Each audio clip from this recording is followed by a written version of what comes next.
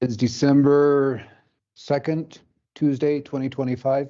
Please join me in the Pledge of Allegiance. I pledge allegiance to the flag of the United States of America and to the republic for which it stands, one nation, under God, indivisible, with liberty and justice for all. Thank you, everyone. Thank you for joining us.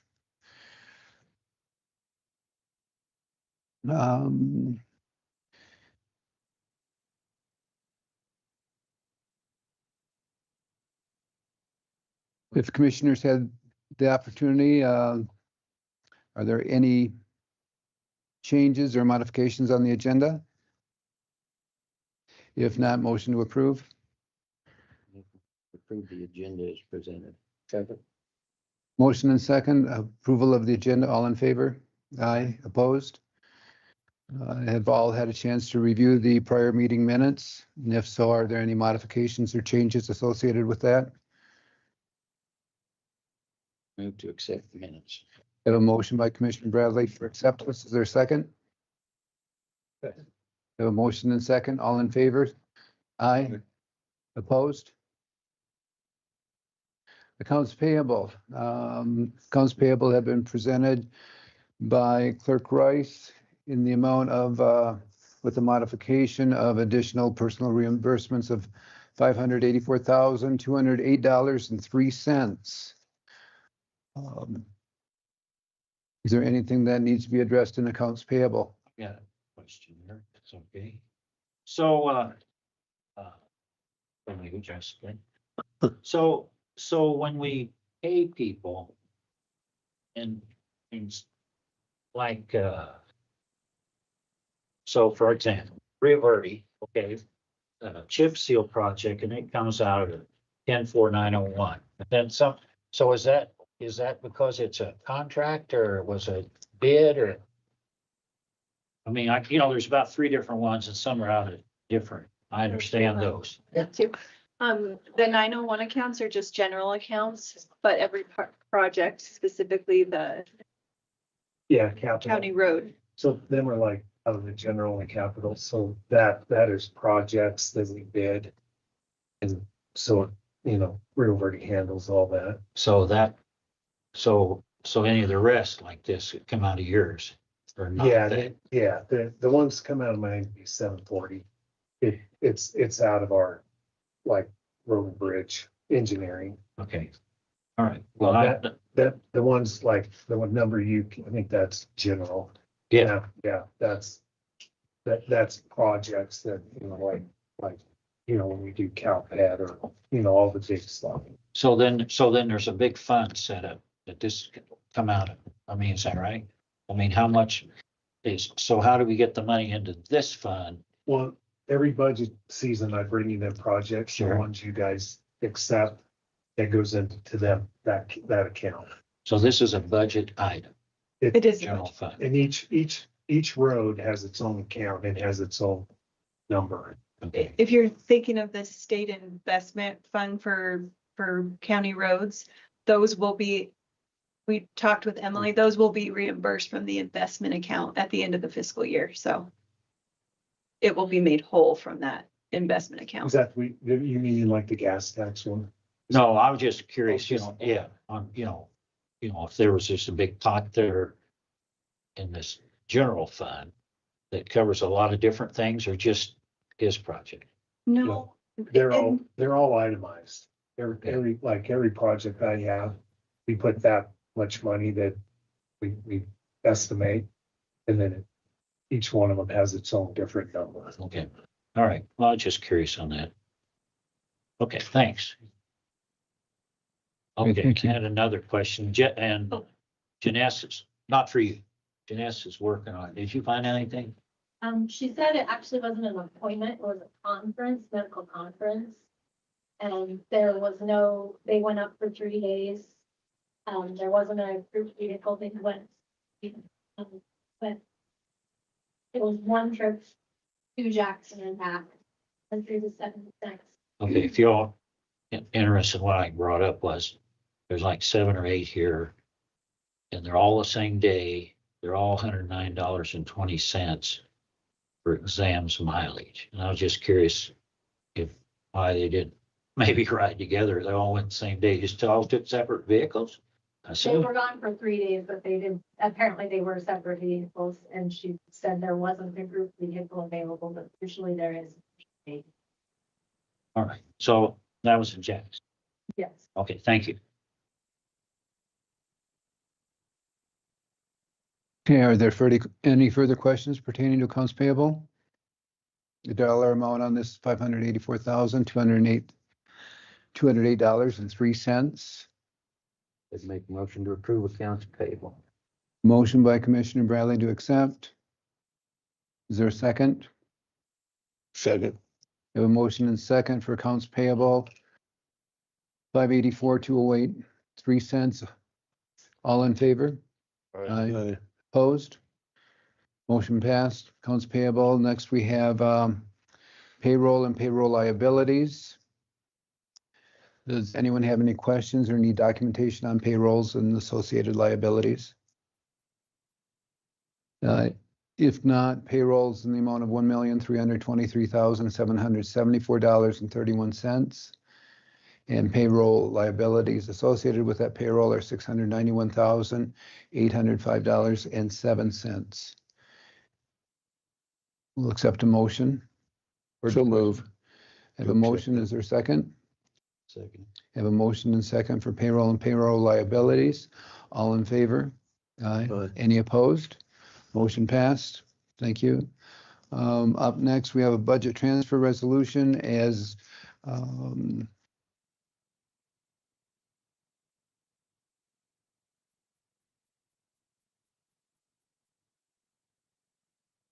presented by County Clerk. Public hearing fiscal year 26 budget amendments. As of today's date, we have the following of a museum reserve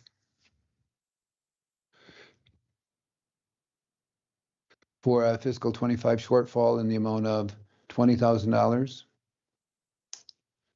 A budget reserve transfer to county-owned property taxes of $4,098.92 and unanticipated property tax bill proactive. We have a budget reserve in the amount of $17,000 from budget reserve to Happy Endings Animal Rescue, $6,500 from fiscal year 25 and $10,500 additional for fiscal year 26. And we have budget transfer in the amount of $5,000 from Fire Department Health and Safety Officer to Fire Department Extra Duty. Correction to original budget amount. Should have been $5,000 in each count, but it was adopted as $10,000. There is no net change in the overall Sublette County Unified Fire budget. The total amount of the budget transfers at this budget hearing, December 2nd, 2025, is $46,098.82. Is there any discussion in regards to this? Yeah. Please. It's my day. Hey, Clayton, you busy? Well, why not? You woke him up. So Clayton, last meeting, you brought up at the end of the meeting about giving money to the Happy Indians. Can you explain your position on that? I guess, how do you need it? Well, you said it wasn't supposed to be. I wasn't necessarily saying that it wasn't supposed to be. I was just pointing out that I didn't see statutorily where you had the authority to be donating to animal organizations. That's kind of saying. Well, it wasn't my opinion. I'm just relaying what's in the statute. No, I'm curious. And then here we got this. I mean, so what's the statute say? What are you going on? We can have this conversation, or if you'd like, I can get you a full email breakdown with all the law applicable if you'd like. Well, no, I mean, none of the others may want, I would like to see it. Sure. I think that's probably the better way to do it. And then you have something in writing as full on legal opinion. Okay, because I mean, we give to different departments, nonprofit. I mean, I just. I can get you a full on legal opinion on that. Well, we won't know any more after I read it than you can tell us. You're supposed to, you can't read, right? Well, I can read. Okay. I just, I comprehend what I've read. Your words, not mine. Yeah. But anyway, no, I don't know about the rest of you, but I mean, I just, I'm not saying I'm trying not to. I'm just saying when you brought that up, made it curious because we give to the hockey rink in Big Piney and we don't own anything there. I mean, does that feel like you fall under kind of same thing or not? Statute addresses recreation. So, yeah, I can get you guys a full opinion on this. I don't, anybody else? I'd like to see it. Sounds good. Okay, so if we can get that prior to the next meeting, we can put it as an agenda item to further discuss at that point in time. Sure. And I'm- Commissioner Stevens? No, I completely understand. Yeah, it's always a good question to make sure fully support any questions about whether or not you guys are in your lane. Because we went through this once on the, you know, for the kids at school, you remember? Went kind of through this kind of deal, whether it was legal for us to give money for their grants and stuff. Remember that? Scholarship? Yeah. Yeah, I'll get you guys a. Because we went through that once and I don't know if we ever come up with a real decision, but Yeah, I'll get you guys in. okay, I just was curious. Of course, great, good question. Great, I'll work on it. thank you much. Appreciate it. Your reserved seat, I seen that. I reserved seats, exactly.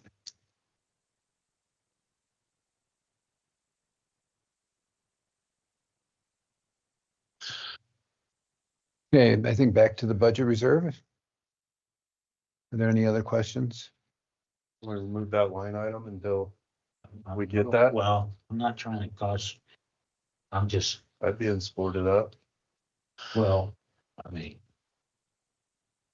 I just carried on with what he said last meeting Mm-hmm. and I don't want to cause any problems. I'm just saying I asked a question. I don't know anybody else, how they feel or not. Questions up if you'd like to remove that line item from this budget resolution today, or if you'd like to move forward. Commissioner Vickery? You just move forward. Thank you, Commissioner Bradley. Clayton's weighed in, I guess. We're not going down a rat hole by doing this. I mean, we've done it in the past. But legally, we have a leg to stand on if questioned. Can I get you guys a full written legal opinion on this? So is it an Okay. opinion or is it a fact you're coming forward with? Well, So the question at hand currently is, do we remove this line item from the budget resolution today? Or are we okay with retaining it within the budget resolution and paying it, or transferring it, excuse me? So I'll put something, I mean, I brought it up, but I'll for moving forward, okay? And it's something we need to look at in the future of different departments. Would that be okay? I would prefer, I'm just gonna say this generally. I would prefer to provide specific legal advice and a written legal opinion for you all to digest. Yes, I am the county attorney, but I am your attorney, and you can ask for and receive legal advice from me that is not necessarily open for public digestion. And that is my preference. Because ultimately, you guys make a decision based on my, just as Max said, when we talk about questions about fact, and all of those things, I advise you make decisions. I don't want to have a situation where I advise one thing. I'm not, and please don't lead into this. I'm not suggesting what that full-on advisement would be. But I don't want to put you guys in a situation. I make advice that's on the public record that you all disregard. That doesn't bode well for anything longer down the line for you all. So that's my preference, because I think it protects my client the best if legal advice is done in written form to you, for you to digest. And then any questions about legal advice can be done in an executive session in the event that you all choose not to follow my legal advice. It's easier to defend your actions without, or in just generally, just talking general. That's why I'm hesitant when anybody asks me, straight on. I understand. Because I don't want to say, don't do this, and then you guys do it. My opinion is we move forward, we get Clayton's opinion and consider that next year.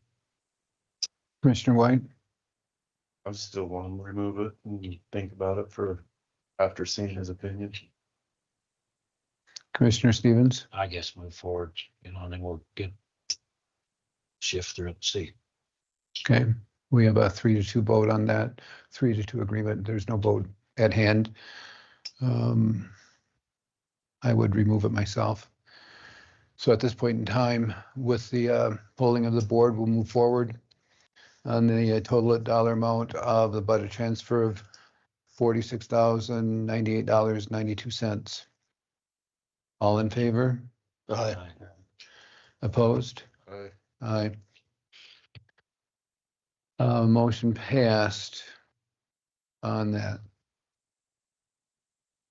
And we'll remove that line item, which would drop it down to $29,098.92. Sorry for that incorrect motion at 46. No, we left it in, correct, I'm sorry. Yeah.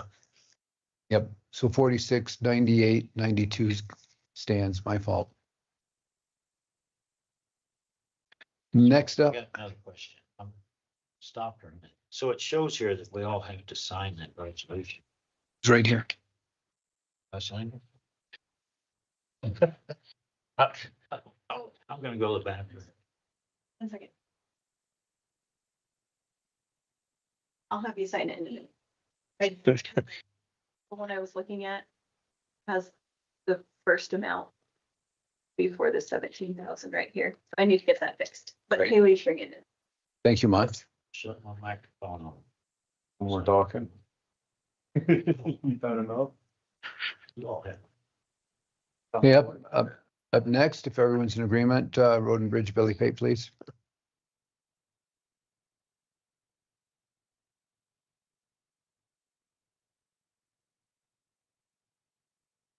Morning. Good morning. Guys got my activity report. Was just plowing a little bit. Trying to still do dirt work.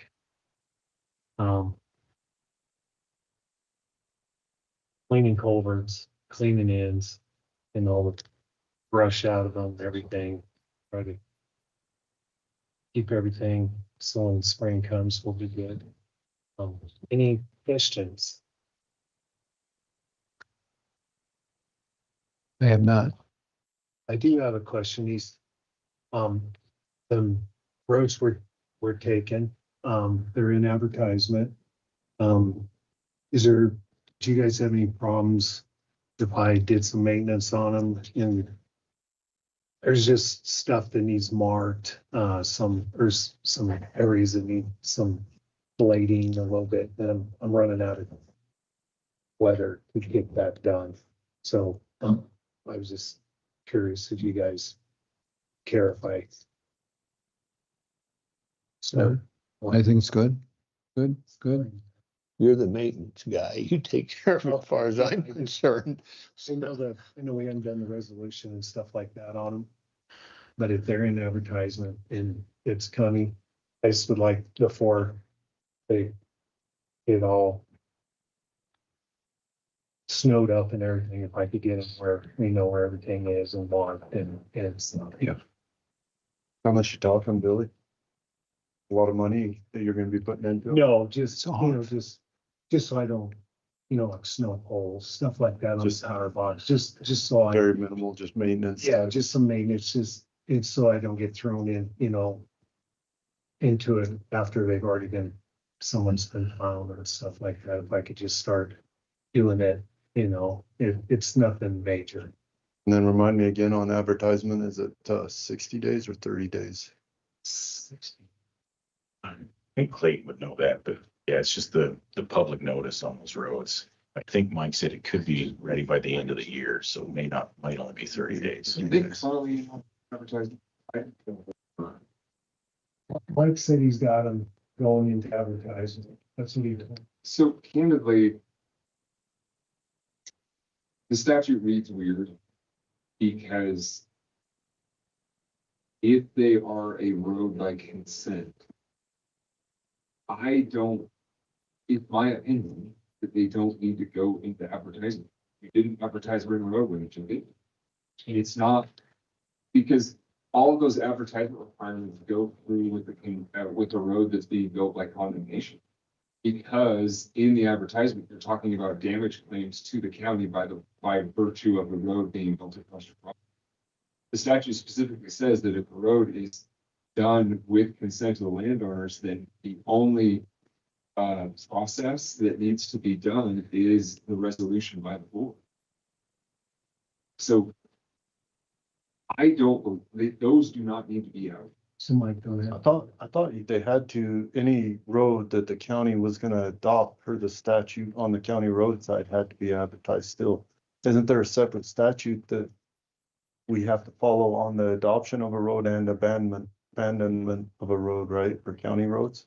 So there's two in that space. If we're going to modify it or adopt it or anything else in that situation, statute reads. I can pull it up and read it to you guys. And we were talking internally in the office on this subject yesterday. But the statute essentially says you have to advertise so on and so on and so on. But it also says at the beginning of that statute, when roads are done with the consent of all landowners, when they're done by consent, the only process that they can be done with any other process other than resolution by the board. Because when you think about the road process, when you're going to do a county road by condemnation or any other process, you have to have your viewers. Viewers have to be paid. They have to come in and have a full hearing to advertise. You then have damage claims. You have hearings on the damage claims. You have appeals on the damage claims. All of those things that don't exist when you have a road that's being taken by consent. And that's what you have in these roads. You have easements for every single one of these roads. There's no purpose to advertising. You're not putting any landowner on notice. You're building on their property. So on that way I understand it, so if you're saying it can be by consent, if it's 100% consent, once that decision's made, we take over liability and everything for that road as soon as that consent's made, no other process has to be followed. You didn't advertise River Road. But we still haven't taken over possession of that road yet, right? Because that's one of the ones that's in advertisement right now. For stuff at the force. And waiting for stuff on the forest. So we're still not liable for that road at this point, right? From the liability perspective, there's not significant liability tied to. So, and to back up to your question about it, you're already doing maintenance on Rim Road without having, I guess, fully. Well, that's what he's asking to do today, right? Is asking, hey, is it okay if I go in there and do a little marking, if I go in there, do a little planning, so when I do get the 4 foot of snow, I'm not trying to guess where everything's at. I've already got it all marked out. I'm doing that before we take possession of that road. And I don't see any issue with that. We have the easements in the county's possession for the purposes of operating in that space. We're just waiting for the final process to get through. Correct. But you're saying we didn't even have to take that process of advertisement. We could have just took possession of this road already. We need to. Okay. So when you think about, you're talking about liability to the landowner for damage to the property. Talking about liability to the county as people using that road once it becomes the county's responsibility for maintaining and keeping up that road in a good working order, right? Well, that gets us to a whole nother conversation about government liability. Yeah, as far as generally roads, but in terms of the largest area of liability would be to the landowner for anything. So if, for discussion's sake, Billy takes out a fence or one of Billy's team takes out a fence on that property, then you have a potential question. We already have the easement wherein those property owners have granted the county the authority to operate and maintain a road in that space.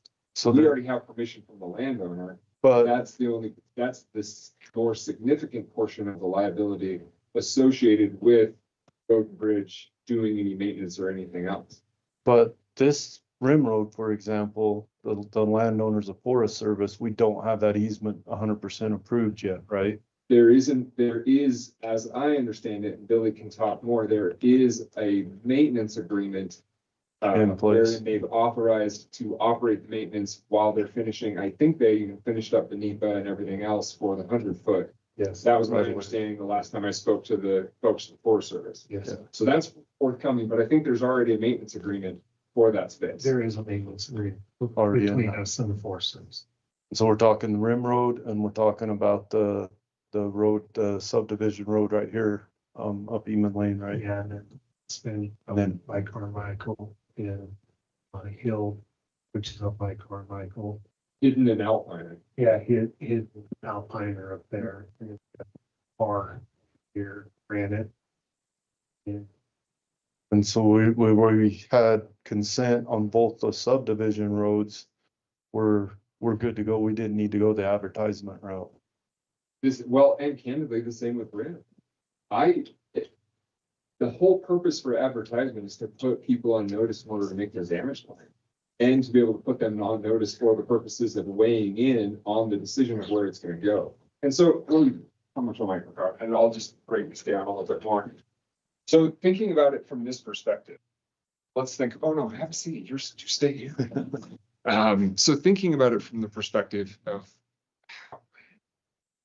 a lot of times the statutes, when we're thinking about what does this look like? It's sometimes helpful to go back in time and think what was happening when a county first started and what you're initially doing.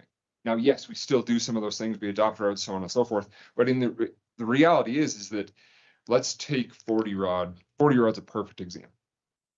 Now, that was done with consent. We have easements to go the entirety of 40 rod. However, if the county was in a situation, and this would have been, let's just pretend that all those landowners are in that same spot and there is not a road across 40 rod. Pretend 40 rod does not exist. And the county was like, you know what? People are tired of driving all the hell the way down around Daniel and up to Cora to go up here. We need to build a road that just cuts straight across here. Makes sense to everybody, works out. You go to the landowner says pound sand. You say, well, okay, well, the county has certain authorities. We want to build a road. And so the county gets together and says, we want to build a road. That whole process in this statute says, okay, if you want to build a road, you need to have viewers. So you go through the process of selecting your viewers. Then you have those 3 viewers go out there and they look at the property. They look at the way the road is. They look at the way that the hill is, and they go through, and candidly, somebody would have said, build the road farther north so you're not dealing with drifting off that road. I mean, off that hill to the south of 40 rod. So all these viewers get together and they say, you know, I think this is the best spot for the road. And then somebody else says, no, I think this is the best spot for the road. And then somebody says, well, you know, I'd like to have a turn here. And then we catch up to this other piece here. Then you advertise it. And then each of those landowners comes in and says, well, no, if you build it right here, it's a problem because I have this ditch here and there's this and there's that. And then you have their damage claims. And then the county has to then go through that entirety of the process. Then the county decides we want to pick route number 1, and route number 1 is going to, it's going to cover a ditch. So there's going to be damages that are associated with it. And then the county ends up paying those damage claims essentially because you're taking property. The county then pays that landowner those damage claims. But in a situation here where you have no viewers, the road is already in place, the landowner is saying, go forth and conquer. It makes no sense to go through that entire process, including advertising. And the statute even says it. The statute even says, if it's by consent, It's good. you don't need to follow all of the process in this whole checklist because it makes no sense. Why would we have a damage hearing for property owners who are more than happy to have the county take over their road? You know, we've got all of them in place. All easements are signed. They're literally sitting on a desk in my office. Actually, I think they've been recorded. Last night. They're recorded. Those easements are in place. The county has full authority at this point in time to go in there and maintain a road. We have the easement.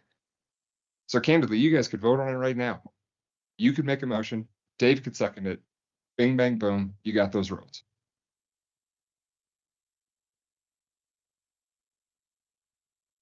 I don't know. Any questions? That was good. Bing, bang, boom. All the other part, the explanation. See? Wasn't good. I've made an explanation that made sense. I'm getting better. Any other questions? Okay. Wild West is on there. Well, bless. I'll do it. I'm good with do what you gotta do. All again. Thank you. All right, Eric? Yeah, I don't have much advertisement for the chip seal. Billy said that the last cattle guard on Pape, we got cracks on the other side. So we've already paid for that. So we'll have to come out of the warranty, but I'll talk with Type Construction, see what our plan is for fixing that. We'll probably do it in the spring. It'll hold up that long. It looks like it's just one minor crack and it's settled about that far, so it's just getting rough. Sure. Are they bonded on that? Yeah. Great. So it's just one of those things, and every project you learn how to up your specs a little bit better. So we'll put in a little on over X if this upgrade's bad and try and protect ourselves in the future. But just one of those learning lessons that came up. So that was the last one? The very last one. Cause you, We fixed one side, the north side, because it was bad, and the south side looked good, so we left it. And then 2 months later, south side is settled and got a crack, so we just need to fix that part. probably The other three have held up good. every truck on that road's probably going a little. Oh, Billy said they were hitting it about 70, and it's just, There's a lot of traffic on it right now. so it's just any weak spots getting exposed and got caught by it. So we'll get that addressed, and like I say, I'll speak to Titan today and we'll come up with a plan. I'll keep you in the loop. We signed it, so. I know, they know it's wrong. So there's nothing you can do through the winter to keep it from getting rougher. No, it's kind of bad because, it's. That thing will get terrible rough by spring. Plows, Yeah. Really. Telling them, like. They know they're supposed to stop before them, but they get so used to, they kind of pick up a little bit, but they need to really pick up, Luckily, it looks like the side that settles on the side that they're going this way, Yeah. so the plow's coming this way. It's not as bad. Bad, yeah. So, but it's still something we'll definitely have to get addressed. Yeah. Thank you. So, For some reason, we could always, and I'll just watch it. If it keeps sinking, then I'll just go and push it out, go with it, like road and mill. But we'll watch it. so, Chairman, so who gets to put the bill on this thing? That'll be Titan. Will, It's paid and it's part of the warranty.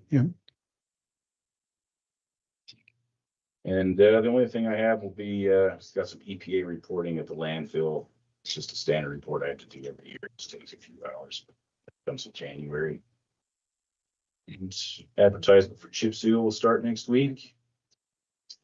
Pretty much all I have. Thank you. Awesome. Landfill, everything's just going fine down there. Everything's running good. We're bailing. We're starting to stack shells on that top tier. We still got the bottom corner to finish, and then we'll be up on that top tier. And then we'll level it and we'll start over again to our final tier up there. C&D is coming in like crazy, but Shredder's doing good. We got tons of in there. Everything's going good down there. Golf course, we're working on getting the greens all right now. We had to wait till the temperature stayed below 30, so we're doing our final stuff for winter so they don't die and get mold and all that. We're putting all the chemicals on them and get them recovered. Pro shop's open. We're just waiting for snow so we can groom them and start our winter season out there. That's all I got. Questions? Great. Thank you very much. Appreciate you, Billy.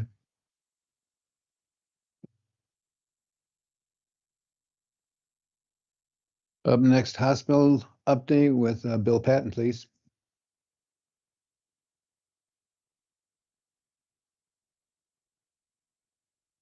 Morning, Bill. Good morning. Thank you for having me. Thanks for coming. Appreciate the information.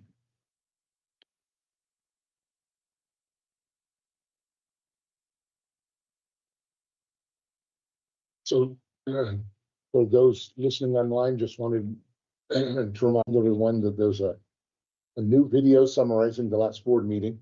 So if you want to see what happened at the last regular board meeting, you can find that on YouTube. Wanted to remind you that we're going to start using the Sublette Center. So this afternoon, we're going to have a pick your new office party. 12 or 15 people that will be moving down are going to come down to the Sublette Center. And we're going around deciding who gets which room. And our goal, assuming we can get the two networks connected, our goal is to have that done by the end of the year. So that then first of the year, we can start on the dormitory project. The foundation has agreed to fund the dormitory project. So we're going to be converting 10 of the rooms on the two wings that go east-west into dormitories. So that rather than having to use hotels or apartments for travelers, which are difficult to find and expensive, we're going to be able to use the dormitory space. So thank you to the foundation for being willing to fund that. Wanted to give you an update as far as the finances from October. And I'll just do quick high-level bullets. Revenue for the month was about 670,000 below budget. And as I think I said last time, I think more than an expense problem, what we have is a revenue, a volume problem. We're just not seeing enough volume. Salaries and benefits were about 340,000 below budget, which is good, but it's because we have too many contract staff, especially in the nursing home. I think we have 12 to 14 traveling employees. So our contract labor was about $600,000 above budget, which makes sense. If we were 340 below on salaries and benefits, travelers cost us a lot more, so it makes sense that that number would be higher. Total expenses for the month were 380,000 above budget. So the net bottom line was a loss of about 863,000. That was just for the 1 month. Year to date, the loss is 2.55 million. Now we understand that those losses aren't sustainable, so we're already working to make changes, not only to the expense side, but also the revenue side. We've already canceled one contract with a company that will save us over $1 million a year, and we're working on another one. I've presented to the medical staff, and they've agreed with this new model of providing care for our inpatients. So we have a contract with a company that they provide care for inpatients and nursing home patients, and that's all they do. Given our volumes, there's a lot of capacity there that's not being used. So I've suggested that we could hire 4 primary care doctors and save money over what we're currently paying, and then have the equivalent of 2 additional FTEs in our clinics. Medical staff has agreed to that model, presented it to the board at the last meeting, and they gave a thumbs up. So we're starting to recruit 4 primary care doctors. They'll work half-time in the hospital and nursing home, half-time in the clinic. So in effect, we'll be adding 2 new doctors to our clinics.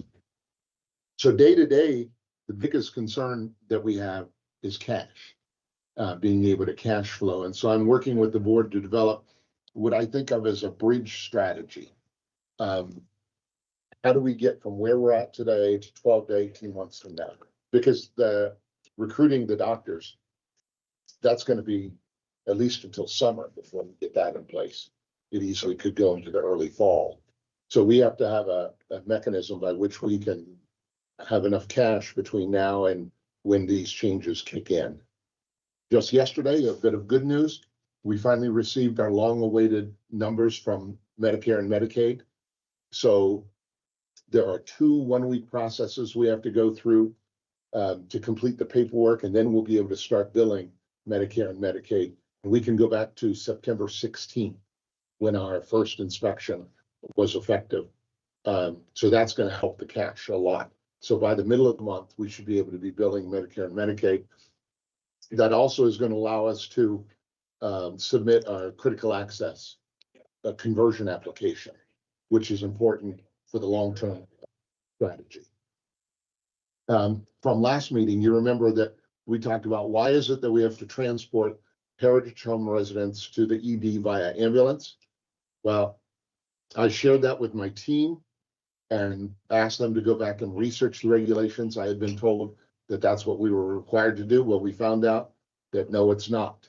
That at least for most of the residents, we actually are allowed to take them by wheelchair from the nursing home directly to the ED and not have to use an ambulance.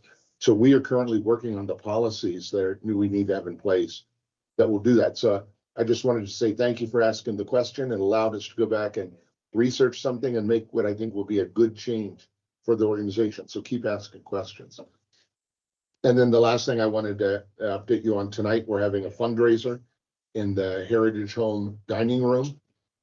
If you've been able to visit us, we have a beautiful grand piano. And the majority of the grand piano was donated, but there's a little bit that we have to pay for, about $20,000. So we're doing a fundraiser tonight to try and raise that $20,000 so that we can have the grand piano outright. So 6:15, if you have nothing else to do, we're going to have a nice little concert of some Christmas music on this grand piano. Come up and bring your wallet with you. Those are the things I wanted to update you on. Happy to answer questions on any other topics you might have. Sure. Can I use your wallet? My wallet is going to be there. Okay. Great. Thank you for everything you're I've doing, got a Bill. couple of statements more than questions. I've had the misfortune of being up here quite little in the last month.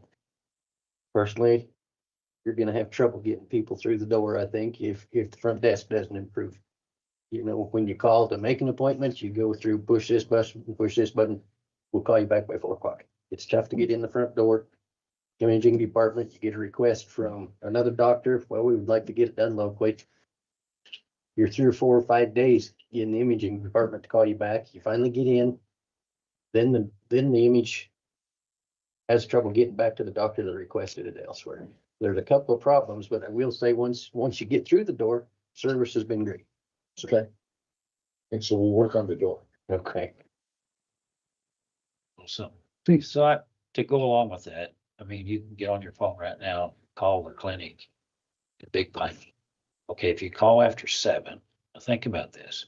You got a kid with a strep throat, so they're screaming. You call after 7, they don't check the messages till 11. If you miss it at 11, they don't check it till 4 o'clock, and then they close at 4:30. You still got that screaming kid. So if you call it first, okay, call over there, and I've done it 50 times. And I've got to where I just call the billing department, and then I tell them I want to talk to you. Just the billing department seems to answer a little quicker. Okay. But it's a little frustrating. Okay. And clarify what you said first about moving people down here from up on the hill. So office people. So like my Office. office is up on the hospital campus now. I'm going to move down to the Sublette Center. We've converted too much space within the clinic to be offices rather than clinic exam space. Okay. And so in anticipation of getting these doctors, I need to free up clinical space. So we're going to convert those offices back into either physician offices or clinical exam rooms. That's So what, that's what. why am I seeing a bunch of vehicles there yesterday? I knew something was going on. Yeah, so there's going to be a big group this afternoon, and then hopefully by first of the year, we'll be having 12 to 15 people move from the hospital campus down to the Sublette Center campus. Okay. Great. I missed part of that. No, that's all right. I was going fast. But like I say, you call there first. Okay, then you see how you see what I'm talking about. Okay.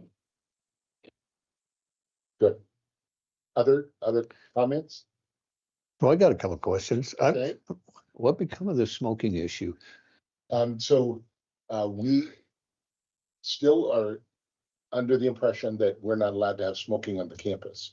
So as I've watched, it looks like the 2 people that we have, the 2 residents that we have, are going out back of the building toward the property line rather than across the street. As I think I mentioned last time, I have offered that we would provide vaping materials for them if they would want that. I think the cigarette is a very ingrained habit and they're not interested in changing. I would guess that, yeah. So rather than going across the street, it looks like going out to the back of the property now. But so as I understood, and that sounds good to me. I don't smoke, but I'm sure it does to the others.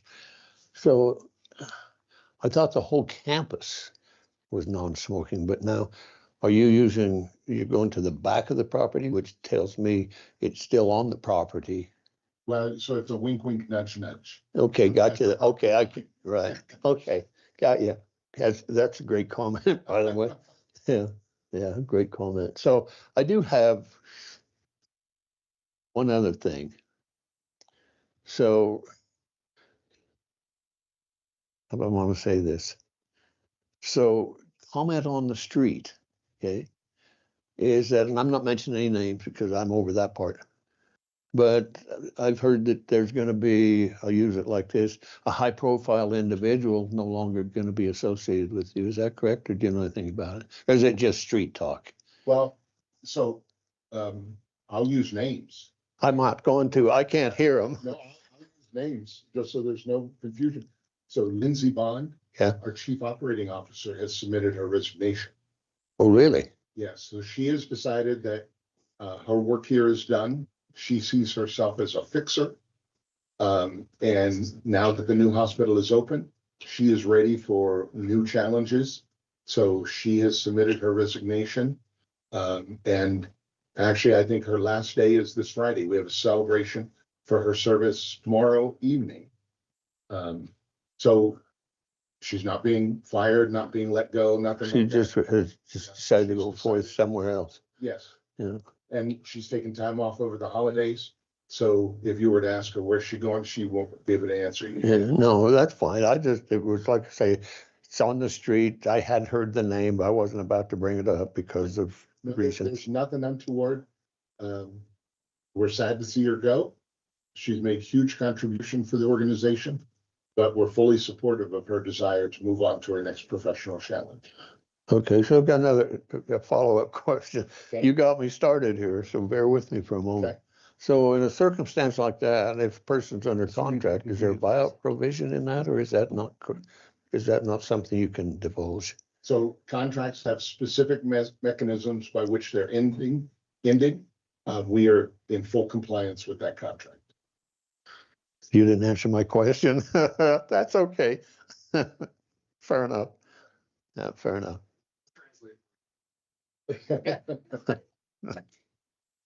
Okay, one other thing too, then I'll be quiet.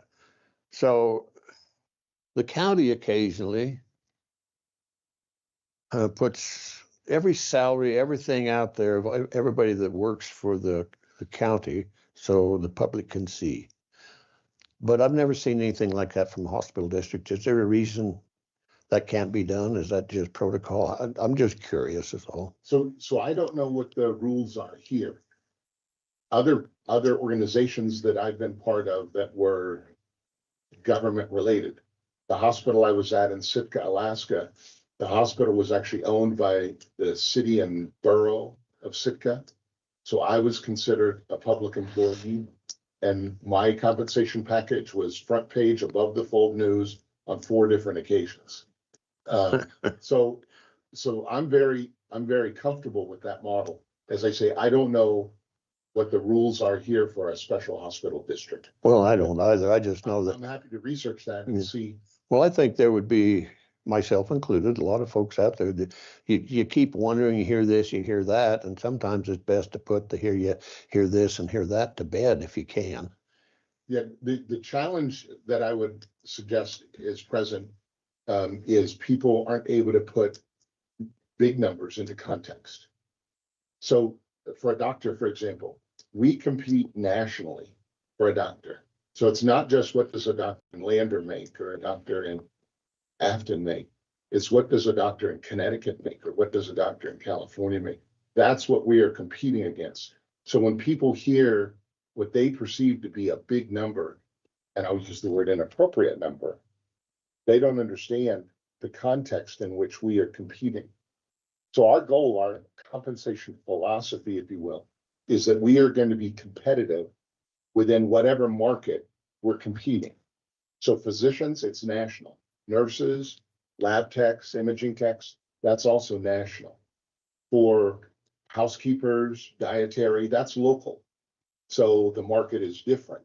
So offering a number in and of itself without context is sometimes, it creates more of a headache than it's. Understandable, and I appreciate your information you just gleaned there, because I had no idea that.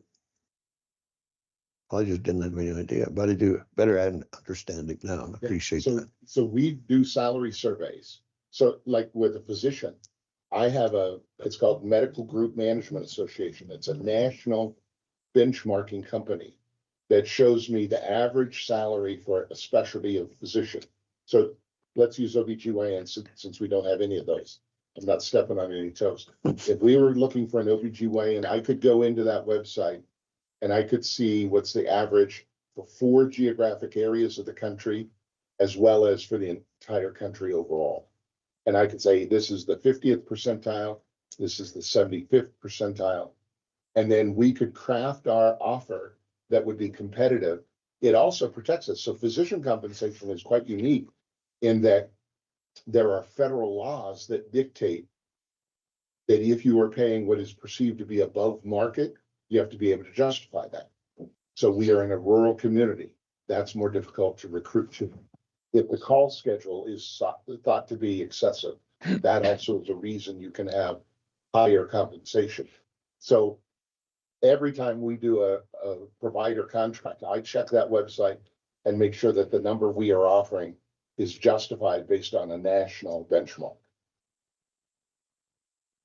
Yep, so no more questions. I'm gonna make a comment for me personally. Since you've been here, we've had more information, whether we can digest it or not, than we've ever seen, at least since I've been on here. And I certainly appreciate you coming forward and asking or answering sometimes some tough questions, quite frankly.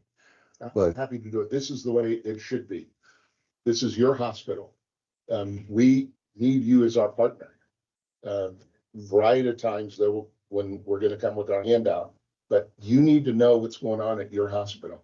And I see it as my responsibility to provide that information to you. So I'm happy to do it. I got one other question. So maybe you have a contract, is it till May, or what is it? So I submitted my proposed schedule to Tanya Huffman, our board chair, just yesterday. And I'm proposing that I can be available through the 3rd week of April. And then are they actively looking for a person now? They are currently, yes. Thanks. Well, I can tell you from my perspective, you're gonna be a tough act to follow, whoever they bring in there, because I've certainly appreciated you coming here, asking to be put on the agenda, coming forth with information that in the past, we've almost had to pull teeth to get somebody here. I talked with a candidate just yesterday and told him that it would be my expectation that he would do this, that he would be a regular participant in county commission meetings. That's just the way it needs to be. Okay, any other questions? Good. Bill, thank you so very much for your time. Thank you. I appreciate it. And whether I see you next month or not, if I don't, have a wonderful holiday season. You also. Thank you. Thank you.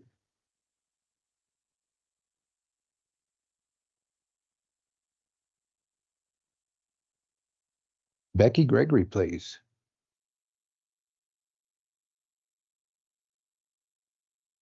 Good morning, Good morning to you. gentlemen, today. Great. And you'll see I have Nicole with me. So thank you for letting us come and, oh, this chair is low. I can't take it. Okay. Thank you for letting us come and give you an update of what's happening at our program this year. And I did a quick little summary for you and broke it down by school so that you can see. To pass that. Thank you. What's happening. A busy fall. All is busy. How are you? Good. Big week for you. My Right. son's getting married on Saturday. Oh, congratulations. So exciting. Big. Thank you. So, your continued support's just essential, and we're able to work with all these kids. In Big Piney this year, there's 19 children enrolled in the preschool, and that is the absolute max. We cannot enroll anymore right now with staffing, so that's really awesome. And there's 9 children in the Big Piney area that receive special education services. And there's been 22 developmental screenings take place. This is from August through December 1st. And then in Pineville, we have 24 children enrolled in our preschool and 25 children receiving special education services. And that is within our program and all the other developmental preschools as well. So some of those children are served in our program, but out of those 22, several are served by our therapy staff at Pineville Preschool, the Discovery Center, OCs, Mountain Sprouts, and home daycare as needed. So they're out and about. And they're really impressive thing is you put 116 screenings in Pineville area together with the 22 in Big Piney. Our team has screened 138 kids since August. So it's pretty exciting. So things are moving forward and we're reaching lots of families, which is great. On the fund development side of things, we've had a really successful season with Foundation 23, and it was great to see some of the commissioners at that awards ceremony. And we had about $10,000 come in from that. And from Sun Mobile Shoe Creek. So pretty exciting. So that's an update of what's kind of happening in our programs. And it's just great to see so many families reaching out, getting these services that we can offer. So thanks again for your support. And we also wanted to visit with you about in your packet I submitted, Nicole and I drafted a letter of support. And I'll let her speak to that. Yes. Well, as you, I'm sure, remember from the last few times we were here, one of the big things that we are doing is advocating at the state level for an improved funding model for child development centers across the state. As we shared previously, it is very underfunded, and we are, face a deficit each year just by accepting the contract of what those required services are. So 2 years ago, there was a bill called Senate File 19 that passed and would increase our per child amount from just over $10,000 per child to $12,300 per child. So still under the cost of services, but a huge step in the right direction.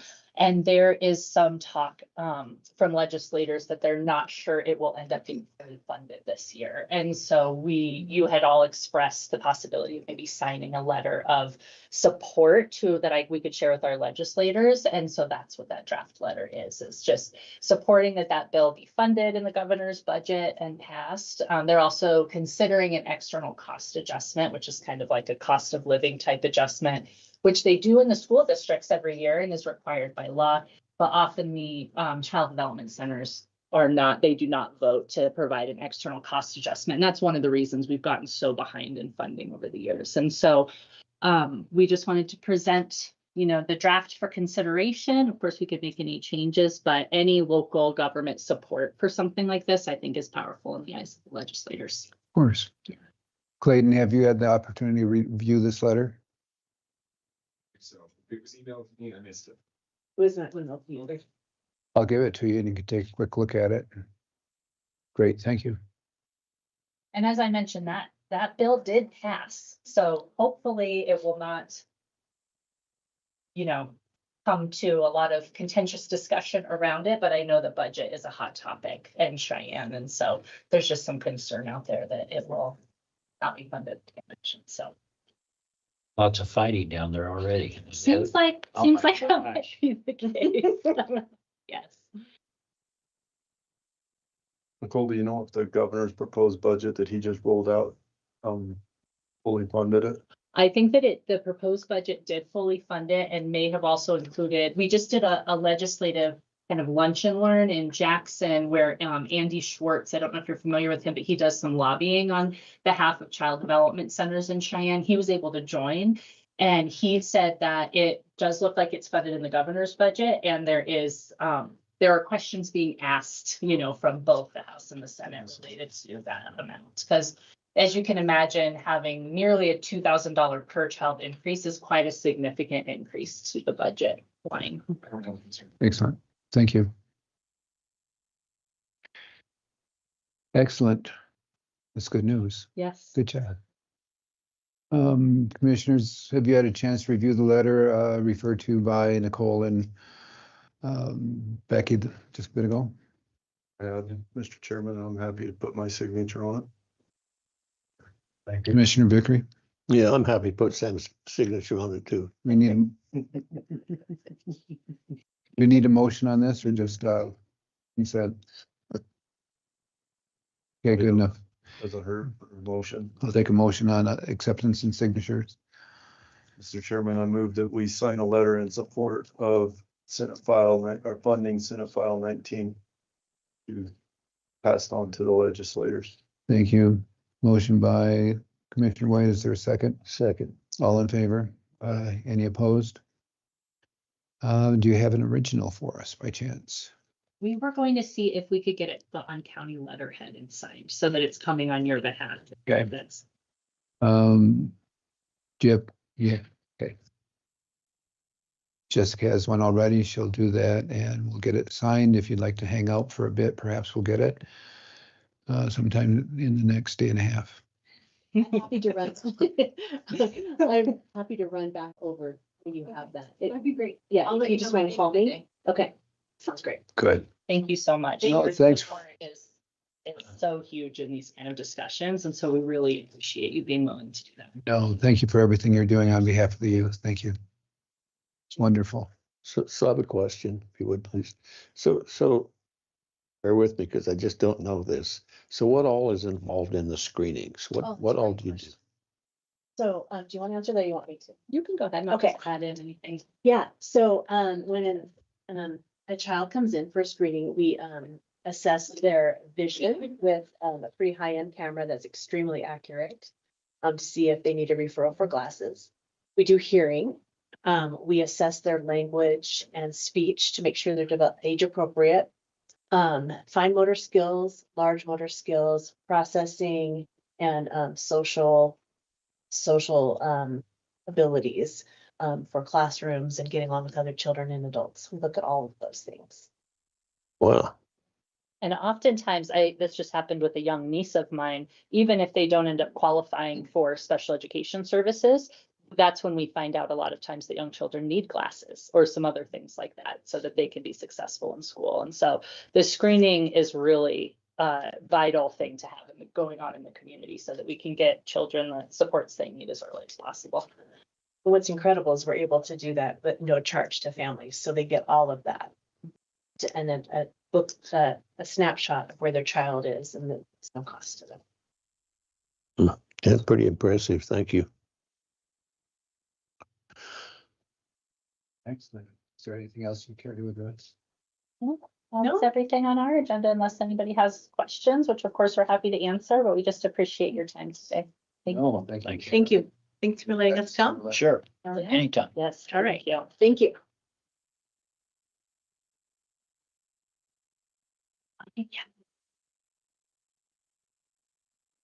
Clint Gilchrist, please. Good morning. Morning, Clint. Good. So I'm here on behalf of the Historic Preservation Board. And we got another grant application. And these are federal funds, goes to the Park Service, but it comes through the State Historic Preservation Office. And so they like the chief elected official to sign that, gets to be used. This is a supplemental grant, so last year we applied for a grant to do it's a rock alignment medicine wheel. Did you guys get, yeah, you got a copy. It's a medicine wheel that's along the Green River. I won't get into the detail where it is, but really important site. And so we're trying to get it listed on the National Register. We applied for money last year. We got $6,000, $6,500 grant. But when we went out to try to advertise this to all the potential contractors to come do the work, it's about a $20,000 project instead of a $10,000 project. And so we went back to the state and said, can we apply for more money? So that's what this is. Great. And we hope to do OSL dating so we can date the site. It's a reasonably new technology to try to date rock sites and which are hard to date. So that's part of the money. So what kind of construction done for this? Construction. Yeah, well, I mean, with the 20,000. Oh, that's to go do a site survey, to do the testing, the date testing, OSL testing, and to write a national register nomination. So it's listed on the national register of historic. So there's actually no construction. That's the way it sounded. Oh, I'm sorry. Well, you said you reached out for bids for. Oh, for contractors. Yeah, Yeah. what I meant was cultural resource specialists. Okay, thank you. Yeah, and we've done tribal consultation on this. It's sensitive site for the Native American tribes. And so far, none of them have requested, because we're doing no disturbance on the site, none of them requested any kind of consultation. So is this on private or It's mostly on private. it's not a problem? No. The private landowner is supportive of it. So then will it be open to public? No. Never, even though 20,000 goes in for it. Still been closed down. Yeah, it's too sensitive. And it's actually because it's isolated, because it's on private. It's kept it from people going and visiting and pumping on it. So this is really a recognition point of view, but also it ups the significance of the site to all the professionals who are in the area. So any cultural specialists that do any work in any area, they can research the state databases and find any sites in the area. This will give this one more significance to be protected. But I think it'll also help the local landowner want to protect it more too. So, Correct. but there will be no public component to it. One more question. So explain to what you think the medicine wheel meant. Nobody really knows. Even you? Yeah. Man, you disappointed me. Well, they're also old, that, even the native tribes, they have spiritual meaning because it's a place that they go and they do spiritual. And that's probably why it was originally built. But we believe these things are over 1,000 years old. That's why we want to date it, is to see. But it's a significant site to the current native tribes because it's a unique site.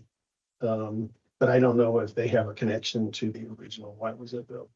But they certainly have a connection to the use of it.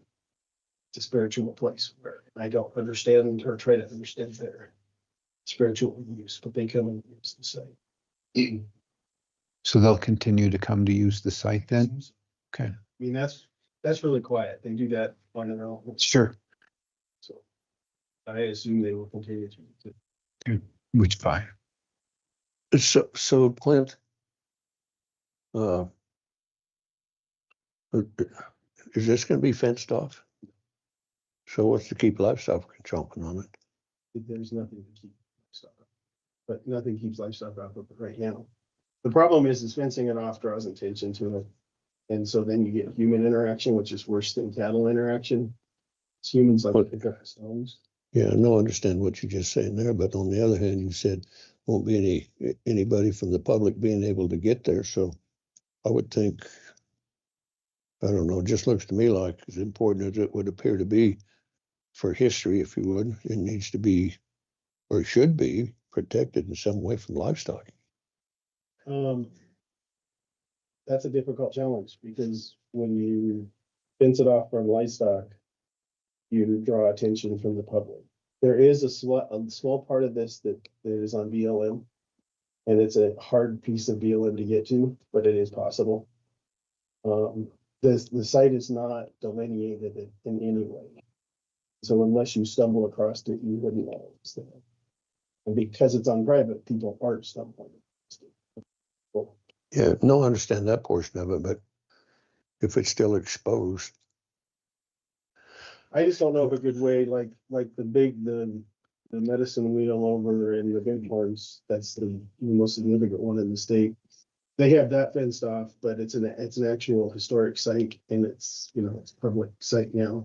And so they have to manage that. They have to limit public access or try to limit public access. They put in, I haven't been there lately to see what they've done, but they put in walking paths and try to keep people on certain areas and that's the only, I think that's the only other option here. If you fence it off, you draw attention to it. And so it would keep cattle off, but it wouldn't encourage human interaction, which I think is worse than we can. Because people go pick up the rocks. How big is it? No. Probably about maybe 20 feet across, 25 feet across. You should know that, and I can't remember specifically, but I've been there. Yeah. Interesting. It's a very significant site, and there have been other ones in the county, but because this one is protected for public, it's in really good shape. Wonderful. Hate to say that public's worse than cattle, but that's really the truth. So when you look at the pictures, aerial photo, but then it's drawn in with pencil where where the wheels are, I assume that's what that means.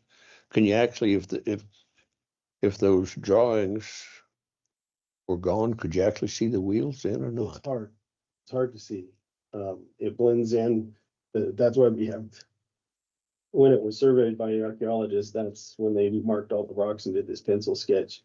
It's hard. I can show you aerial photos someday without that drawing on them, but it's hard to see. The BLM, about 5 years ago, flew drones over it and recorded it with drones, even though it's not mostly BLM. And so we have some pretty high resolution photos that help see it. And one of the things they wanted to do and has never been done is they've got software that will take images from multiple angles and create a 3D map to make it easier to see. When you're on the ground, there's a big white center rock stuff this big that's right in the center of the main wheel. And then you can see the small lines of spokes going out. You can actually see it better on the ground than you can see it there. And so the rocks that would make up the circumference, they're hard to see. They are. I mean, you can see lots of rocks up there because it's a rocky hill. Right. But to see them collectively and see pattern is a little bit hard to do, especially from an aerial photo. It's hard to see on the ground too. Somebody's got to you can tell there's something there because it's a weird alignment of rocks, but to see the full circle and to see the spokes, I had to have it pointed out to me because it was that obvious. You can see pieces of it, but trying to piece together what it overall looked like, that's where the sketch helped me a lot. Further questions, comments? We have the CLG grant application for fiscal year 2026. Clint is asking for our support and signature on this request. Their motion in that regard. Chairman, I move that we authorize you to sign the grant application presented to us by the Sublette County Historic Preservation Board. A second. We have a motion and second. Further discussion, questions? Yeah, and that's for 4,000. Our match would be 4,000, the state would put in 6. There's 6. And the previous match was 6,500 and 6,500. We matched. So what happens?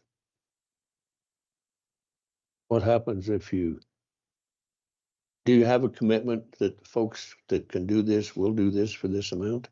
We do. We advertised for contractor for consultants and we got 4 bids back. Yeah, I saw that. Yeah. It ranged anywhere from, I think 18,000 was the smallest and 38,000 was the largest. And we picked the second most expensive. Just as like 23,000. So we already have bids.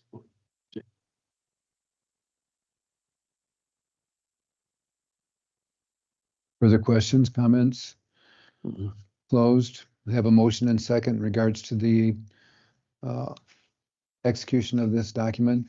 All in favor? Aye. Aye. Opposed? Motion passed. And if you have the original, thank you. Then we'll get that over to Jessica. Want me to just leave that here for you now and we can make copies? Thank you, guys. Appreciate you for it. Clint, thank you for that and all the work you're doing. It's appreciated.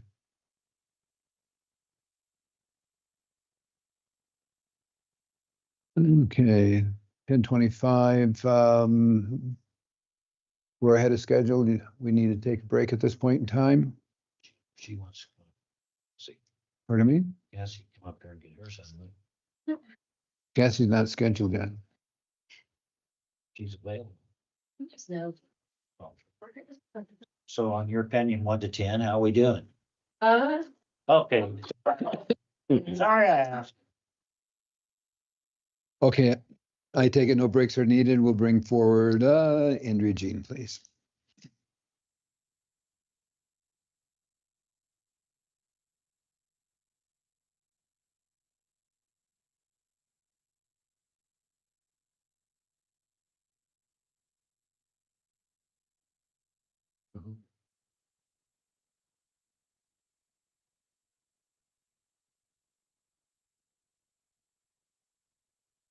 So what we're doing, Andrea, is we're going through every department, excuse me, and identifying how people are adhering to budget is all, and open to suggestions and questions and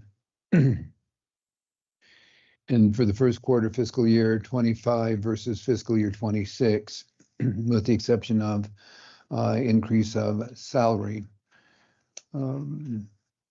everything is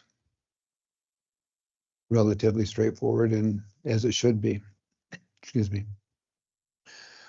We have a salary increase of 11% approximately. Travel training is comes in at 35% reduction last year. Office supplies, although the percentage seems really high at 104%, it's only $30, so we're good. Dues and subscription, nothing has transpired this year, and we have money allotted for that. Currently, you're at total budget of 24,000 and change with an overall budget of approximate $97,000. So you're working right on track at this point in time. Are there items that, and then of course we have the associated backup documentation that goes with the costs for fiscal year 26. Are there items from your viewpoint that we should be looking at, or? The only thing is Jeness did add in the 901 for the professional development. It's not technically under my budget, but it is kind of under my purview. And she gave a little information there. So. That's what's being used for like the AI, and things like that. Should that be for next year's budget? Should we have that dollar amount or a dollar amount included in your budget that's associated to that?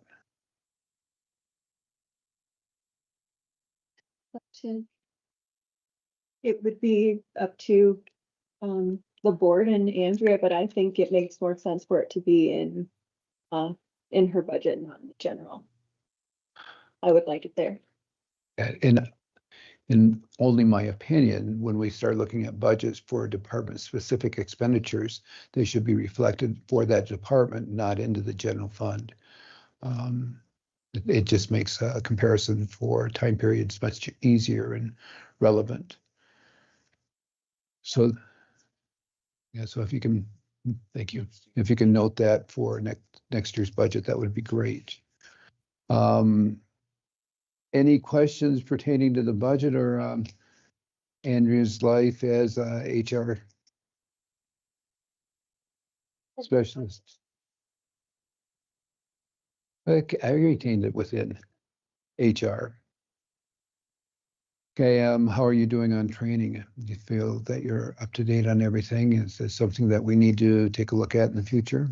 No, I am actually, SHRM certified already for the next round, and it's not to be called in 2026, Okay, but I still keep taking trainings if they come through and they seem like there'll be something that's pertinent to my job, so I just keep up on it. excellent. Questions for Andrea? Straightforward and easy. Thank you so very much. Appreciate you.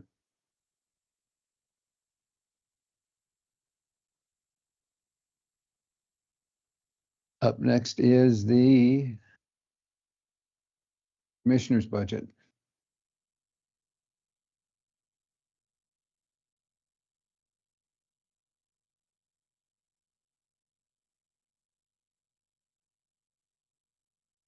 Go ahead. Sure.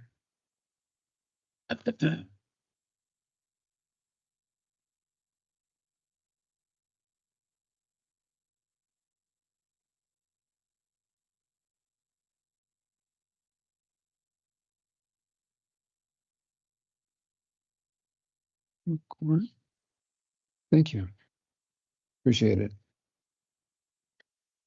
Commissioner's budget, overall, we're 3,400 less than fiscal year 25 in overall expenditures. Commissioner salary come in at 45,000, which is an $3,500 increase. Administrators, same. Meals and entertainment, we're down $260. Office supplies, we're down 90%, but again, that's based on only a $20 expenditure there. A special attorney still sitting there, and consultants, we've used nothing this year with the budget still of 85,000 on that. So this current year, we're at $71,000 on a budget of $445,000. One of the things that came up with Jessica and Andrea here just a minute ago is that I don't think that we're seeing the full budgetary items for the commissioners with, and it goes to education and meals. And I think that we're going to have expenditures there, of course, as part of what every department should do as far as training and gaining knowledge and being aware of changes in economy and rules and regulations. And I think that maybe moving forward, we just want to keep it in the back of our mind that perhaps at our next budget session, we are inclusive of training, classes, meals, things like that. Other than that, are there any questions pertaining to the quarterly comparison? I got a couple small ones. Please. This is more for Jessica, I guess. No, you don't have to. You're fine. So two questions. So our lunch meals, where's that money taken out of? You know, I have not paid a bill to her yet. Well, I know, Which and is that because she requested to? once a year. I actually asked the ladies, and I never saw a bill to sign for her. Let me ask them to look it up really quick. I think Jessica knows. Do you know already? I do put it on meals and mileage. It just comes at the very end of the year because she bills the end of the fiscal year. Okay. But it will go in. Okay, so what we're looking at here, Commissioner Stevens, is first quarter for 25 in the amount of $380, and first quarter of 26, $120. And I think that's dependent upon when we receive the invoicing from Our catering. Understand that. I mean, did we budget for our meals? When we did our. Sure that you did. So we budgeted $7,000 to gross for the year. Well, I understand that, but I don't remember it ever being mentioned our meals in the budget meeting. I mean, I just, it might affect that 7,000, but we won't know till the end of the year. So, I can find out what the invoice was. yeah, but no, I just I just I wonder. believe it's $80 per meeting. So, I could be wrong about that. Right.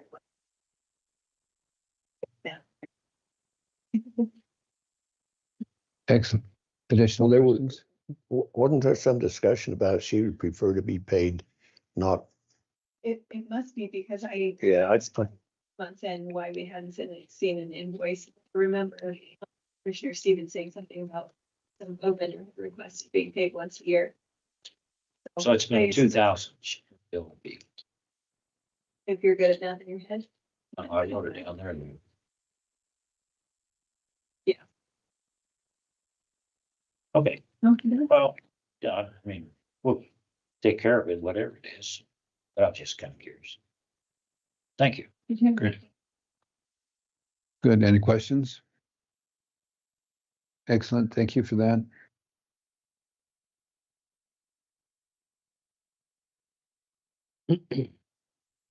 Next, Cassie, please.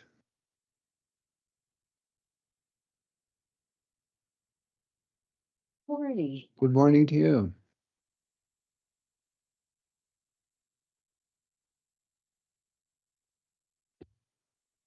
I don't know where to start, so I'll follow your lead. Great.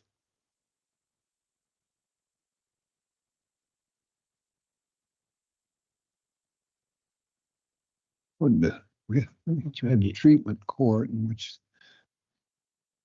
Thank you.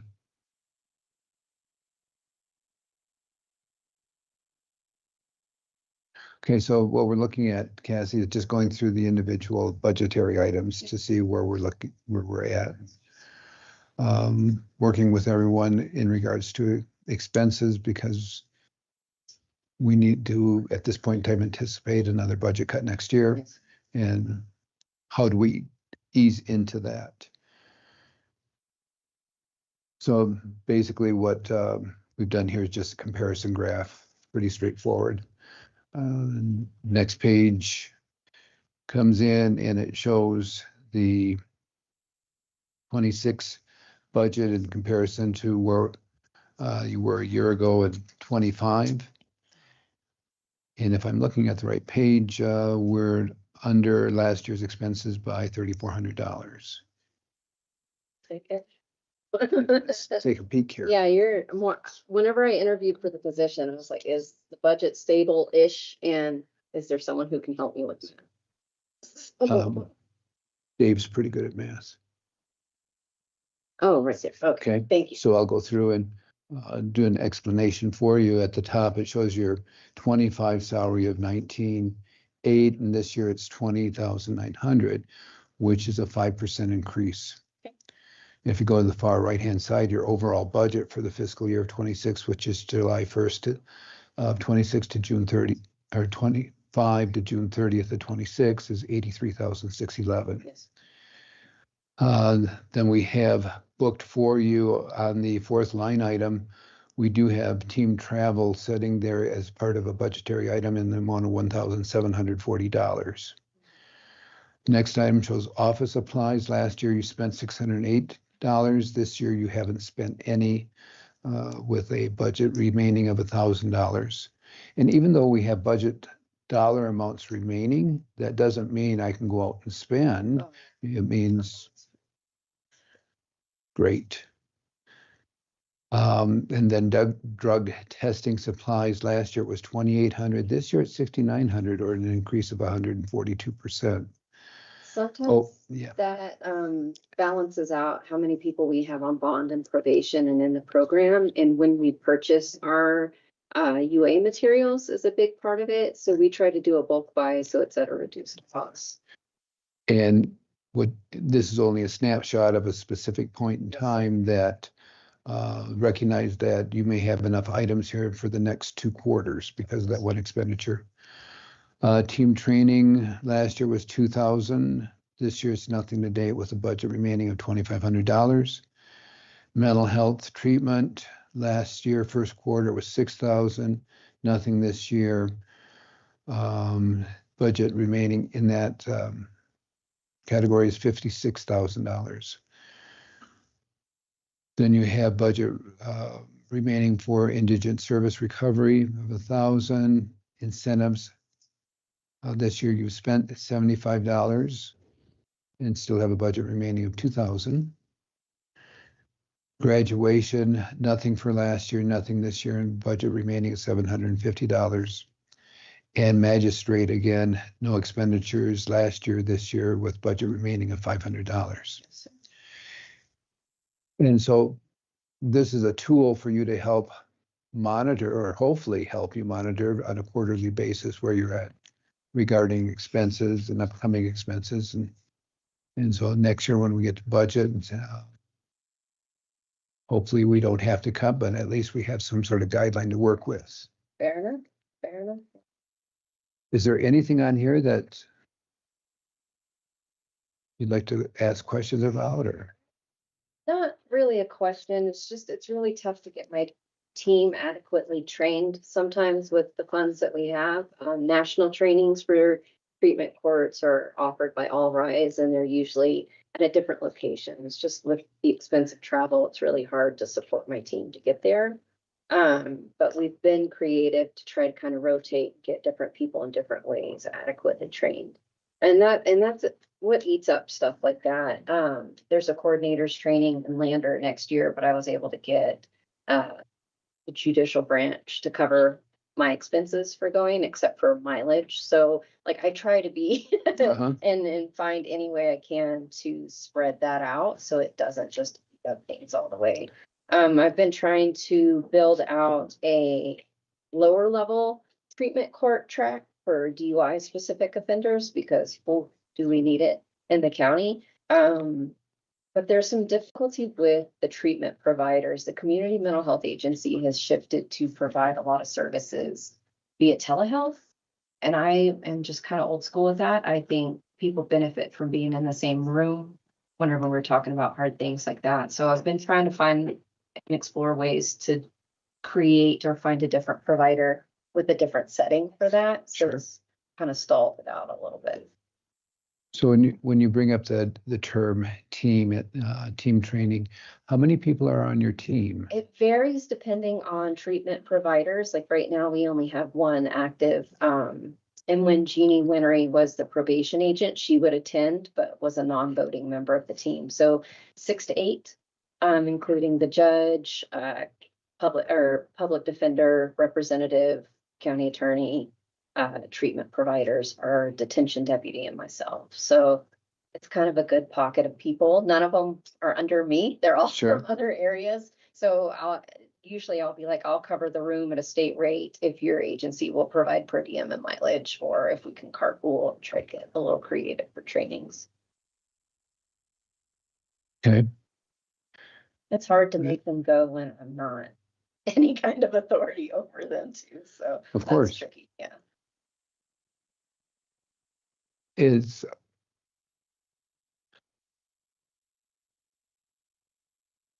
by them not attending, are we lacking in the quality of what's occurring on the team? I'm pretty persistent. So if they don't go in person, I try to find a way to bring it to them. But luckily our team is made up of people who are really on and about the program.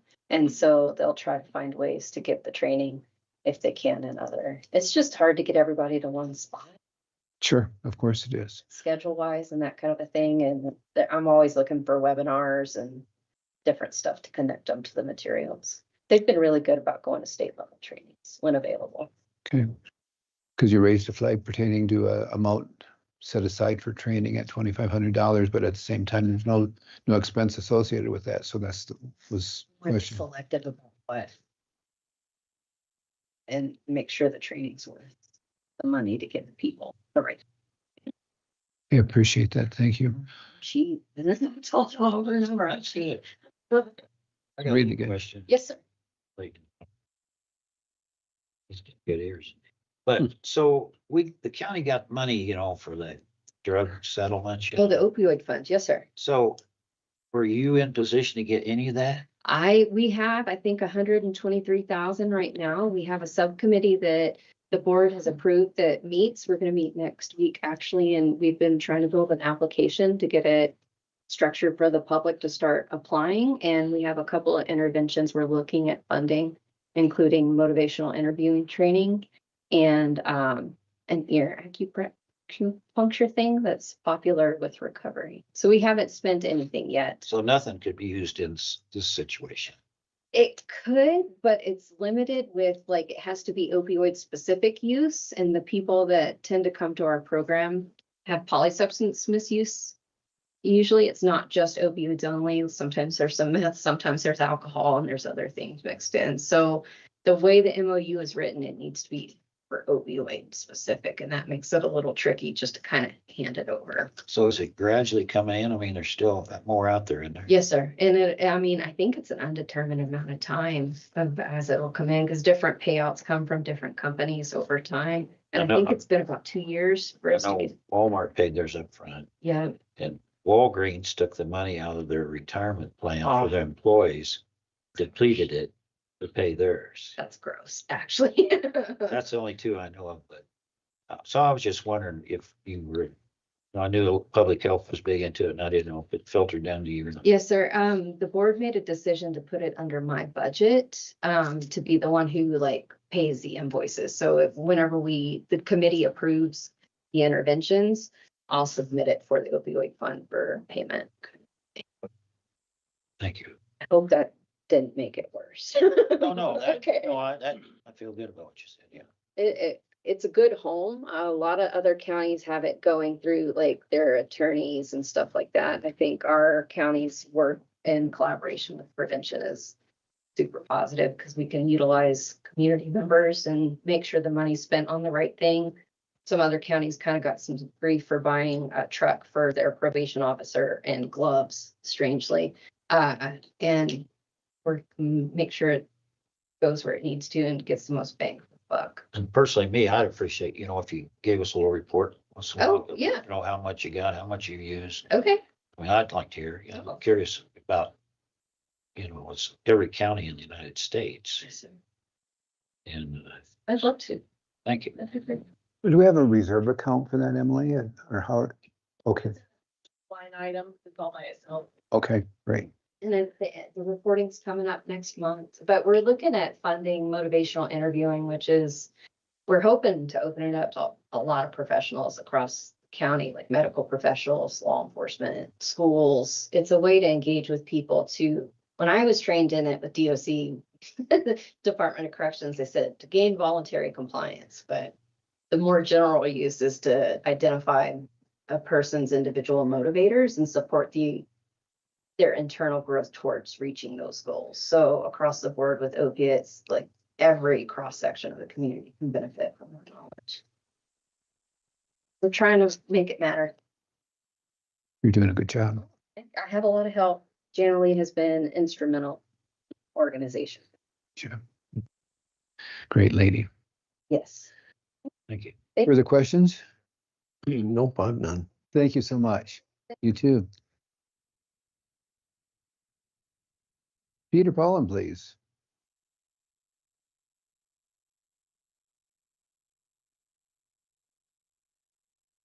Peter, how are you? Morning, Mr. Chairman, Commissioners. I'm well, thank you. There we go.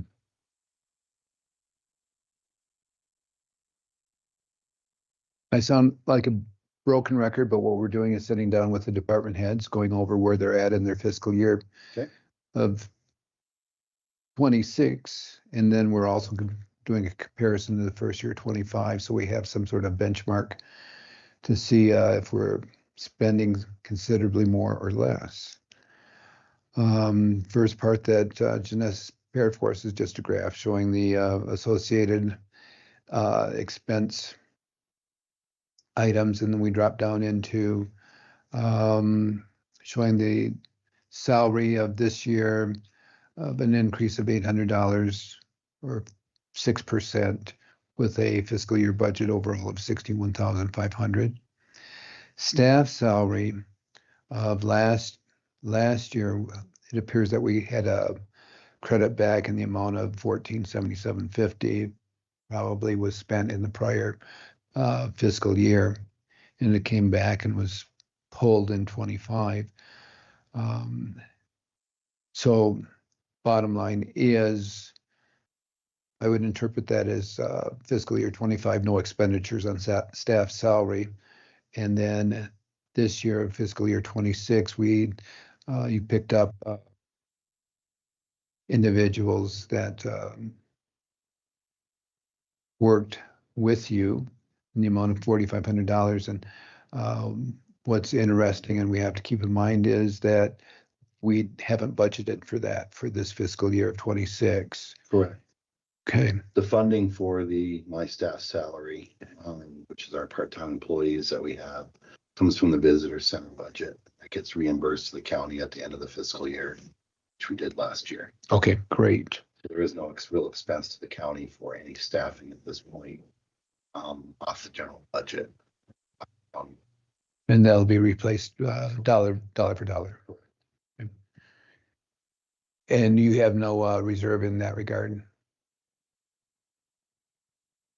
Thank you. Office supplies, you have an existing budget of $750. Same with office equipment at $700.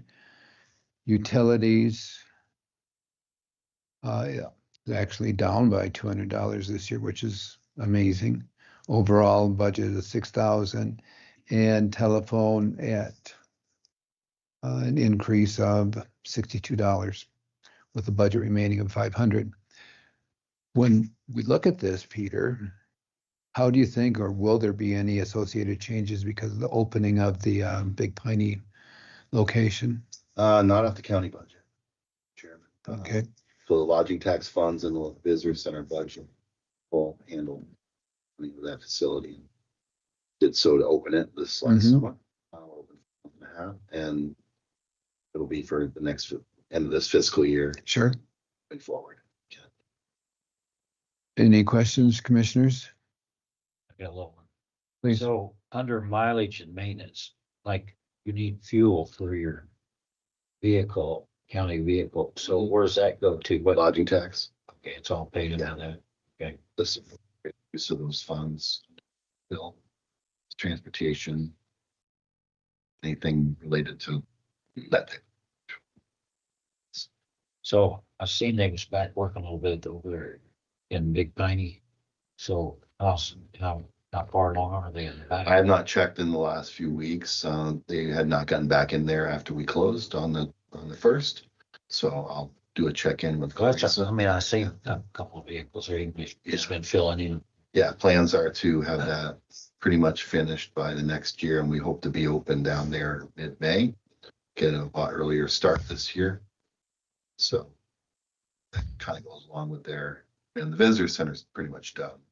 Whatever else, it'll evolve and get more things and as we go along, but the other two portions of the building will be targeted to be finished by summer. In that building, there'll be a display room. If you don't remember, a museum will be setting up a display room, which will be something we'll. Thank you. But the Whippet car.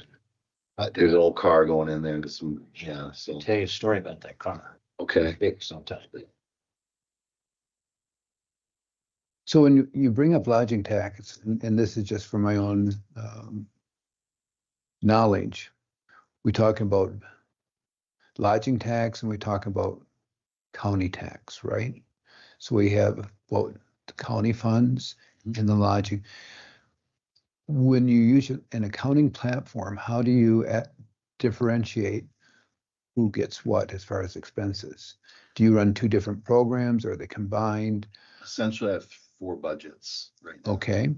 We got signed off on at the turn of the last fiscal year. Lodging tax funds cover a lot of stuff at the visitor center account. Covers like staffing of any part-time employees. The lodging tax funds covered the work campers program, stuff that we needed for Big Piney. Anything to the bill states that anything that can enhance or be tourist related or enhance the visitor experience on that bill. So it cannot be used for capital improvements. And when the state, and Emily can contest to this, that when the state cuts back a check, 90% goes in the lodging tax account and the other 10% goes to the general fund of the county. And then I believe the county disperses what each town gets as well. Okay. So I have, And thank you for that overview. so I don't know. So what I can do for you is at our next meeting, I'm doing a mid-year audit with Crystal Powers, who is our treasurer on our board. I can report where I'm at with those budgets. that would be great. Just curious. Sure.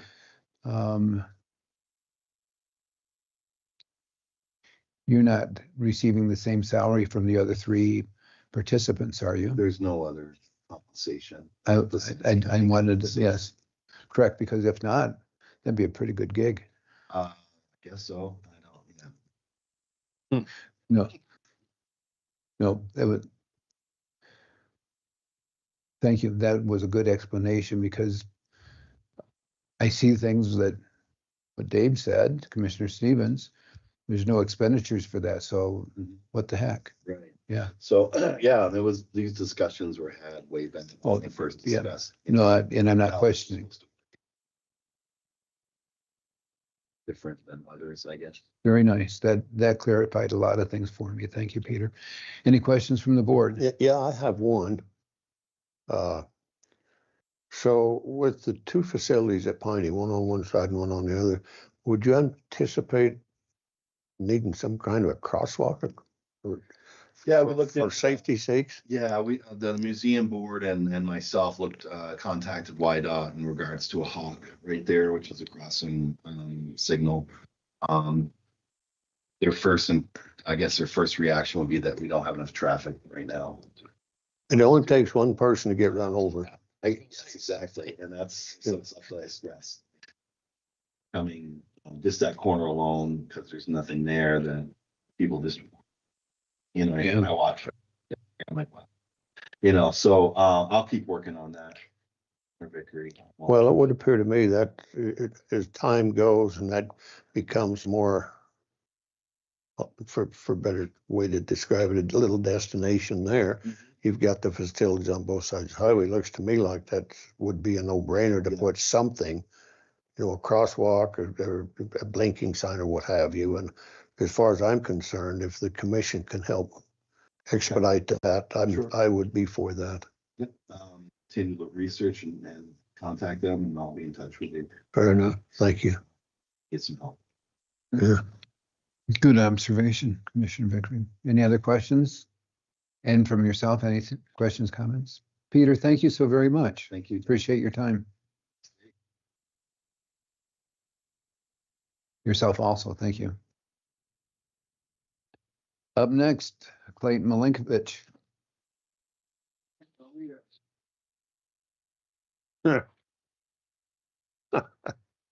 You don't need anything. I believe you guys have me on the agenda for two things. I actually don't have that policy done yet, but I don't have to. You guys should buy some of the chairs. These are really built. You look. I think they bring other places and they're. Terrible. If you talked less and took less time, you wouldn't have to worry about it. Got it? Any question? Have either of those. So. Yeah, I got one. Bullet point 1 is the policy for latent invoices. I don't have that. I don't know what this contract requirements for county funds is. Was this a? Okay, so Happy advice rate as far as some sort of guidance. Oh, I don't have that. I don't have that. Boards on Okay. making sure they get a written contract so we don't end up in the same situation. Yeah. Gotcha. That's in my email from the last meeting. And that. okay. There is a contract that's coming from the sheriff's office that I believe Jessica has. I've reviewed it. It looks fine. You guys can go ahead and ink that if you want to. This is for Thank you. health services for the jail. It's a revolving contract that basically just annual with a High Country. So I can answer some questions if folks have on that.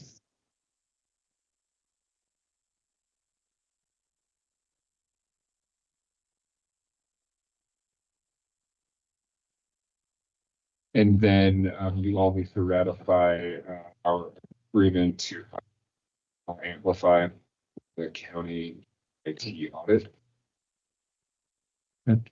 Simple motion and motion and vote on that would button that up. Much of that, please. That was 35,000. IT audit for 35,000. Any questions, comments on that for Clayton?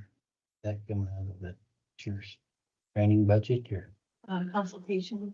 legal consultation?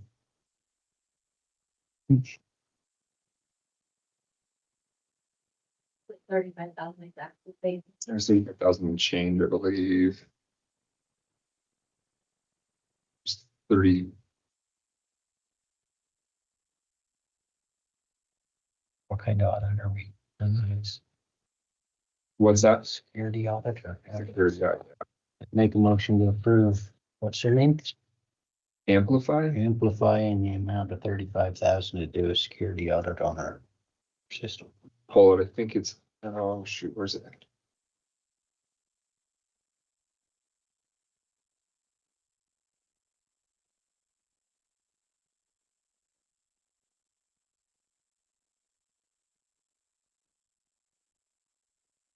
Jeness, do you have that number?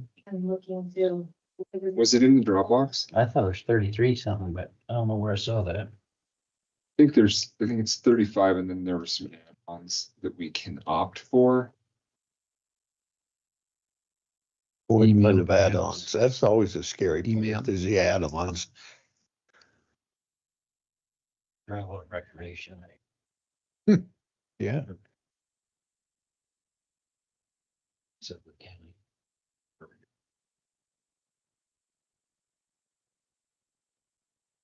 I had it on my phone, if I can find it.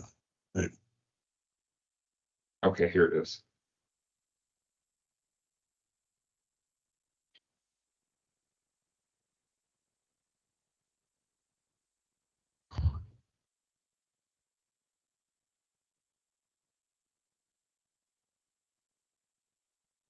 It was 36.5, and then we can, if we want to add on an additional thing, we can. 36.5. Am I reading this right, Jeanette?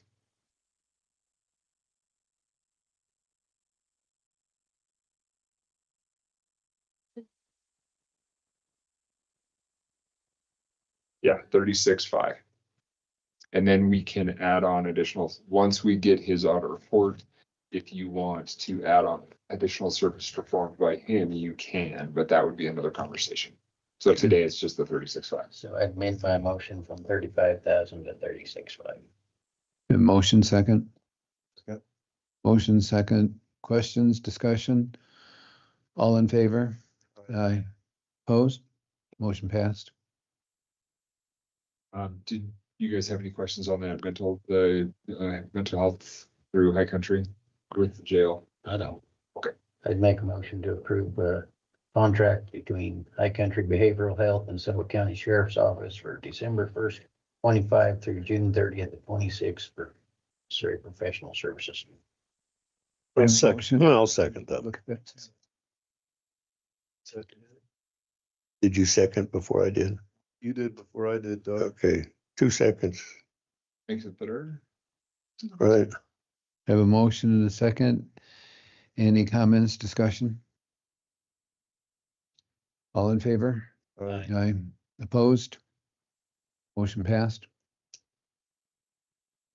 Okay, that's all I've got for you guys, unless Commissioner Vickery, did you have questions? No, not yet, Quick. not now. I believe, well, before he changed his mind. So I believe it. Well, I was gonna ask you, if you got your snow fence up yet? Do. I got all the snow fences. Cool. Now there's no snow for it. I know. I'm hoping that it stays that. Well, I want snow to ski on, but I don't want it on my roads. Yeah, okay, got ya. It's a difficult thing, you know, we struggle. I know. Go consent, we'll take it as a county road. What's that? Go consent, we'll take it as a county. I'll do it right here, right now.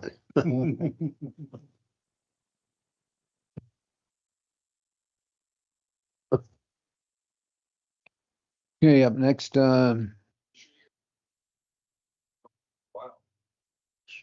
Jessica, are you okay?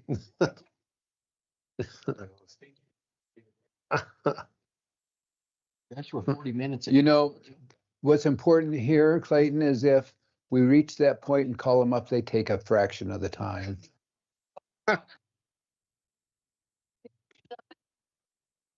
Okay, we'll take a 10-minute break. Back at 11:05. Oh, goodness.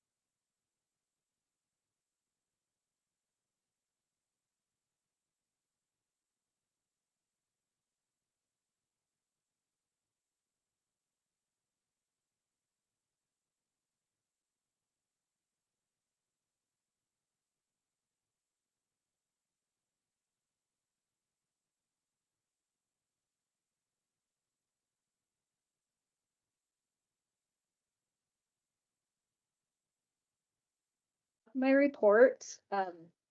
I'll try to go briefly through it. The website committee met and has some homework to do in order to get that website's new look and feel put in place. Those deliverables are due on January 2nd, and the committee members know what those are and are working toward getting those. And it's listed there in the report. The next topic was about the NACO West meeting and how they talked again kind of extensively about the ADA website accessibility compliance. As you know, we did pay for like an add-on to our website to check that compliance. I'm not sure who is ensuring that compliance at this point. I imagine there are reports that are coming out of that. I don't know that anybody's looking at those reports, so I wondered if the board would like to consider determining who is responsible for that. Is it the website committee? Is it the IT department? Is it some other designated person? And if you would like to designate someone or some group, we probably ought to get on that because we have to be compliant by April 24th, 2027. So just want to keep that up at the forefront and have that conversation today if possible. And then also a thing they pointed out is that perhaps special districts and others who might have websites may not be aware of this. So do we have a responsibility to the special districts within the county to let them know? I just wanted your opinion on that. What kind of communication, if any, do you want to make those other entities aware of their need to comply with this?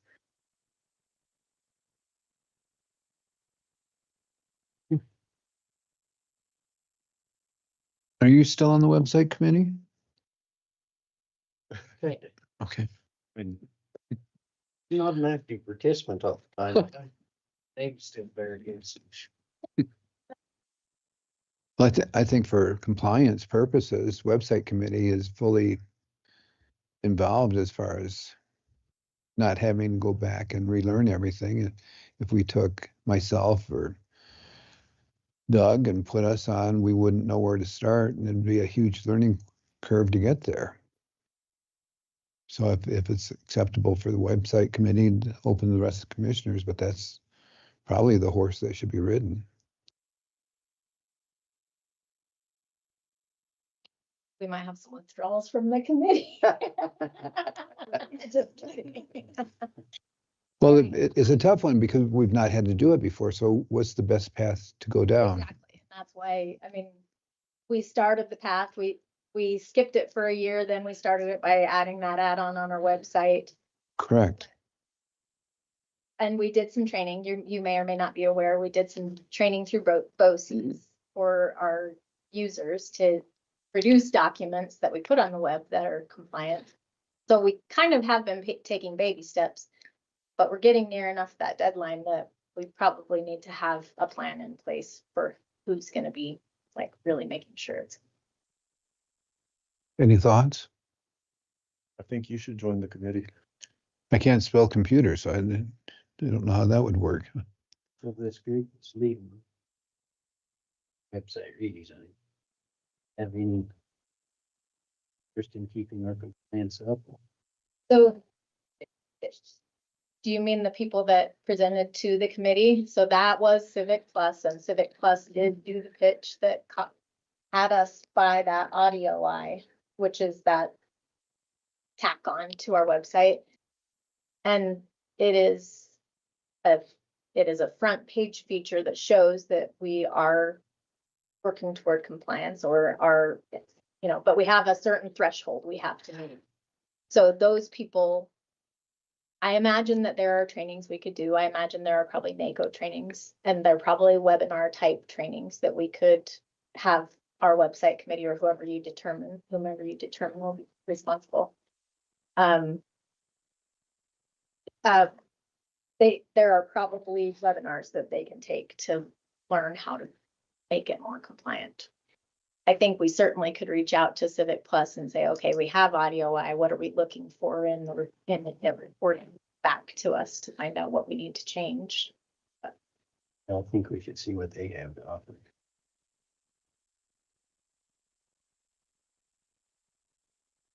I'm going to interrupt him for just a minute. Since we're ahead of schedule, if we can, if Layla, if you have anything to report, rather than at the end of the meeting, we'll move you following Jeness, and the same with Emily, please. Layla, we will have questions pertaining to vehicles. Layla had said that she had sent an email to the board that the vehicle issue was resolved with Billy, something about fixing the vehicle that they thought was going to be quite expensive, that Billy was going to be able to fix it out of his own budget, and they were going to have that vehicle up and running. So I think that was the solution. So she wasn't going to present anything to you about the new vehicle purchase. Because I think Fair you got a enough. pickup too. Well, Perfect. we're going to put you after Jeness, if that's okay. So I wasn't sure if you're telling me she wasn't coming or not, and so that resolved that. Thank you. Your goodness. Emily doesn't have anything other than those bonds to be. Excellent, thank you. Okay, please continue. I want to get on deck Yeah. people here. All right, so what I heard is to reach out to AudioEye, reach out to the website committee and let them know that we need to start with them getting trained for this compliance issue. What about the question of notifying other entities? I don't know whether that becomes a liability, Clayton, for us to feel responsible for making that notification, or is it a courtesy? I didn't want to do anything without discussing it because I didn't want to have that on our backs if it was a liability issue. I don't see where it hurts anything just to send a quick email to the different.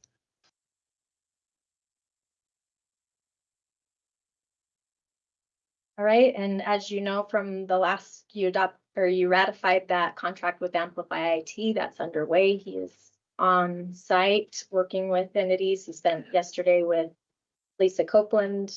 He's been in the sheriff's office in Roden Bridge this morning, I believe, and he has a pretty well set schedule throughout the week of meeting with the different people for those interviews. And I think I heard you talk, we are going to put that under the commissioner's consultants line item, I believe. Is that correct? Everybody's good with that? Okay. That's what it says in here. It was a question mark at the end of it, though. All right. I sent you an email. Chairman Bernard had asked me to provide procurement policies from other counties. So I sent, I believe, 6 procurement policies that were already established and adopted in 6 Wyoming counties. And then in the email, told you that I asked AI to blend them with some information about Sublette County into 3 different resulting procurement policies. And you have those in your packet. I didn't want to mix them with the adopted policies from another county.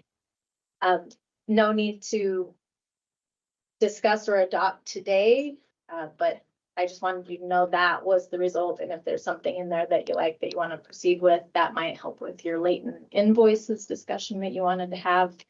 So that's just an FYI. I went through all of those, and I thought that you did a good job I did. with that. However, it worked out at some point in time, depending on commissioners, we should run 1 or 2 past Clayton to get his, but I found that my personal opinion, the one that had the more teeth, the more stringent one was the more beneficial for us. It closed a lot of the loopholes, if that makes sense. So, Because people like Doug would, oh, I'm sorry. I didn't know you were listening.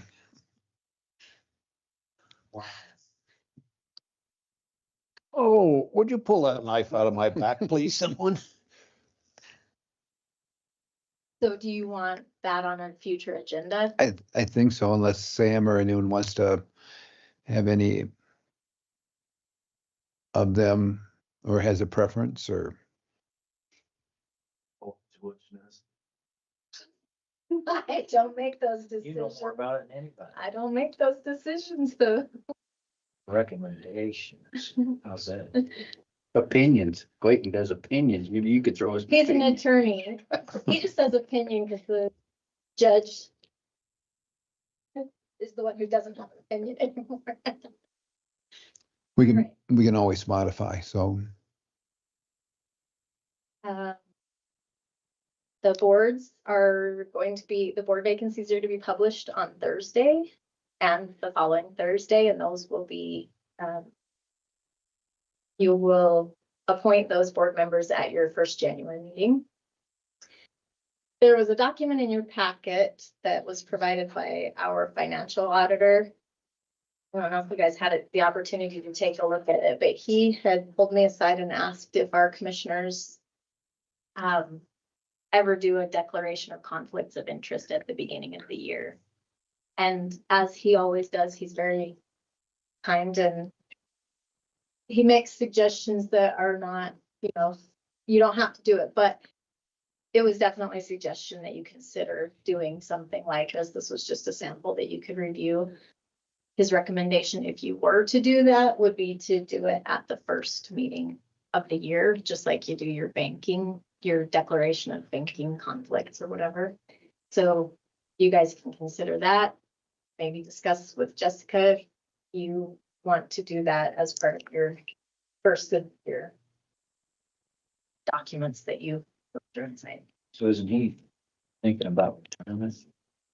I don't know. I didn't ask him. I'm sorry, I missed. Well, Stilly, is he thinking of retirement? Yeah, I got that. We're working on. So I'll just leave that up to you guys if you want to have that conversation. Or, I mean, it doesn't have to be with Jessica, it's just shoot together your stuff, so it makes sense when she's putting together all the rest of that first of the year stuff to do that.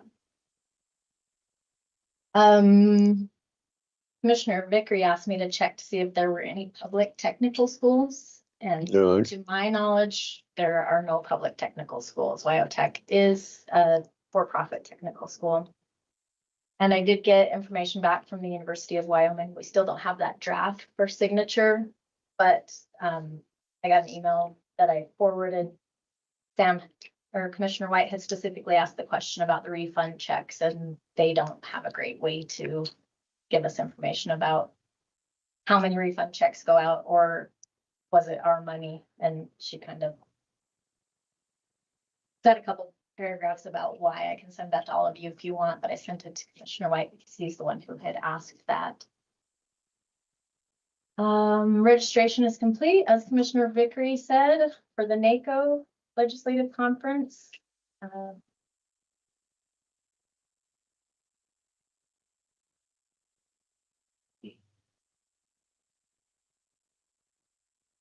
I did submit that letter that you signed last week to the Grants Management Office, or last meeting to the Grants Management Office, and they have responded and thanked us for the information about those those PPE fire shelters. And they are looking for opportunities and will let us know. I also sent the email to all employees about AI that you guys had requested last time, kind of just letting them know that if they are using AI on their personal accounts, they need to be aware of some things and to always be aware of what they're putting in. At the bottom in your calendar, you had a December 1st ? Meeting for that FEMA Region 8 Discovery meeting. I got an email back that they are now targeting January 12th or 14th for that meeting because of the holidays. So they pushed that back and they're looking forward to your participation in that meeting.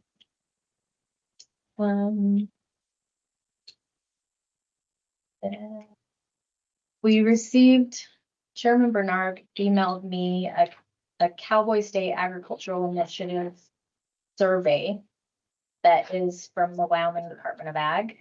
And it is for multiple respondents. It wasn't necessarily, I mean, it certainly could be for county government, but they're looking for respondents of many types, including ag producers, other than that, related ag businesses, non-related ag businesses, sportsmen, you know, a variety of different people that they're surveying.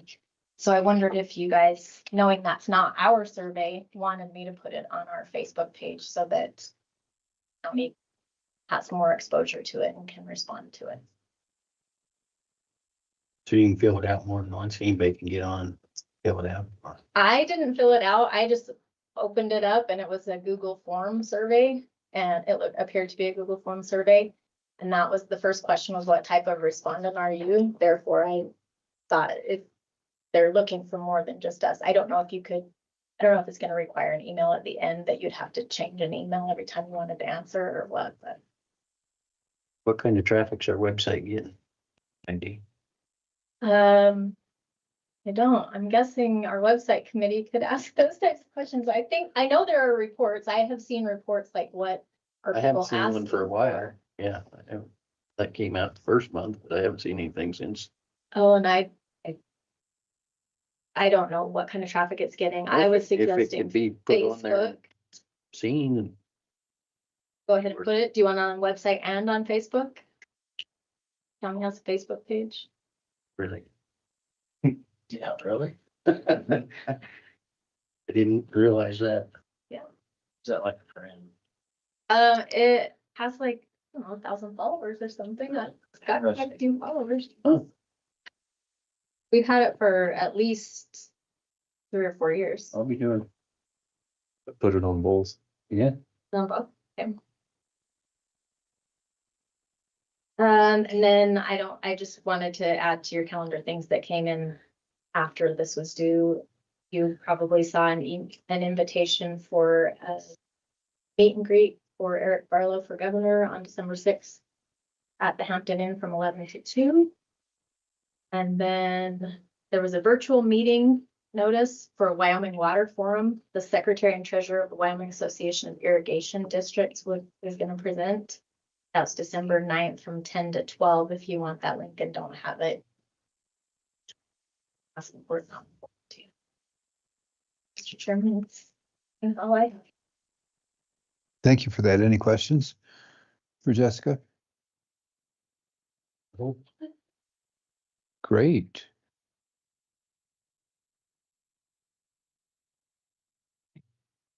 Thank you very much. Layla. Thanks for listening. Last you were here, we were discussing vehicles, and you said that yours had died basically, or it was going to cause suicide. Yeah. Where are they now? Rich was the one that completely died. Okay. The other one's at Whistler. We're gonna look at a different one. And Billy contacted them, and said not to fix it, and they said it was worth 10 to 15,000. They thought of 6,000 to fix, and his words were, and it should last for a little while, hopefully. Is what Billy said. Okay. He said he would pay for it out of his budget if I wanted to get it fixed. So I emailed all of you. 3 of you replied and felt that we should do that. I think it still has light left in it. If that's what they're saying, they can fix it. Okay. Go from there. Hopefully it lasts for a little while longer. Did you follow up on the was it 4-H vehicle? I asked Alicia about it and she said it was being used. So I don't know. She's thinking Who's Alicia? The visitor center. I think. well, no, there was another one. Oh, there was. They asked us. So, and then the visitor center said Who's Alicia?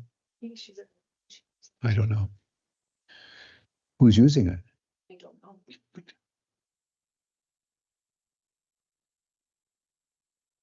Okay. And you're not using Peter's from the visitor center? Too, and Billy emailed me and said he had a truck we could use until big decision. Okay. So we decided to put miles on his and just use the truck. It's probably better for where we're going anyway. You know? So, yeah, I told him to go ahead and then fix it. Just on my emails I received that. And it's probably good because we just had new tires put on it. So Okay. it's gonna try to get out and have that invoice. So have these turned out to be acceptable alternatives for you? Not an issue and great. It works. I recognize we're probably delaying a problem, but at least it's It's cheaper than. correct.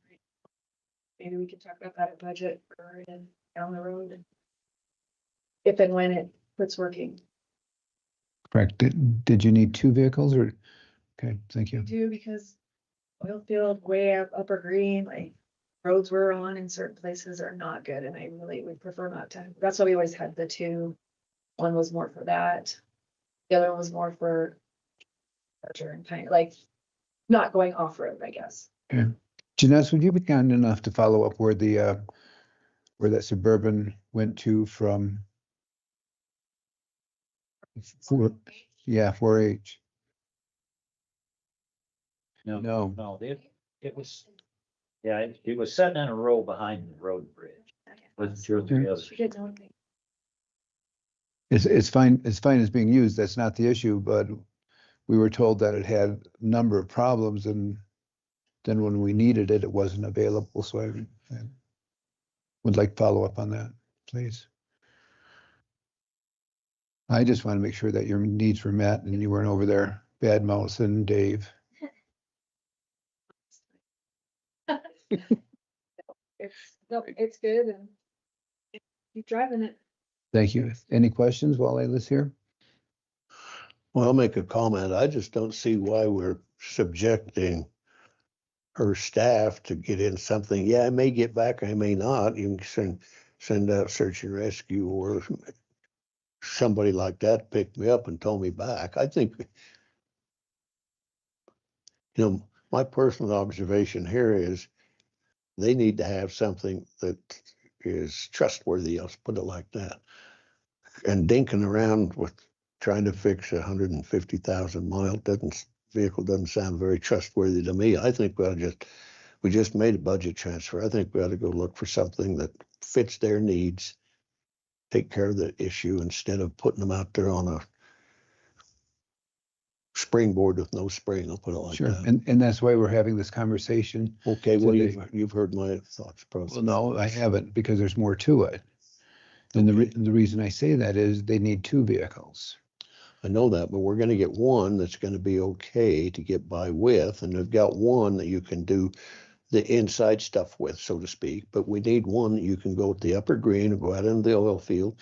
It has to be trustworthy because Sam's roads out there aren't like the county roads. They got a little bit of chatter to them. So they've got to have something that's not going to have parts to follow themselves back to find out where they've come from. That's what I'm saying. I think we need to just do a little exploring and find, I'm assuming like an SUV, something to that effect. Yeah. I mean, we're sitting here. I just don't like the idea of putting something together that may or may not get through till next budget item. Well, the good news is that most of our field work will be done the end of this month. So we won't start again until so it's not gonna be out there, but I mean, I get what you're saying and I appreciate that but now they've already been told to fix it. So $6,000 is coming out buildings budget, but I'll do it if you guys want me to. Which is fine. It can be used at some other. But that's why we meet on a regular basis, is to discuss items like this. And what you're talking about isn't out of normality. It's just something that we need to discuss, Doug. Well, I have discussed it. Okay. So my thought process. I thought that there was more to your thoughts based on a statement perhaps Sheriff Lear said in regards to Pathfinders or something like that. The vehicles that they were using. That was Clayton. He mentioned that. Okay, Clayton, I'm sorry. Yeah. So. Oh, that felt good.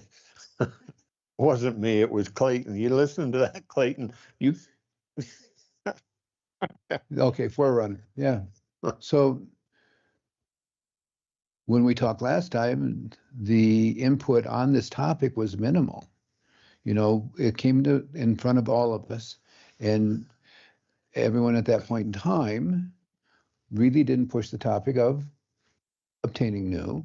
So we went down a path of least resistance. And if you'd like to open the conversation again to obtaining a new vehicle, you're welcome to do that.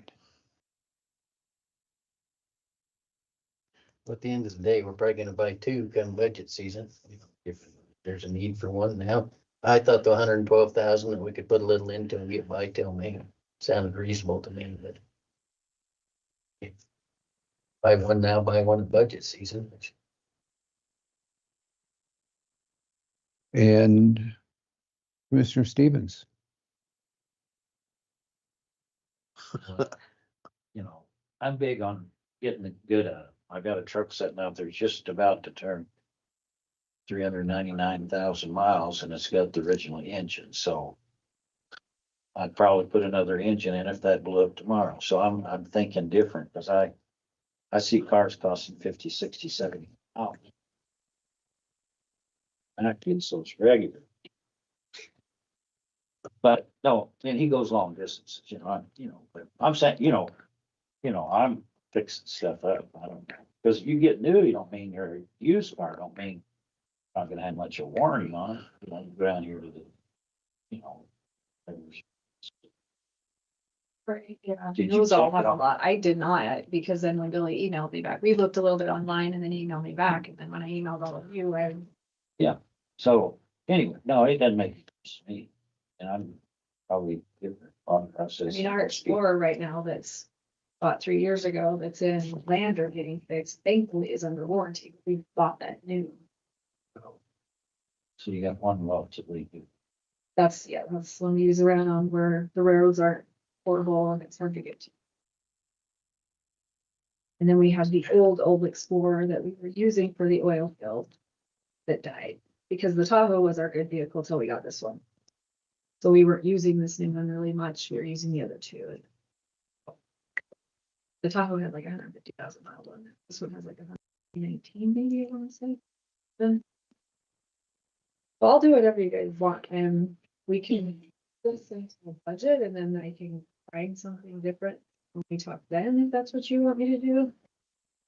So We won't be using it a lot between now and, like, they have to go to the oil field at the end of the month and get all their new pictures of all that are there, and then all the. For the most part, we aren't. what do you think, Commissioner White?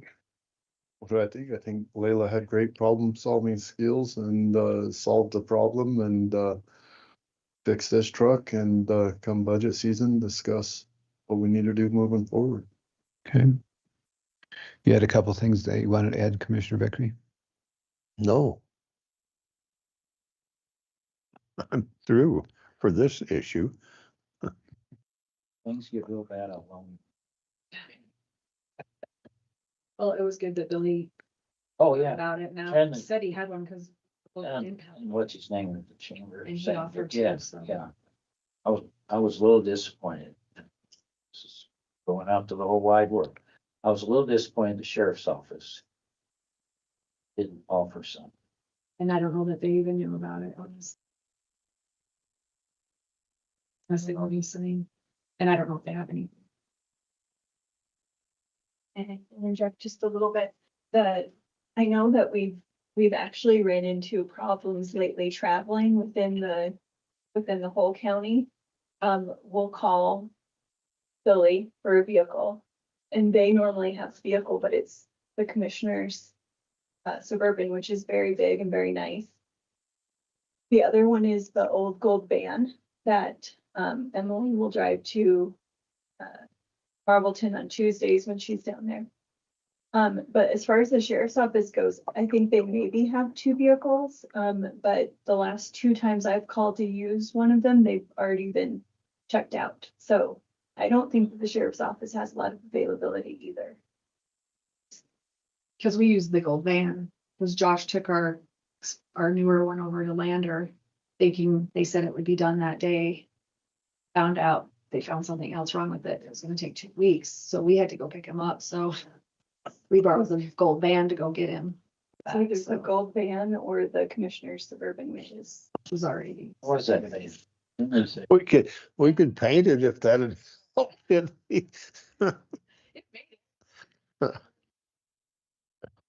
So when do you get the one back from Riverton? It's been a couple weeks. So. I think what Commissioner White said is right. You know, we talked about it last time. We asked you to come up with options. And if this is something that you're comfortable going with, then great. And if not, then we'd like to hear what your thoughts are. Off what I was told by Billy and by the dealership, so Okay. they think this will fix it. So I'm hoping so. But Commissioner Vickery's 100% correct. We wouldn't want any employee in an old vehicle running around where it could break down anywhere in the middle of winter, you know. And there are places we don't have. Some. Absolutely. Yeah, he's right.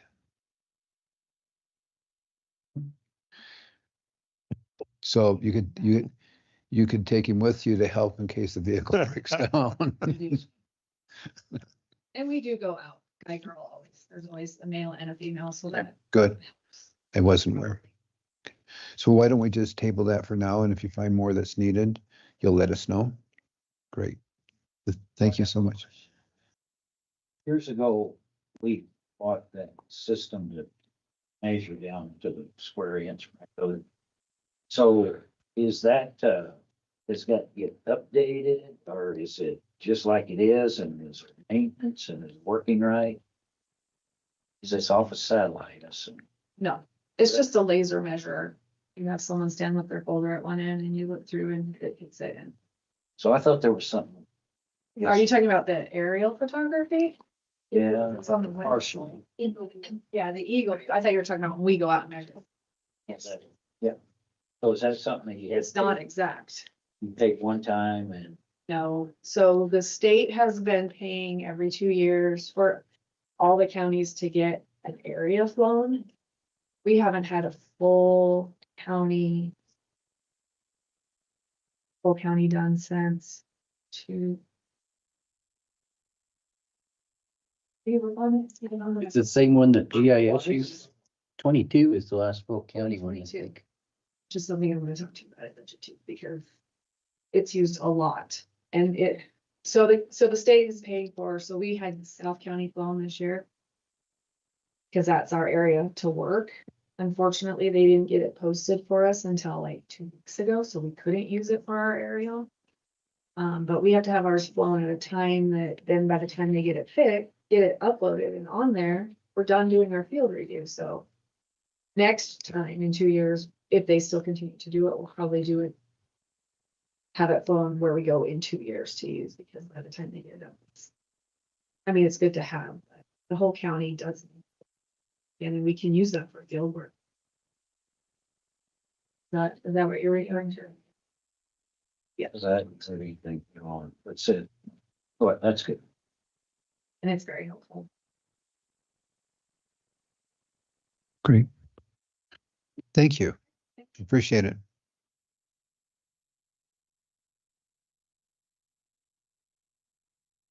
No, she does. Just the bonds that need motion assigned. Great.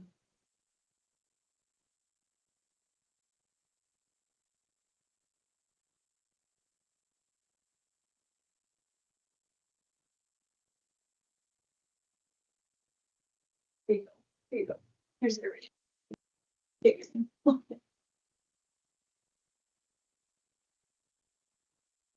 Make a motion to approve a surety bond for Gary Neely, Sublette County Museum Board. Surety bond for Christy Wardell for Predator Board. Second. All in favor? Aye. Aye. Opposed? Motion passed. Jeness, when's the newspaper coming over? Noon? Sorry, Jeff. Well, I didn't know the answer, so I appreciate it. She knows. That's good. Things with.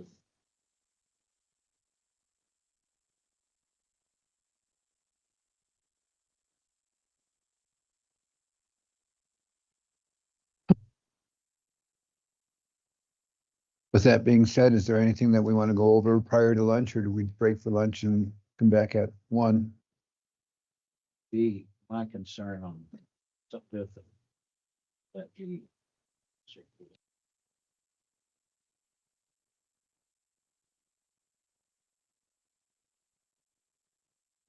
You want, No, this will just be our thought process here.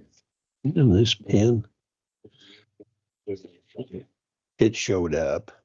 It'll work, but it won't go much further. I don't know what happened to my good pens. I had 2 of them in there, they fell out somewhere. I've got some better ones at home. I just thought the ones I had in my briefcase were there, and they weren't when I got into it.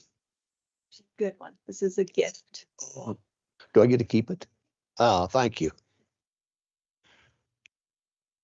I'll just chuck this one. That won't there. I will there.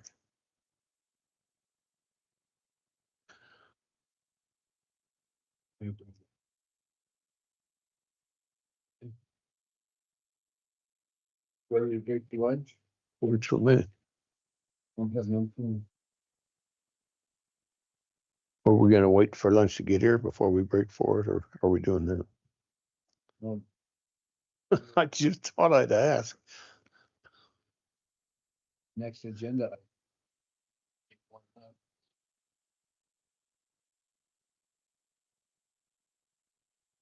No, that's time to take it home.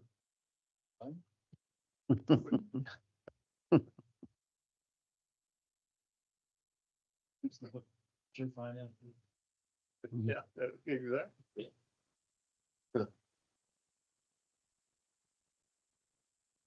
Okay, at this point in time, we've taken care of all agenda items except for planning and zoning agenda items at 1 o'clock, and the participants aren't here. So we'll start our lunch break and come back at 1 o'clock. Thank you for listening. So what's that about the newspaper?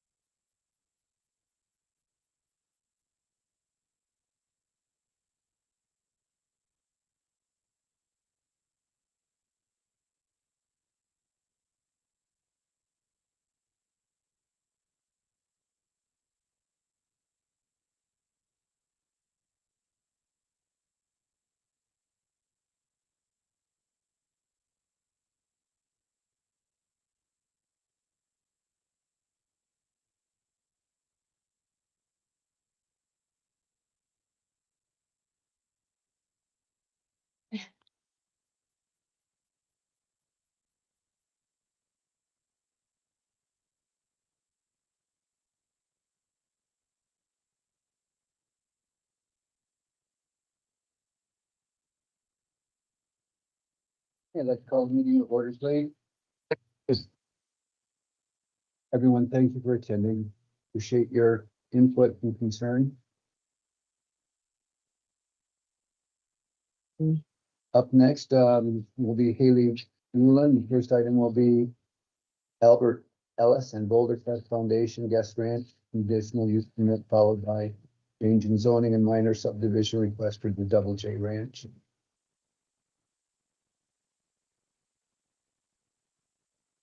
Before you start, Commissioner, the number of people here, do they all have written?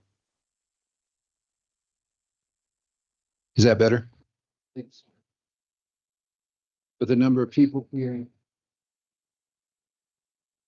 I'd like to, the board to consider having a time limit on public input on per individual with a one-time presentation given. If that's acceptable, is there a time frame that you would like to have? 2, 3, or 5 minutes per individual? There's plenty. 2. Commissioner Vickery? No, I'm fine. I think if each individual that's here has some good input, then once around should be adequate. Okay. It appeared to me if we extend it too far, it'll be breakfast tomorrow morning instead of supper this evening. So Yes. I would hope everybody here has, whichever side of the aisle you're on, constructive input. I'll put it like that. Great. Commissioner White? I'm good with it. Stevens? Okay. Time limit of 2 minutes per individual, one time only. That way we can get through this afternoon, please. Jeness, are you here? Great. Please, as people get up to talk, if you watch the time, please, and let us know appropriately. Andrea, if you'd like to continue, thank you. Oh, Hayley, sorry. I was lost in a different. I could say something back. All right, thank you, commissioners. Good afternoon. So the first application that we have is a conditional use permit request for a guest ranch from Albert Ellis. And it's somewhat tied with the Boulder Crest Foundation. So that's why the application includes the Boulder Crest Foundation as well. Because the thought is that Albert, he wants to pass this on to the Boulder Crest Foundation when he down the road for him, and they are a nonprofit that would be providing programming, short-term programming for active duty military families, veterans, and first responders. So I'll just do a introduction about the application, a timeline as far as when it went to planning and zoning and coming to you now, and just some things, some updates, and then hand it over to the applicant to do their presentation. But this is located on A1 zoning and the parcel size is 207 acres. The main access is onto the highway. I'll zoom in here just so everyone can see. And the surrounding zoning, I'll pull up the surrounding zoning. So you can see there is a little bit of mixed zoning within this area. And it is fairly close to the intersection of the Boulder intersection right here on 353. This application was presented to planning and zoning on September 18th. And the motion, there were 4 commissioners at that meeting, and it was a tie with the motion for the approval. So therefore the motion did fail for recommending approval. There were 8 conditions that were tied onto that motion, and those are included in here. But the idea of this guest ranch is to allow the short-term programming, and then the existing, it would include 4 phases, and the first 3 phases would utilize the existing structures on site, which includes 3 homes and 2 cabins. And then there are some barns and outbuildings that are provided on the site as well. As far as the code goes with A1 zoning, a guest ranch, it is provided as a conditional use. And so that's where, we thought this was the best process to go through for the request. Any future developments, they would need to follow the development standards that are provided in the regulations, such as parking, anything that's new infrastructure for water and sewer. Of the access driveways, we did find that the access, our regulations require 24 feet. We did reach out to the Wyoming Department of Transportation about this as well, because the primary access to this site is on Highway 191. And it has an existing access to 191. However, with this change of use, it would require an access permit for it to be updated with YDOT. And that will require some improvements to the driveway. Right now, at the cattle guard, it's about 13 feet wide, so it would need to be widened to accommodate bidirectional traffic at the intersection. We also reached out to the Wyoming Game and Fish, and they did a review as well and did note that it does fall within this South Pass Sage Grouse Court area, and that any activities would require compliance with the Sage Grouse executive order. And they actually went out to the site and visited with the applicant as well. I'll let them talk a little bit more about that, but Game and Fish said, based off of that site visit, they were fairly confident that planned buildings and pond construction would be viewed as de minimis, and that they recommended any like weed prevention and to use certified weed-free materials. We did have some, as far as some other comments and concerns that were addressed from the public. We did receive 6 written letters to the Planning and Zoning Office.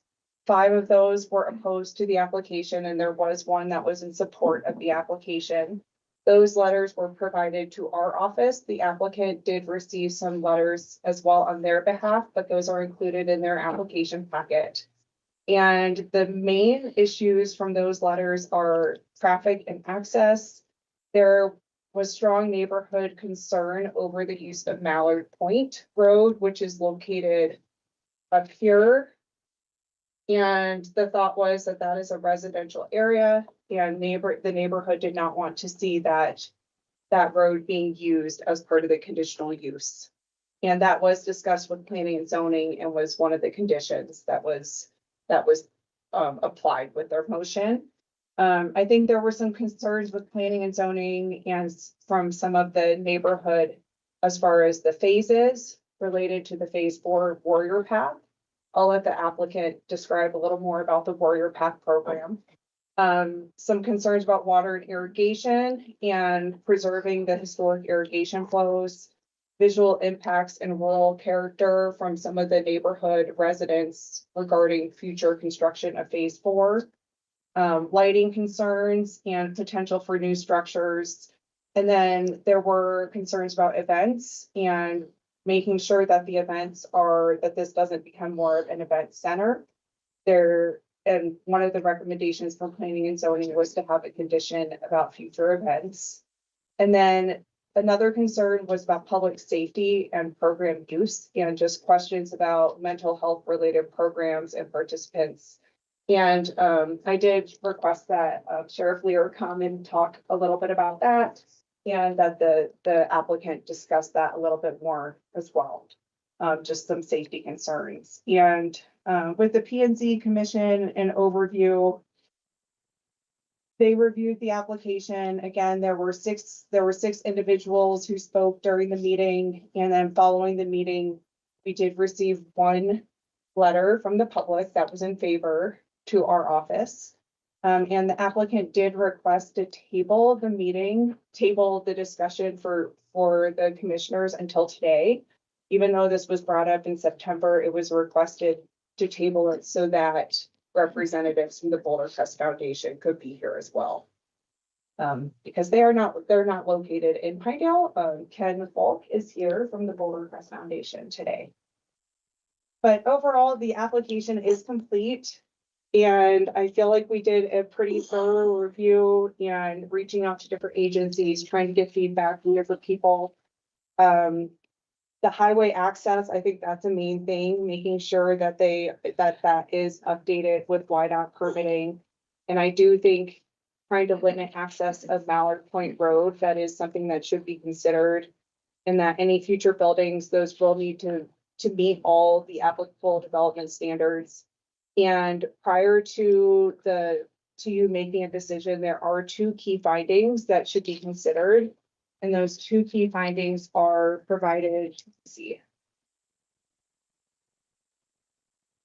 All right. It's within page 18 of the staff report.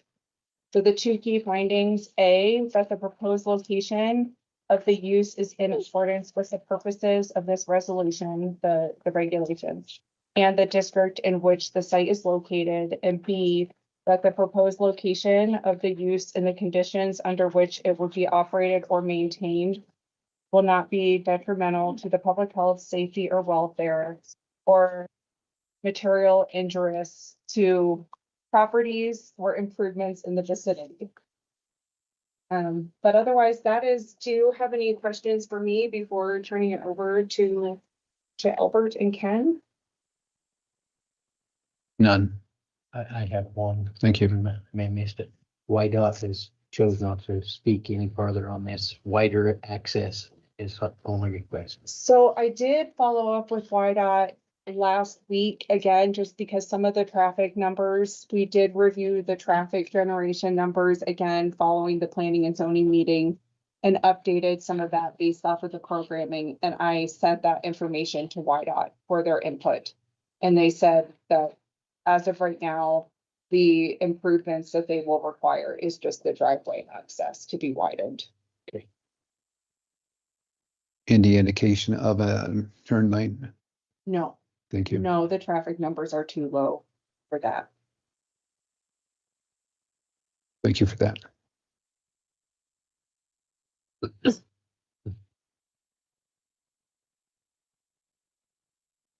Questions, board? Okay.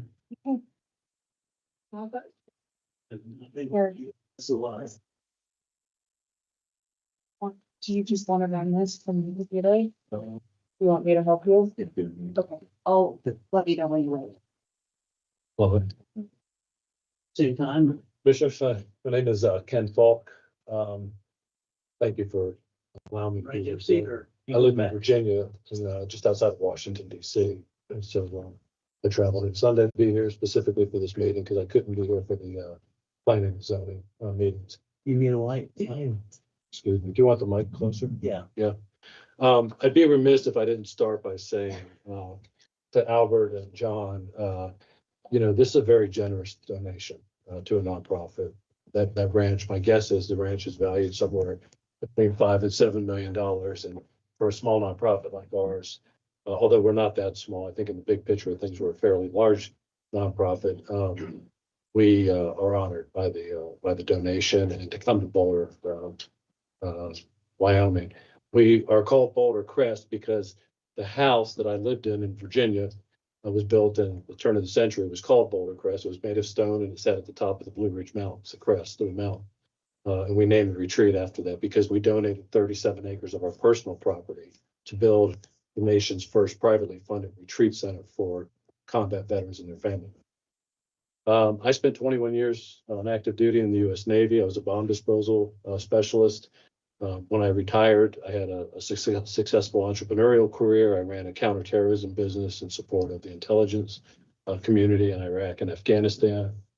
And early in the war, my wife and I started a small charity that today is known as the EOD Warrior Foundation. EOD is Explosive Ordnance Disposal.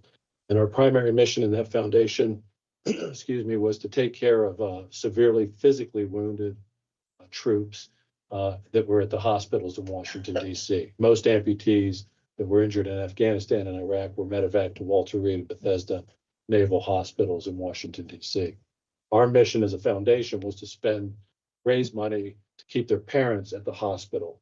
You imagine, God forbid, one of us was injured tonight, we ended up in a local hospital, our families could drive back and forth.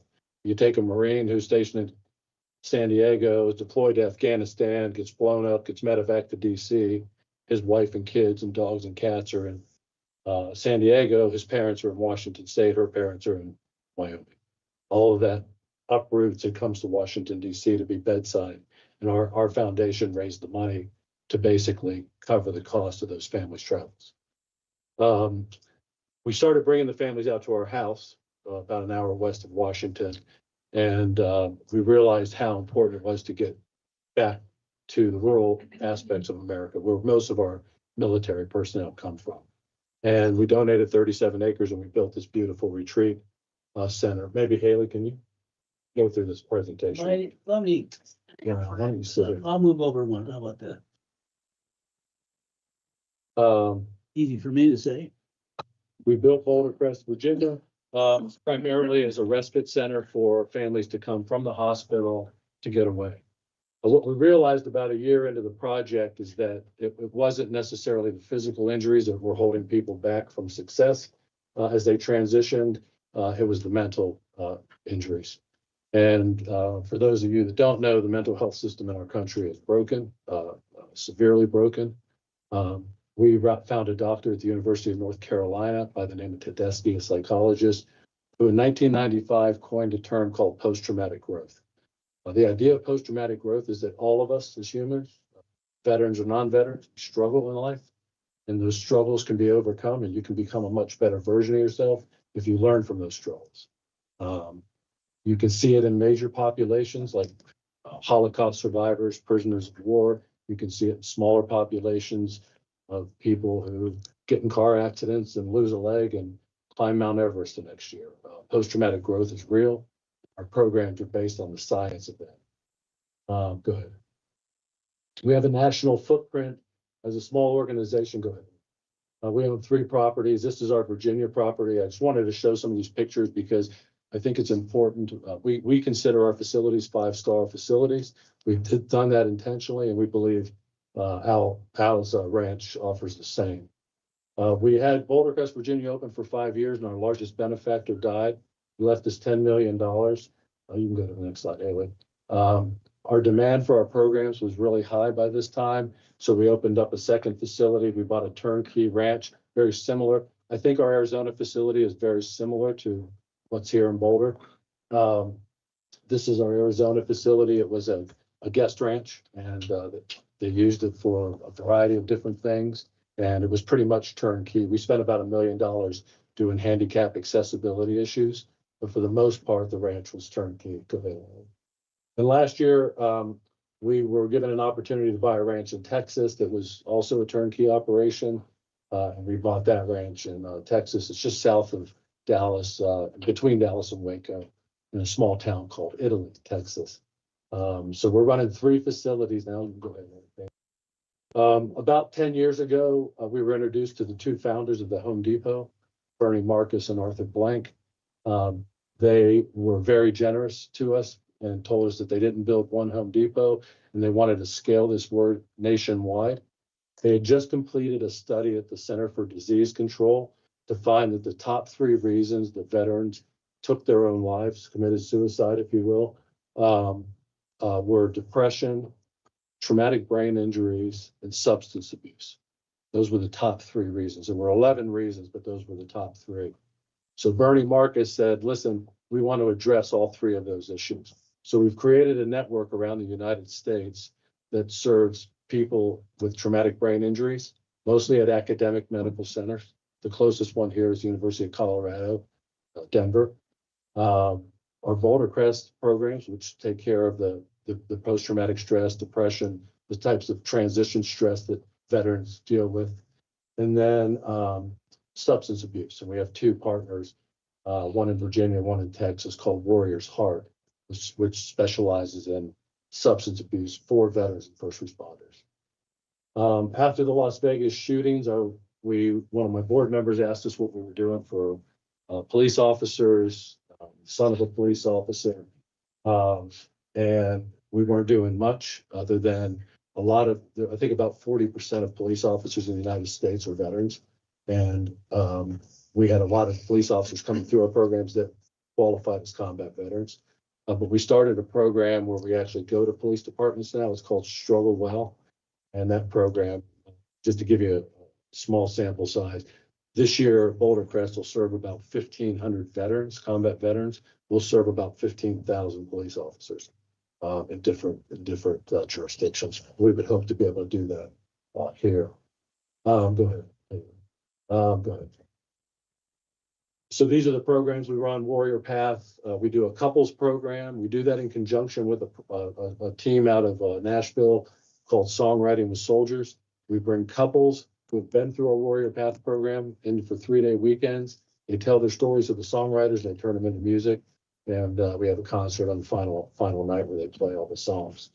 Our Family R&R program is that first program I talked about, bringing the families out of the hospital. We still do that in Virginia and Arizona only, and we want to do that here in Boulder. And then Struggle Well program, that's Chief Landa. He's Miami Police Department, and that was one of the first police departments we started at. And then in Virginia and Arizona, we probably won't do it here initially, but Virginia and Arizona, every year we do a military teen retreat, which is pretty powerful as well. It used to be a Gold Star teen retreat, but a lot of the Gold Star children are children whose dads were killed in combat, moms or dads, and military teen retreats. Well, we're done for just Gold Star, but because they've aged out, most of them, we've opened it up to all military teenagers now. And then we have a few online courses for mental health professionals to learn about the science of post-traumatic growth. Go ahead.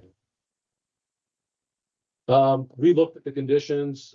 We agreed with them. I think the night I watched the video remotely from my house, the night that I couldn't be here, there weren't many of the conditions that were laid down that we were opposed to, with the exception of, I think it was condition 7 of the dropping phase 4. We don't want to drop phase 4. But I wanted to just go over these with you because one of the questions I think that's come up a little bit is why Al's applying for the conditional use permit, but it's for us. The reason is because as a nonprofit, I don't want to take this donation. Al doesn't want us to take it and sell it. He wants us to come here and run programs. So we don't want to take a donation that we can't use. And that's why the applications come from Al. Once this is approved, which we hope happens today, Al would make the donation. And if you wanted to hold back the permit issuing until we took control, that would be fine. So I think that I just wanted to make sure that was on the table because that's the reason that we had to do it the way we did. We don't own the property, so we can't apply for the permit. That was what we were told by the county. If we don't get the property, Al will sell the property to maximize the value for his family, and then who knows what happens? Maybe the place becomes another subdivision. I don't know. Those are questions for Al, I think, more than anything. Primary access, as Hayley said, will come through 191. Hayley, I just wanted to correct you. I went out yesterday and measured those cattle guards. They're 8 feet each, so it's 16 feet. Okay. But between the two wooden fences, it's 24. So I think we can get plenty of space there, and we'll make a whole new entrance to the property anyway. There are 2 staff cabins, not cabins 9 and 10 on one of the diagrams that Hayley's provided in your packages. We would want to use those as staff housing. They will need to commute through Mallard Point. Not commute in the sense of coming to work. We'll give them some 4-wheelers so they can come through the property to get to work. But if they want to go grocery shopping or go to dinner, they're going to have to go in and out of Mallard Point. And I've assured the residents at Mallard Point that we'll minimize that traffic and we'll control the speed. And they've had problems before with people that lived in those cabins going fast through that neighborhood. With employees, I won't have that problem. If they were guests, we would certainly have that problem. And maybe at some point we can find a better access route. But for now, I don't want to lose access. And we have a legal easement, or Al has a legal easement off of Mallard Point Road to get to those cabins. So I think it's fair that those cabins would have access. The third one, any construction we do will minimize the height. We have no intention of building 2-story buildings, which some people were concerned about view blockage. We'll minimize the height of the buildings and we'll keep them in standards that we at Boulder Crest already have, if you've seen in the pictures. We won't subdivide the property. I think that was a concern. There has been a master plan submitted. There's not gonna be any commercial. I think there was a concern about weddings or things. We don't do that. I've had 100 people ask me to have weddings in Boulder Crest, Virginia, and we've said no to every one of them, including my daughter. So we're not a wedding center. We're here to serve veterans and first responders. There were some concerns about water flow changes. That water flow out there is pretty complex. Al can answer more complex questions than I can. I'll tell you this, we won't change anything. If people are getting water downstream, we're not going to change anything. So, but it is something that we have a lot of learning to do to understand, because there's a lot of water flowing through those ditches out there. The last thing I wanted to address, there was one concern about mental health, veterans with mental health issues. I'll tell you, and there's a letter in here from my sheriff in Virginia. We've never had an incident. We had one incident, which I don't even want to call an incident. And it was a guy who had been through one of our programs who came back 6 months later, knocking on a cabin door, looking for his medication, which was not there. And we ended up having to take him to the VA and put him in inpatient. He had gone off of his medications and was having some challenges. Other than that, in 170,000 people that we've served, we haven't had an issue. And I always tell people, you know, I had a letter in Virginia that was similar to the concern here. We were building Boulder Crest, Virginia. By the way, in Boulder Crest, Virginia, the town is very much like Boulder, or in Bluemont, Virginia, it's very much like Boulder, Wyoming. The difference is we have neighbors literally 200 yards away from our fire pits at our lodge. Here, the closest neighbor probably is close to a quarter of a mile, maybe a little bit less than that. We've never had a complaint from a neighbor. There's a letter in the package from our self-proclaimed mayor. We're an unincorporated town, but we do have a self-appointed mayor, and he wrote a letter saying the same thing. I've never had a complaint from a neighbor. In Texas and Arizona, we won't get complaints because the properties are so vast and so rural. The Boulder Crest, Virginia is literally right behind the Bluemont General Store, much closer than Al's property is to the Boulder store. So I think it's fair to say that we understand it. We do have safety SOPs. We have 911. We have an SOP for what to do. We exercise it every year in case there is an incident. We did have a kid fall in a pond one time that we had to call 911 for, but not a mental health incident. And then our local sheriff's department, every deputy in the department has to go through CIT training, which is crisis intervention training. So if they go to a house where there's a veteran with a gun or something, or even, it doesn't have to be a veteran, it could be any hostile neighbor, they understand how to respond to that. And every crisis intervention training team or program comes through Boulder Crest. So we understand safety very, very much, and it won't be a problem here either. So that's really, I think, that Hayley, I think that you go to the last slide. I think I've covered everything that we thought might get ahead of some of the questions, but I'm happy to answer any questions or turn it over to Al if you have questions for Al directly. Questions? I'm good. There will be some, but not right now. I want to hear folks in the audience. Great, thank you. Thank you.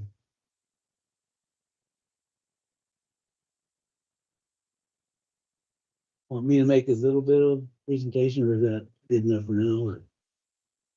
Or? This is the time that you have available, Albert. Just a very short. No, of course. You know, why am I doing this? I guess is, you know, maybe a question. It, you know, for one thing, you know, our family loved being there and working with the llamas and the life of Wyoming, and, you know, even the weather. And, you know, kind of you know, my wife was, you know, confined to wheelchair and dementia and stuff. And so we couldn't act on until she passed last August.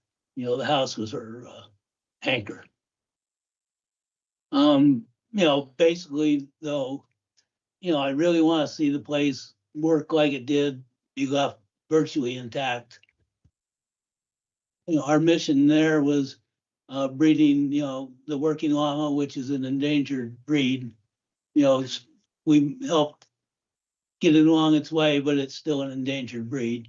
So I'd hope to see llamas, working llamas still bred there on a much smaller scale than what we did, but, still inching ahead a bit. But also over the years, I've been just shy of 40 years with llamas and people. And the therapeutic value to me is unquestionable. I've handed a lead of a llama to, literally thousands of people. And that connection through that lead, a change comes over that person. And I know how beneficial it will be, not just the people that are struggling, but their families and their kids, and how, so much of, we outfitted, and, people that even came for a half day hike sometimes thought it was transformational for them. And I know that'll translate. I know it. And so it's kind of killing three birds with one stone for me. A little bit more of the work, retaining the working ranch the way we put it up. We put an awful lot of work into it. Redid everything, irrigation, laser leveling. It's only 200 acres, which is not viable for most agriculture, but was viable for what we did. It was actually what we needed, the production of the hay and pasture for the llamas, and it was set up for breeding a working llama and letting them do all they can be, raising them through till their maturity, which is a big failure in most instances. So it's set up for intact males, a working llama needs to be left intact. And so you got, Vision 60 stallions running around in the same pastures. So it's geared to that. And just a side note, not too important, a gelded male working llama has about an 8-year working life, maybe from 4 to 12. An intact working llama will go from 4 to 20. You double their working life. So it's important to have it set up to be able to raise those males. Obviously, I think it'd be very beneficial to Boulder Crest. Although I know it will be, but if for whatever reason that part of it somehow doesn't come to fruition, I still want Boulder Crest to have the property and maintain it the way it is. And that's kind of where I am. I don't know if there's any questions for that right now, or hope I was brief enough. Good summary, thank you. Please. Would you be open to taking a couple minutes and talking about the overall operation of what the plans are for the operation of the Boulder Crest Ranch, and like how long people will be staying, or how staff, kind of more of the general programs for this program? Yeah. And if you need me to pull up anything, I do have your application up if you want me to pull anything up. Maybe the phases. Okay. So if I just talk a little bit about the programs one by one, timing. So Warrior Path, which we will run one a month here, is a 7-day program. It's a 90-day program, but it's 7 days on site. My document is blank. At our facility, sorry. There's 10 warriors in that program, and there's 5 facilitators. Our facilitators are not mental health professionals, they are peers. The program has been developed and assessed and scientifically studied by 4 clinical psychologists, but it's delivered by peers, which we find to be much more effective than mental health professionals. So 10 guys for a week, call it, at the facility. The rest of the month will be family R&R. Families come in a variety of different ways to us. In Virginia, I tell people all the time, some of the families, they come into cabins, we never see them. They're hunkered down, they're playing board games, fishing in our pond, doing archery, petting our horses, whatever they want to kind of do, never leave the ranch. We have other families that come and use the place as an outpost where we live in Virginia. There's wineries and breweries and a couple small towns that are really nice to look at, and they go out shopping. I would imagine that'll happen here. They'll be fishing in the lakes and skiing on the ski resorts. And then you have a hybrid of families that come, and they average stay is 4 nights. We allow them to stay for 2 to 7, but the average stay is 4, and the average family size is about 4. So although we serve 750 people a year, you never see more than about 10 or 12 people at a time at the ranch on a daily kind of basis. The couple retreat is 6 couples, so 12 people. That's our biggest program as far as people go. 12 people for a couples retreat, and that normally goes Friday, Saturday, and Sunday. And that's the one that's done with the songwriter. And then the teens retreat, which we don't have any plans right now to do here. But the teen retreat is about 20 teens. And that lasts for a long weekend as well, Friday, Saturday, and Sunday. So that's kind of the distance. Our staff at our facilities are about 12 strong. About half of those deliver the programs, and about half of those take care of the facility. So maintenance guy, somebody who does the reservations. We run our reservations just like a small hotel would run reservations. At the end of the day, in Virginia, we were rezoned as a bed and breakfast from agricultural land to a bed and breakfast facility. So that's really about everything we have. As an organization, we're about a $17 million a year nonprofit, which in the big picture of things is a fairly large nonprofit. Most of that money obviously goes towards salaries. We have about 80 employees, and most of that goes to our first responder program around the country, where we serve about, like I said earlier, about 15,000 a year. Mr. Chairman. So I've got one question. Yes, sir.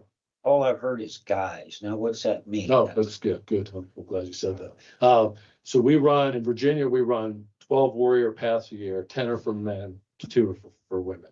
We did that percentage because that's about the same percentage that serves. So it's about an 80-20 split. If you look at the active duty force, it's about an 80-20 split men to women.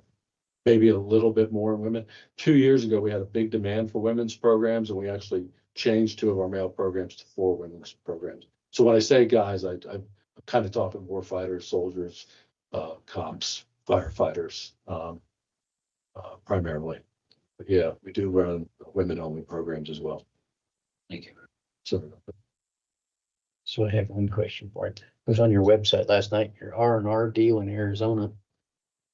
Either I was doing it wrong or you booked it. I looked for reservation signs and You can't it get clear it. through 3030, it was booked. Is I'm that, glad you brought that up. or of course through 2030? Yeah, no, it's not through 2030. So we only open our reservation system up 4 months in advance. What we found was the longer out people made reservations, the more they canceled. So we limited it to a 4 month. So as an example, December 1st, yesterday, we would have opened up March. So March 1st would have been open. By 4 o'clock on most days on the 1st of the month, that month is full. So that's why it always looks full on the reservation system.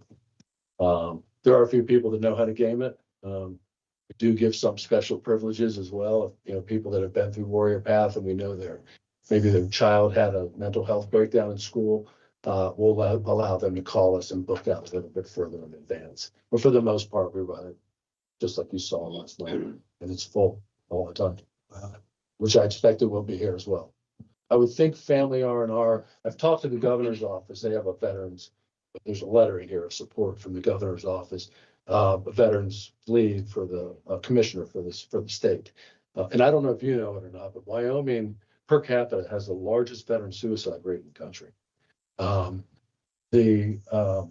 The governor's office did ask me if we would concentrate on Wyoming veterans. And I said, absolutely, we would start there. And actually women veterans is their #1 priority this year.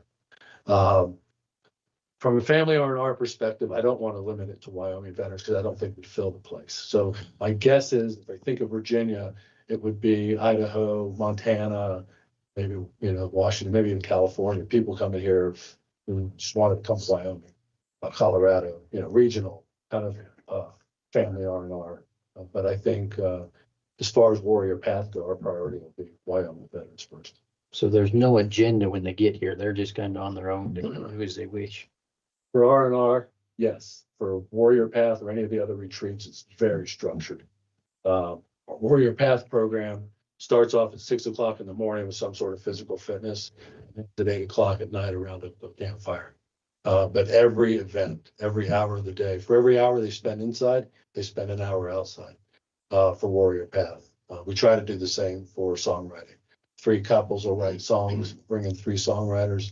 They'll write songs in the morning. The other 3 will go out and spend time with our horses and do archery. And then in the afternoon, we'll flip-flop kind of thing. But our programs, non-family R&R programs are very structured. Family R&R is basically, think of it as a mini vacation. Mostly for young enlisted troops that can't afford. I'm an enlisted guy. I was a Master Chief Petty Officer when I retired from the Navy. And I know how hard it is on young enlisted families to afford a rate. Me? That my family? Thank you. I just thought to have it over. Thank you.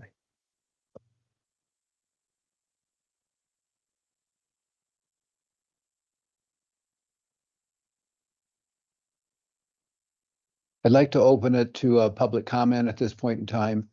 And after public comment, commissioners will then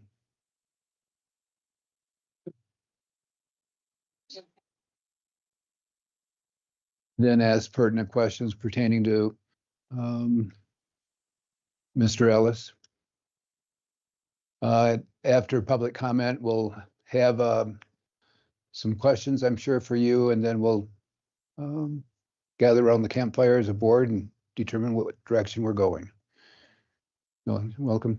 For public comment, again, we'll limit it to 2 minutes per person, one time only. That's inclusive of those online. You'll be kind enough to monitor the online, and at this point in time, we'll open it up to your thoughts, your views.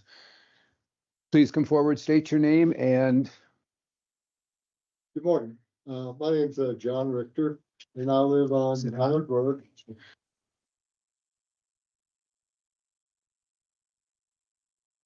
Good afternoon. My name's John Richter, and I live on Mallard Road.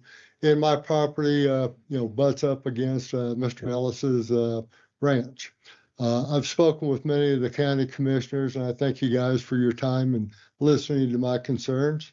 I also spoke with Ken about Mallard Road, and there's been several things that have been brought up by the residents there on Mallard Road as far as impact that has been addressed here. My main concern was Mallard Road, and as previously stated, it's a quiet, rural residential area, and we want to see it stay that way. In doing this is really going to change Boulder, Wyoming. Okay. And, there's quite a lot of change in Sublette County here in recent history. I remember going to the Stockman and, 40 years ago, give Kay a credit card. She looked at you and said, well, we take cash or a counter check. And, a lot of things have changed in that time. I'm not looking forward to a lot of change in that. I've spoken with Ken. He's assured me that if this is approved, he will strictly limit the usage of Mallard Road there. There's a couple cabins. He'll keep his people under control, keep the speed down, do whatever he can to go ahead and limit exposure there on Mallard Road. He even said he'd put it in writing. And that addresses my major concerns. There's other people that have issues, and I'll let them speak to it. My main thing was the use there on Mallard. We've had some stuff in the past where it was a real problem, and don't want to see that happen again in the future. I did have one other question for Ken, and talk about there's going to be 12 people working there. 2 minutes. I'm sorry, John. Oh, I apologize. I just received notice that your time is up. Okay. I apologize. Wondering where these people were coming from. Were they gonna be part of the community or they're gonna rotate in and out? I'll ask for you.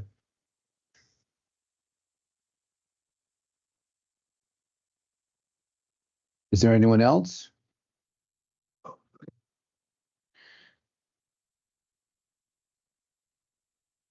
Good afternoon, commissioners. Josh Adams, been in this community for about 30 years. What an opportunity. We all talk about veterans and what they've done for us and our appreciation for them. This is an opportunity to put our money where our mouth is and to give back to the people who've given so much for our freedom. So that's where I'm at. This is a good thing. We should be welcoming these guys with open arms. Thanks. Thank you, Josh. Tyler? Anyway, I'm Tyler Wilson. I'm from Boulder, Wyoming. And I've talked to Albert and I've talked to Ken. And I've watched Boulder come and grow and get changed. And I live there all my life. I have windows just like Albert Ellis got in his house. And they look out, right? Where Ken and Albert come to my house and sit on a cooler. You guys talk about post-traumatic stress. I dealt with it all my life, my brother. Please address your comments to the board. Yeah, one killed in Vietnam. Post-traumatic stress to me. My brother Rich come out of there. Never did come home. Stayed in Sheridan. Now I'll tell you what, you can flip out anytime you want. He could, you could, he could. But I don't want to see you guys pass this and change Boulder and open a can of worms. And if Albert loved Boulder and Ken Please address your comments to the board, Tyler. Boulder and Ken loved Boulder, Albert wouldn't have come there and divided that place up, and the zoning wouldn't have passed and cut that ranch up. There's 32 homes in there. Then there's a trailer court. Then Albert and that Sandra gives it to their son. His son sells it right away. That's gonna happen. You open this can of worms, it ain't gonna stop in Boulder. Why should I have to look out my window every day at a bunch of veterans and people that are whacked out in my life? I gotta look out that window every day and see trauma of war and stuff from them guys being in the war. And that comes into my mind and my heart every day. Thank you, Tyler. Thank you. I'm gonna excuse myself from a meeting because I can't handle it. Okay, thank you, Tyler. Would you mind asking them to raise their hand again? Someone raised their. If you're online, please raise your hand after us whenever, so we know that you're on cue.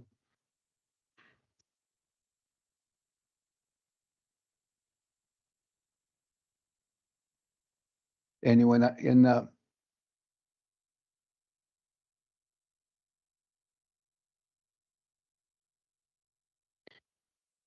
Great, thank you. Chris Searles, local resident. Chris, who? Chris Searles. Thank you. SEA.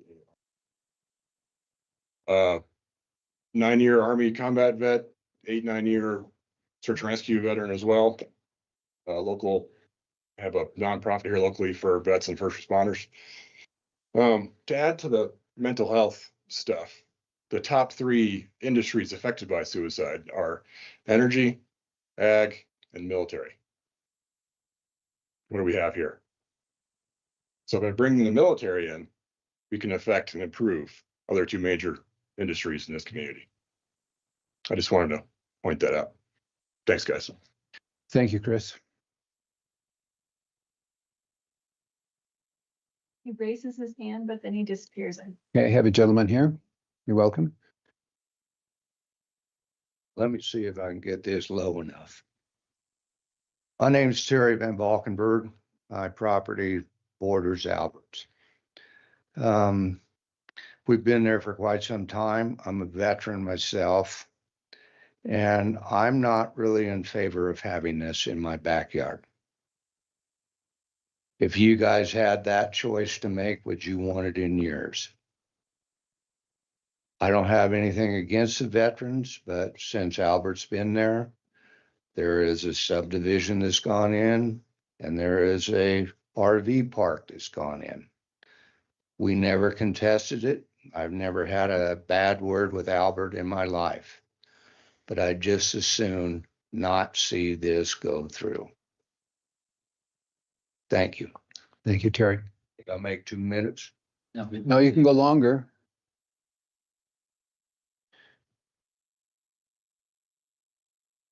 From the visitors, anyone?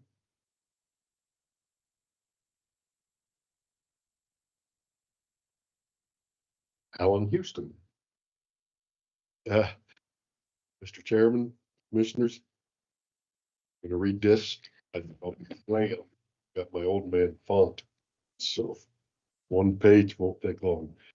As you might expect from my letter submitted earlier, I'm here to offer my support to Mr. Ellis and encourage you to approve his proposal. This morning I was mulling over what else I might add and concluded only this. The burden of maintaining liberty and freedom of this nation is not equally borne by its citizens. Those who so willingly serve us accept the bulk of this burden, often making a tremendous sacrifice, a sacrifice of their very health and well-being. Undoubtedly, we're all grateful for this. I encourage those who have reservations regarding Mr. Ellis's proposal to see any changes not as an imposition, but rather as an opportunity to contribute in some small way to carrying this burden. I encourage the entire community to avail themselves of this opportunity and take great pride in your contribution to Boulder Crest's mission. That's it. Thank you. Thank you. Online? Brandon Gutierrez just texted me and said he's trying to raise his hand. Leave his hand up. I don't see him. It comes up and then it goes away.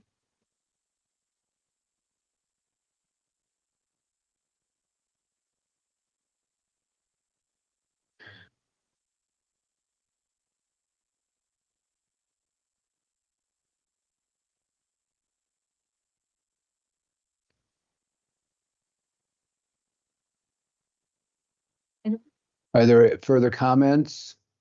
Yes, please.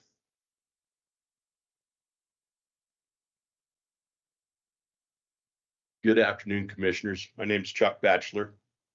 I have a veteran son, retired out of the Air Force about 18 months ago.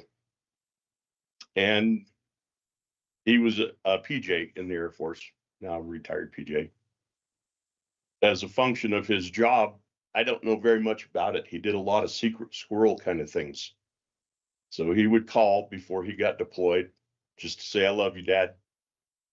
And he would come home and not talk about anything that he did. And I think a lot of that was because he couldn't talk about it. Other half of it was he didn't want to talk about it. As you can imagine, when he did get home, integration back into civilian life is difficult. He has been to 3 different programs: Marcus Brain Institute, Mighty Oaks in California, and Boulder Crest. And in my opinion, I thought he saw the most gain mentally for his mental health when he returned from Boulder Crest. I would have loved for that program to be here so that we could have supported him through. And I'm not sure which Boulder Crest he went to, but it did him an unbelievable amount of good. And I have a suspicion that he's one of the people online. And I hope that he raises his hand and does some comments. But I really think that we would be passing up a tremendous opportunity to have them in our community. Like Josh said before, we talk a lot about how thankful we are for the job that our veterans do for us, giving us our freedom. And when we can do something to give back, too often it's just like, "Well, not in my backyard. I'm all for helping them, but don't want to do it here. I don't want to do it." Well, I do want to do it. Thank you, Chuck. Time? Time. Okay. Thank you, Appreciate it. commissioners. Appreciate your time. Couldn't find him. Yeah.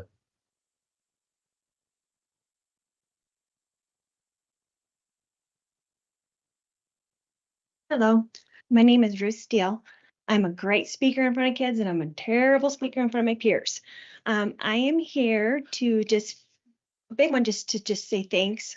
Ruth Steele of Alder, Wyoming. Thank you for commissioners for doing your due diligence and wanting to do what the community wants and being a voice of the community. I've been to a lot of these meetings and I know it's a lot of hours and it's a lot of toil and worry. And I go out in the community and I share that with people. And I really mean that. Thank you so much for that, all that you do. Mr. Ellis, I'll just give you quick eye contact. I know I need to talk to the board. Yeah. Thank you for wanting to do this. You have a very valuable property. And that you're wanting to pass this on and go this route, I think is very commendable and very selfless. I know that you love your llamas, and I know that that's a part of it too. But I think it's pretty neat that you're wanting to go this route with what you have. Changing is inevitable in our county. It's my kids are 6th generation. My husband has had in his family the Boulder store for 3 generations. So yes, we would love to do business with the Faulkners, but more importantly, how do we want to change? How do we want that to look? And here's an opportunity that I feel is very neat, that we can maybe, the veterans that have us, this great nation that we have. My husband's side, his dad was a veteran in Vietnam, and he had many other SEAL family members in different services. And I think, we've talked about it a lot. He's in support of it because he saw how it affected his dad and the mental health component, and it still is working down the generational trauma chain. And so having this opportunity in our community, I think, is a great asset, and change is inevitable in how we want to ride that ridge. And I think this is a great opportunity to find that nice progressive ridge where it's embracing it, but in a very positive way for our community. Thank you for your time. If you have any questions or comments for me afterwards, I would love to visit because I do better one-on-one. But thank you for really considering this and filling it out and hearing everybody out. Appreciate it. Thank you, Ruth. Online, it's pretty quiet. Okay. So he sent me a text and asked if I'd be willing to read it, if you're all right with that. Absolutely. Please, Commissioner White. So this is from Brandon Gutierrez, who owns the RV park just south of the property. Said, when Albert first mentioned this to me, I was excited about the idea. After several conversations, I've come to appreciate even more how honorable his intentions are. I fully support this effort now, and I hope the board does as well. I believe it would be a tremendous asset to the community. It is important for us as a community to stand behind organizations that are committed to giving back. From my understanding, that is exactly what this foundation represents. These individuals who would attend this retreat are the same people who put their lives on the line for you and me and communities everywhere. It's a powerful message and truly an honor to have an organization find as much peace and healing in Sublette County as I do. Again, I want to express my 100% support for this change. Thank you for your time. God bless. That was from Brandon Gutierrez. Further comments? Afternoon, I'm Kevin Williams. I don't know, probably shouldn't even get up here because it kind of sounds unpatriotic. But first off, the Boulder Crest Foundation, I mean, what an awesome service you provide to our vets. Appreciate that. I don't want anyone to think I'm anti-American or anti-vet, but I have 2 pieces of property that's somewhat affected by this. But my biggest concern is the safety component. It sounds like your stats are awesome, but God forbid the one time that it isn't. It is a rural community out there. Emergency response can be slow. I would just hate for something to happen. I don't know why I feel that way, but I do. I strongly support your organization, everything you do, but I don't know why I just can't get behind it, but that's it. Thank you. Thank you, Kevin.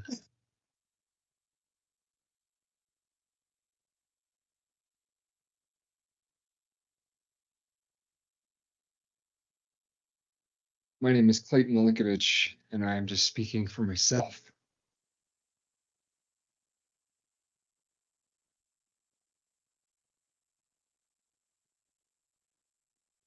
I know the clock's running, so we'll try to be quick. I know that we have heard some concerns about safety in this community. I happen to know and work with people who have a really good pulse on safety in this community, what that looks like. And I can tell you one thing. If there's any danger that's presented to this community by the actions of anybody coming here to seek the respite and the treatment and the safety that this organization would provide, I promise you that that risk already exists within Sublette County, with people in our community who are choosing not to seek that respite, the treatment, and choosing not to seek to keep themselves alive. I'm sorry. I'm sorry to everybody in the room. I get it. You got property next to this property. I get it. I do. And I usually don't say things. I usually don't come up into these meetings. I sit back in that chair and I keep my trap shut. Although I often have a lot of thoughts, but I'm sharing this one now. Suicide is real in Sublette County. I can raise my hand as a son of a parent who died by suicide from Sublette County. We have lost far too many people in this country to suicide. And if so be it that a landowner is uncomfortable because someone is out there doing their best to take the steps forward to say, I have a problem and I need some help and I want to stay alive, so be it. It does not create risk in this community. That's it. I'm sorry. I just couldn't sit back there any longer. Thank you so much, Clayton.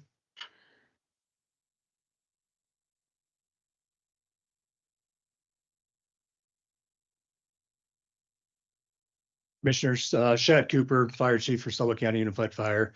I just wanted to stand and express my complete support for this proposal and ask for your favorable consideration. Sublette County has been impacted. My own organization has been impacted very recently with suicide. The state of Wyoming, there's a desert of mental health services and support for first responders. This proposal in front of you provides a much needed resolution and a tremendous benefit for veterans and first responders. And we would certainly benefit from that, and the state of Wyoming would certainly benefit from that. And I just want to express my support and ask again for your favorable consideration. I think it's very important. Thank you. Thank you, Shad.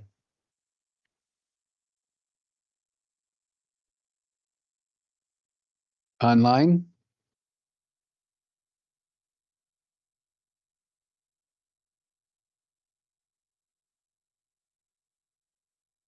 Hello.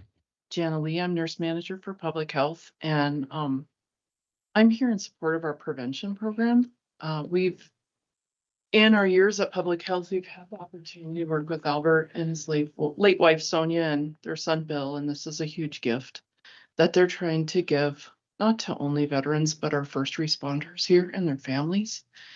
And just like Clayton said, I think the numbers in Wyoming for suicide are incredible. And if you look at our veterans, their rates are double what the general population is.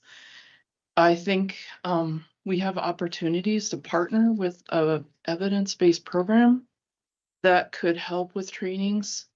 But I don't even know that we could really imagine the depth of what that could do for the residents and first responders in our communities. Also, we've explored some opportunities for crisis intervention teams, but you need when suicides happen, things like that, but I think there's opportunities for support for professional level interventions that could be just help our prevention programs just flourish here and help support the needs within the community. Thank you, Jenna.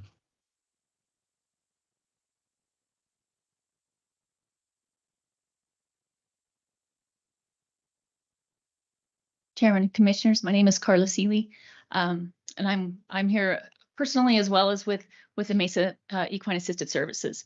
Mr. Ellis's property was actually my first home when I moved here 30 years ago, since the family sold the ranch to Mr. Ellis, and then rest is history for that.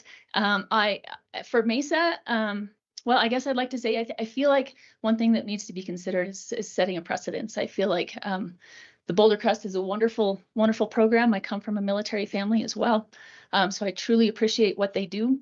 I feel like we are bringing in primarily outside members out of our state, out of our community they're going to be helping with Boulder Crest. But I do feel like that has already been, another organization has tried to do that within our community, not with the military veterans, but with people that have trauma issues, bringing them in, helping them within Sublette County because we have such an amazing community. I think it's really important that we focus on our community as well.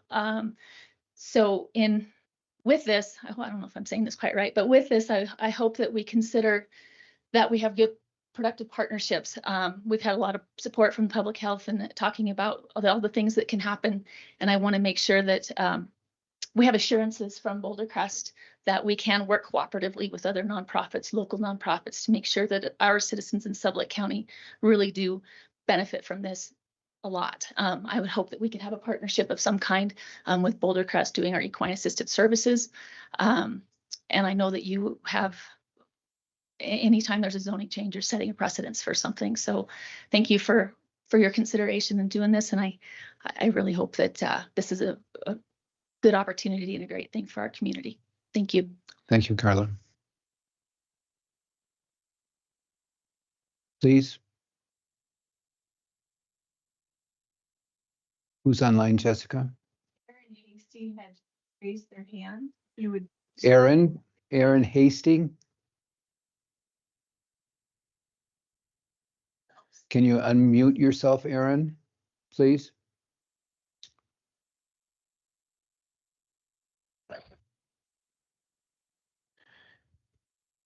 Aaron, can you hear me? I'm sure. Yes, can you all hear me now? Yes, thank you so much. Sorry about that. I am Erin Hasty, a local resident. I'm also a board member of Mesa Equine Assisted Services, and I had raised my hand before Carla got up to speak, and she pretty much covered it. So really hope that there can be a fruitful partnership between Boulder Crest and Mesa, with Mesa as the local nonprofit partner. Thanks so much. Thank you, Aaron. Others online? Attendees? Allow Mr. Chairman, Commissioners, Casey Lear, Sublette County Sheriff. I was hoping to allow the public their time to speak. So I was not familiar with Boulder Crest prior to the planning and zoning meetings. But as Mr. Batchelor mentioned, I am very familiar with the Marcus Institute for Brain Health. In fact, that is the #1 resource on my mental health list. If I have an employee with a TBI, traumatic brain injury, or post-traumatic stress. I personally know of individuals who have attended the Marcus Institute for Brain Health and a remarkable transformation when they come out of that. I have read Sheriff Chapman's, Loudoun County Sheriff, his letter regarding the Boulder Crest service there in Virginia. And as the sheriff, I have no concerns with this facility. And I would also give my professional support and my personal support if they were allowed to proceed with their plans for the Boulder Crest. Thank you. Thank you, Sheriff Lear. Additional comments, statements online? Nothing? No one? We'll close it to public comment. Thank you. Please come, if you, we'll have a conversation. I'm sure we'll have questions directed your way, but at the same time, there may not be. Okay. Thank you.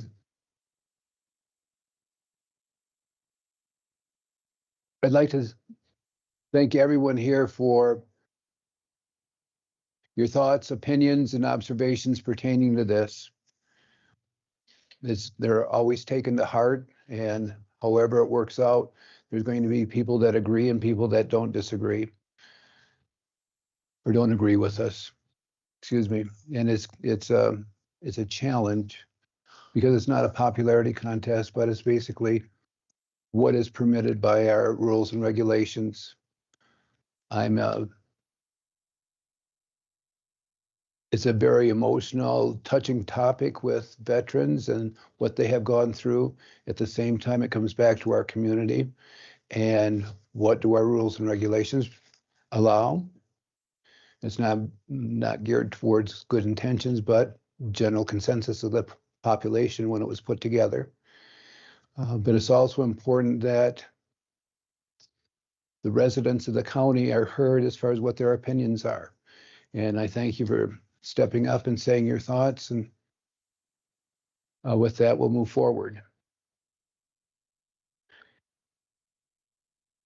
When I was listening to everyone, I had a couple of things that came to mind, if I may.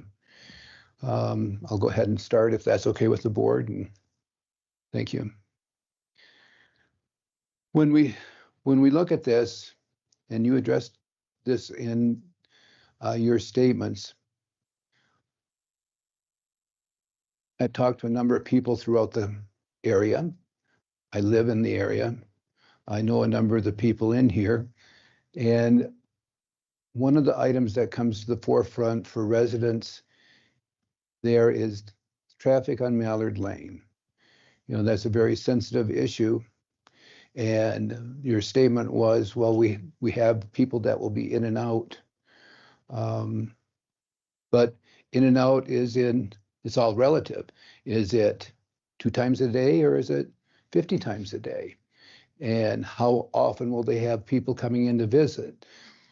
Or how often will people use that as a thoroughfare to get to a different part of Boulder Crest? Does that make sense? Sure. Can you elaborate more on that for us, please? Well, I think it's a great question. I also want to thank everybody who gave us support and has concerns. I live in Bluemont, Virginia, where Boulder Crest is, and I can assure you, neighbors very much closer than we have here in Boulder, Wyoming, that they don't feel the impact of what we do. When a friend of mine in the community asked me one time how many people, we opened up Boulder Crest, Virginia in September of 2013. So arguably we've had, including our events we have at our facility, we have a program in September called Red, White, and Bluegrass. It's a big country music festival that we do. And we also have a motorcycle ride that comes in to our facility every year. Thousands of people a year that come in and out of that facility. And when I told my neighbor how many since September of 13, he was in shock. He said, I've never even heard it. I said, I hear the motorcycles when they come in the year. Never heard anything. And this guy borders our property. So I just want to tell you that I think you'll find quickly that we're a very good neighbor. But as far as Mallard Point goes, I mean, my vision is that those 2 cabins, 9 and 10, will be staff housing. Assuming the staff works at Boulder Crest, they would come from the cabins to the lodge through the property. So they wouldn't be going out on Mallard. Can you pull up cabins 9 and 10 so we have a better idea of location? Thank you. And as I said earlier, there is an easement through Mallard Point to those 2 cabins that continue. Matter of fact, those 2 cabins, I think, their addresses are Mallard Point. They're out, yeah, Mallard address, Mallard Point. So, you know, they're working 8 hours a day, 5 days a week. Sometimes those 5 days are across the weekend. It depends on the program we have going. So they wouldn't be going in and out during the day for sure, because they would be working at the facility. They would be going out to go grocery shopping, to go to dinner, to go skiing, to go fishing, to go hunting, whatever they wanted to do. I can't tell you exactly how many times a day, Sure. but my guess would be that go in and out. Like you probably do from your own driveways. To and from work would be through Boulder Crest? From work would be through the property. Correct. I will guarantee that we will give each of those families. It can't happen that way in the winter, though, to be honest, that'd be a hardship. They plow the, Okay. they plow the snow, the llamas got through. We'll get them through. Okay. If there's not, then I'd ask the community to be supportive of car going around, to get the employees to work. You know, I would hope that was something that people could understand if the weather got that bad.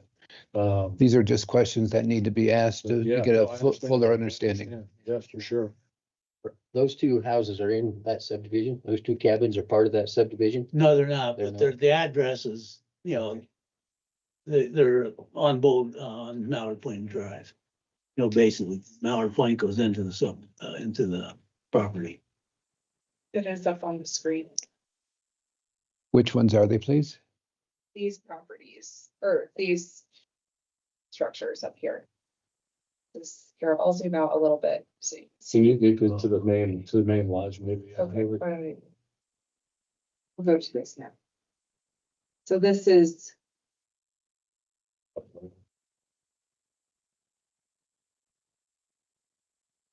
This is where the majority of the phases, phase 1 through 3 will take place. And up here are those two cabins with access from Ballard Point. Okay, thank you. There's not a road through there. They go through a pasture, but they often, you know, our employees mostly walk actually. Sure. But they did have a 4-wheeler out there too, if they wanted to use the 4-wheeler. Thank you. And they go through a pasture in order to get there. One of the concerns that has come in from several of the people that I've spoken with is height restrictions to the building, or for buildings themselves, because they appreciate being able to see the mountains. And I think that your area is 2-story, is that correct? Yes, they could do 35 feet. 35 feet. And I guess the most appropriate question to ask is, would you be amenable to a single-story dwelling there? Yes, absolutely. That's our intention. Okay. Story. And we talked to Tyler specifically. I don't know if Tyler. No, Tyler's not with us. Al and I had an hour and a half meeting with Tyler, and Tyler's window is on the 2nd floor that he looks out at the mountains. The property that we want to build in phase 4 is 1,000 feet from Tyler's window. Is that a lower elevation also? Lower elevation, I think there will not be any obstruction to Tyler's. But yes, I don't know. Can you pull up the PowerPoint here? I just wanted to see, maybe if you could see one of our Texas, we call it bunkhouses in Texas, one of our Texas bunkhouses. And I think that's, with the exception of maybe the roof design, I think that's kind of how we'll go. Sorry. That's okay. Okay. Well, she's looking that up, which is fine. There we go. Yeah, so, yeah, right there with the fire pit. That's a single-story bunkhouse. That's 8 bedrooms and 4 bathrooms. 2 bedrooms share a bathroom. So that's kind of the design. The roof will be a little bit different. We understand the snow out here, but need a different type of roof, but that's kind of what we're looking at. If I could add one point to that too, we've aligned it longitudinally with Tyler's window, actually. It fits perfectly to use it that way. So all he's gonna see is a profile, like a profile of a barn. You know, Sure. The length of it is you know, aligned straight away from it. So it'll be probably, you know, less than some of our llama houses out there as far, but for sure the roof line is below the willow line behind us. You know, we might block his view of some of the willows if he tries to look down, but certainly not anywhere near blocking view of the mountains. Thank you, Albert. Mr. Chairman, I have a question, I guess, for you. I don't know if you're headed where I think. Somebody comes in and gets a building permit to build a house, and it's 35-foot limit, right? 35-foot height limit in ours, or ag, it's higher maybe. Or accessory structures that is taller. But we never even see that. We don't know anything about that. So are we setting the precedence here that if somebody comes in and doesn't like their neighbor building, then they can come in and override our regulations? So what will occur, and I have a couple things here that will also address it. However, whenever a building is built with the appropriate deed restrictions in place, if it occurs the transference, you can put a height restriction on buildings and they have to obtain a building permit. Oh, So absolutely, but do we want to supersede what our regulations say in this instance? on something like this, that's the purpose of the commissioners to decide what we would like to do moving forward. That is correct. It's not up to me to decide. I'm bringing up questions for the board to consider after receiving the appropriate answers, and then we gather and decide what direction we want to go. Does that make sense? I would be quite happy in the conditions that we put, if you want to put phase 4 building would be single story. I don't want to put a height restriction because I don't know what the roof line's going to look like. But I think if you say a single story. And that's fine. Great for you, but the next guy that comes in and his neighbor's building, he said, well, you just overrode your own regulations to protect the last guy. Right. But in reality, we are not expanding, we're reducing the size of the structure. We're not saying, right? Next guy might not want a 2-story in front of his window either. They have the same right to petition as anyone else. So, but all I'm saying is for us to discuss. Correct. Can I add one more thing, actually? You know, when we talked to Tyler, with that meeting at his house, we, you know, talked about, he wanted tree screening. So he doesn't see the building at all, and we were actually quite amenable to that. And part of what he wanted to do was his mother planted a crabapple tree when his brother got killed in Vietnam, and it grew big. And multiple times we talked about us taking slips from that tree and putting, you know, clones of his crabapple tree in our screening, and maybe even a plaque to his brother. And he was very happy with that. At the time, he thought a tribute to his brother and in memory of him was wonderful. And since then, I don't know what's happened. He's changed his mind. You know, my son's building the barn in the subdivision. And seemed like Tyler hated to see that barn go up next to his house. And not a big barn, much lower than the house itself and much smaller. But that seemed, you know, like that kind of was some kind of trigger that the construction is out of control.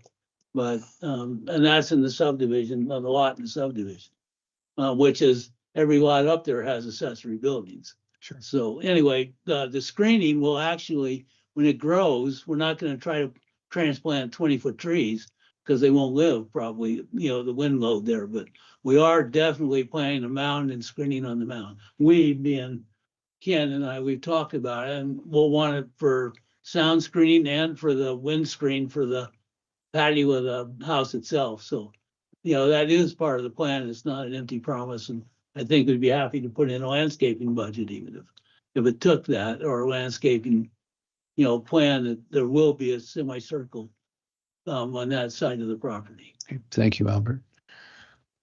Thank you. One of the items that you brought up was post-traumatic growth, and the concern within the immediate neighborhood has been, I suspect, although addressed by you in a later statement, was the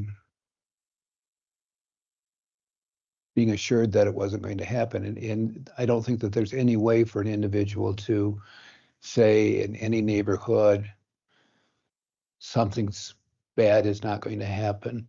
And I think that's a difficult expectation for any of us to be able to give any assurance on. Do you allow firearms or alcohol in your structures?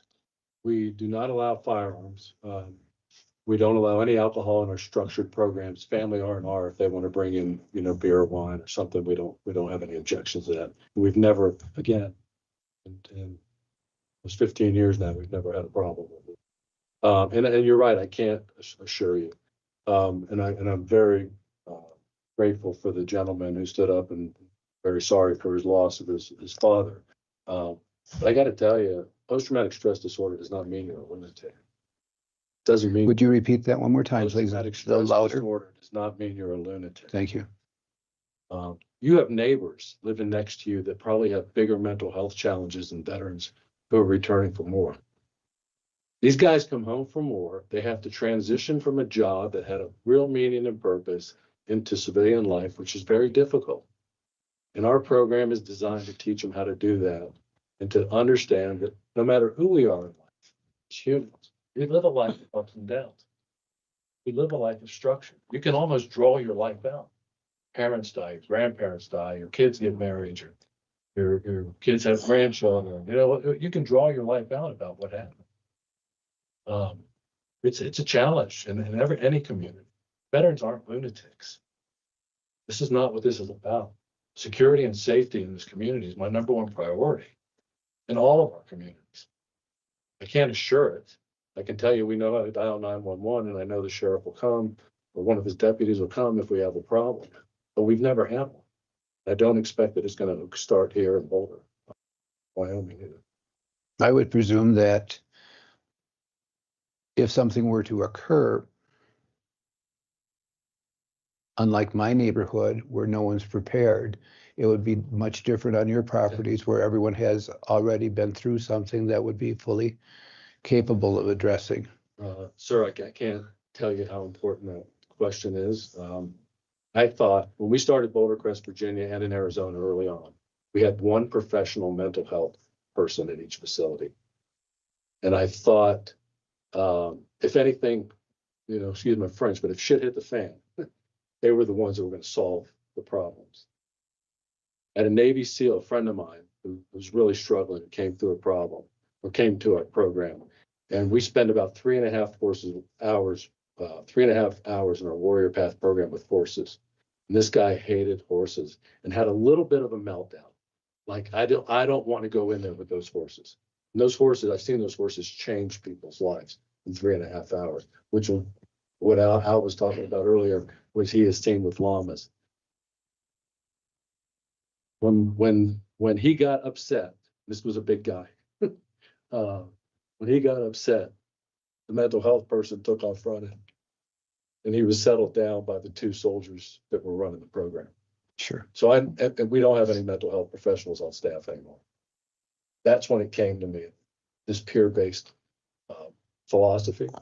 One of my psychologists, Brett Moore, who at one time was the most deployed Army psychologist in Iraq.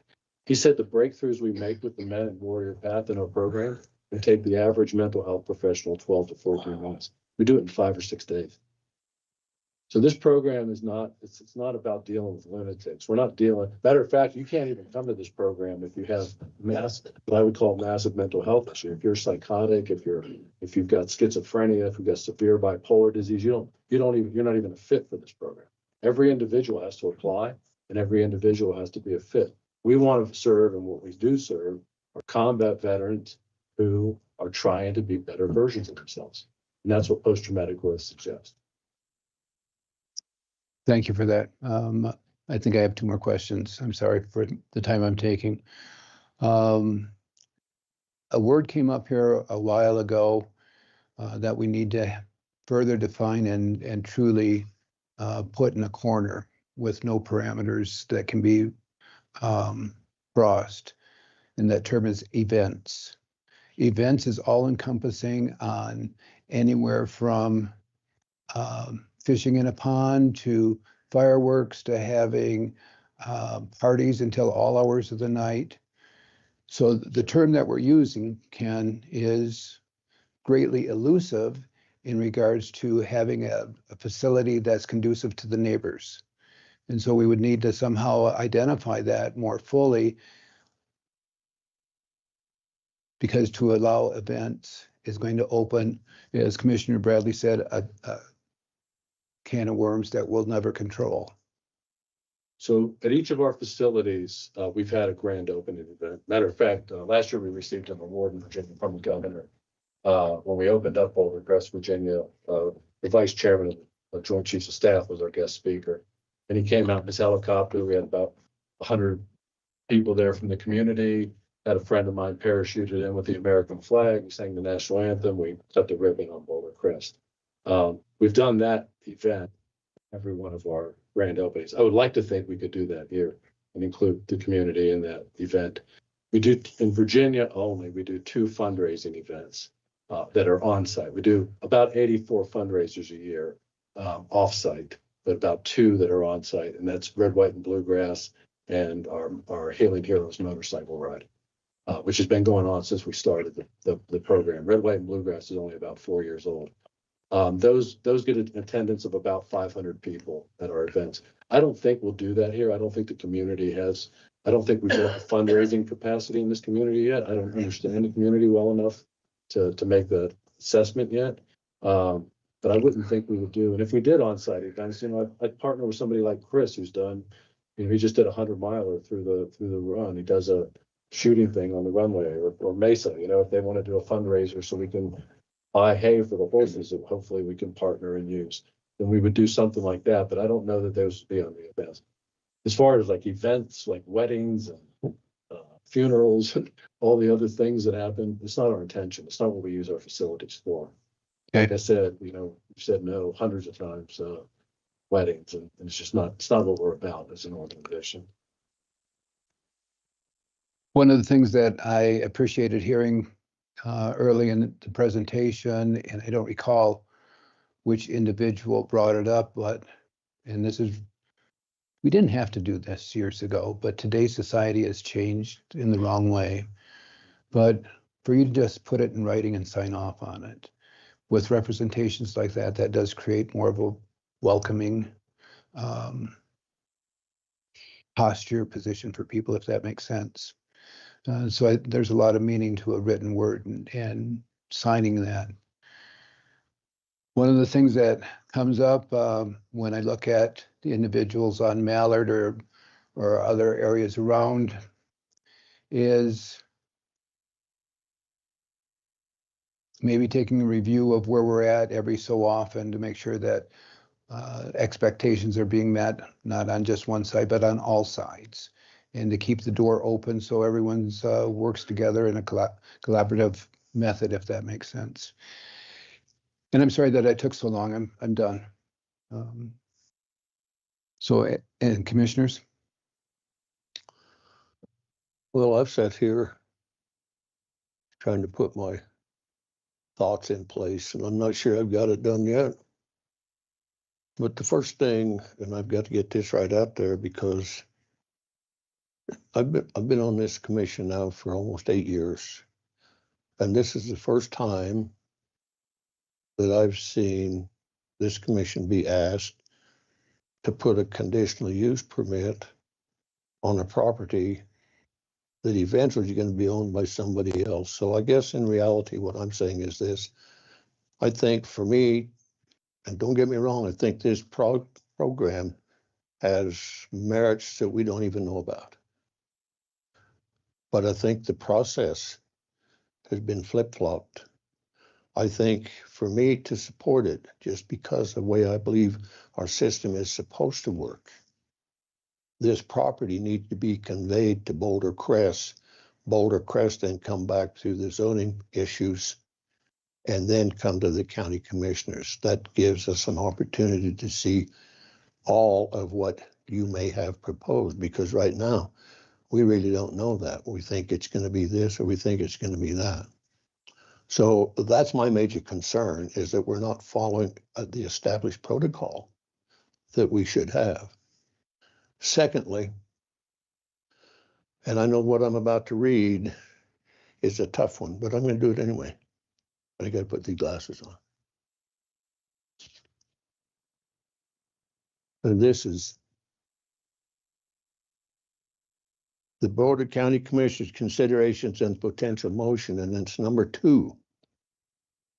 That the proposed location of the use and the conditions under which it would be operated or maintained will not be detrimental to the public health, safety, or welfare, and here's a big one, or material injurious to properties or improvements in the vicinity. How do we know that? We don't know that. The only way we could know that, in my opinion, is if somebody has had their property assessed and then they decide, wow, I'm getting out of here because I don't want to be next to this.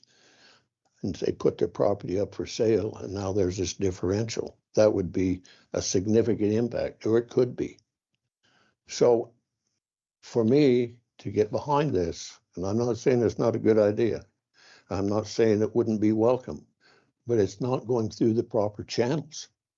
In my opinion, it needs to be brought forward by the Boulder Crest, the folks who will in fact own the property, prior to coming before this commission for authorization.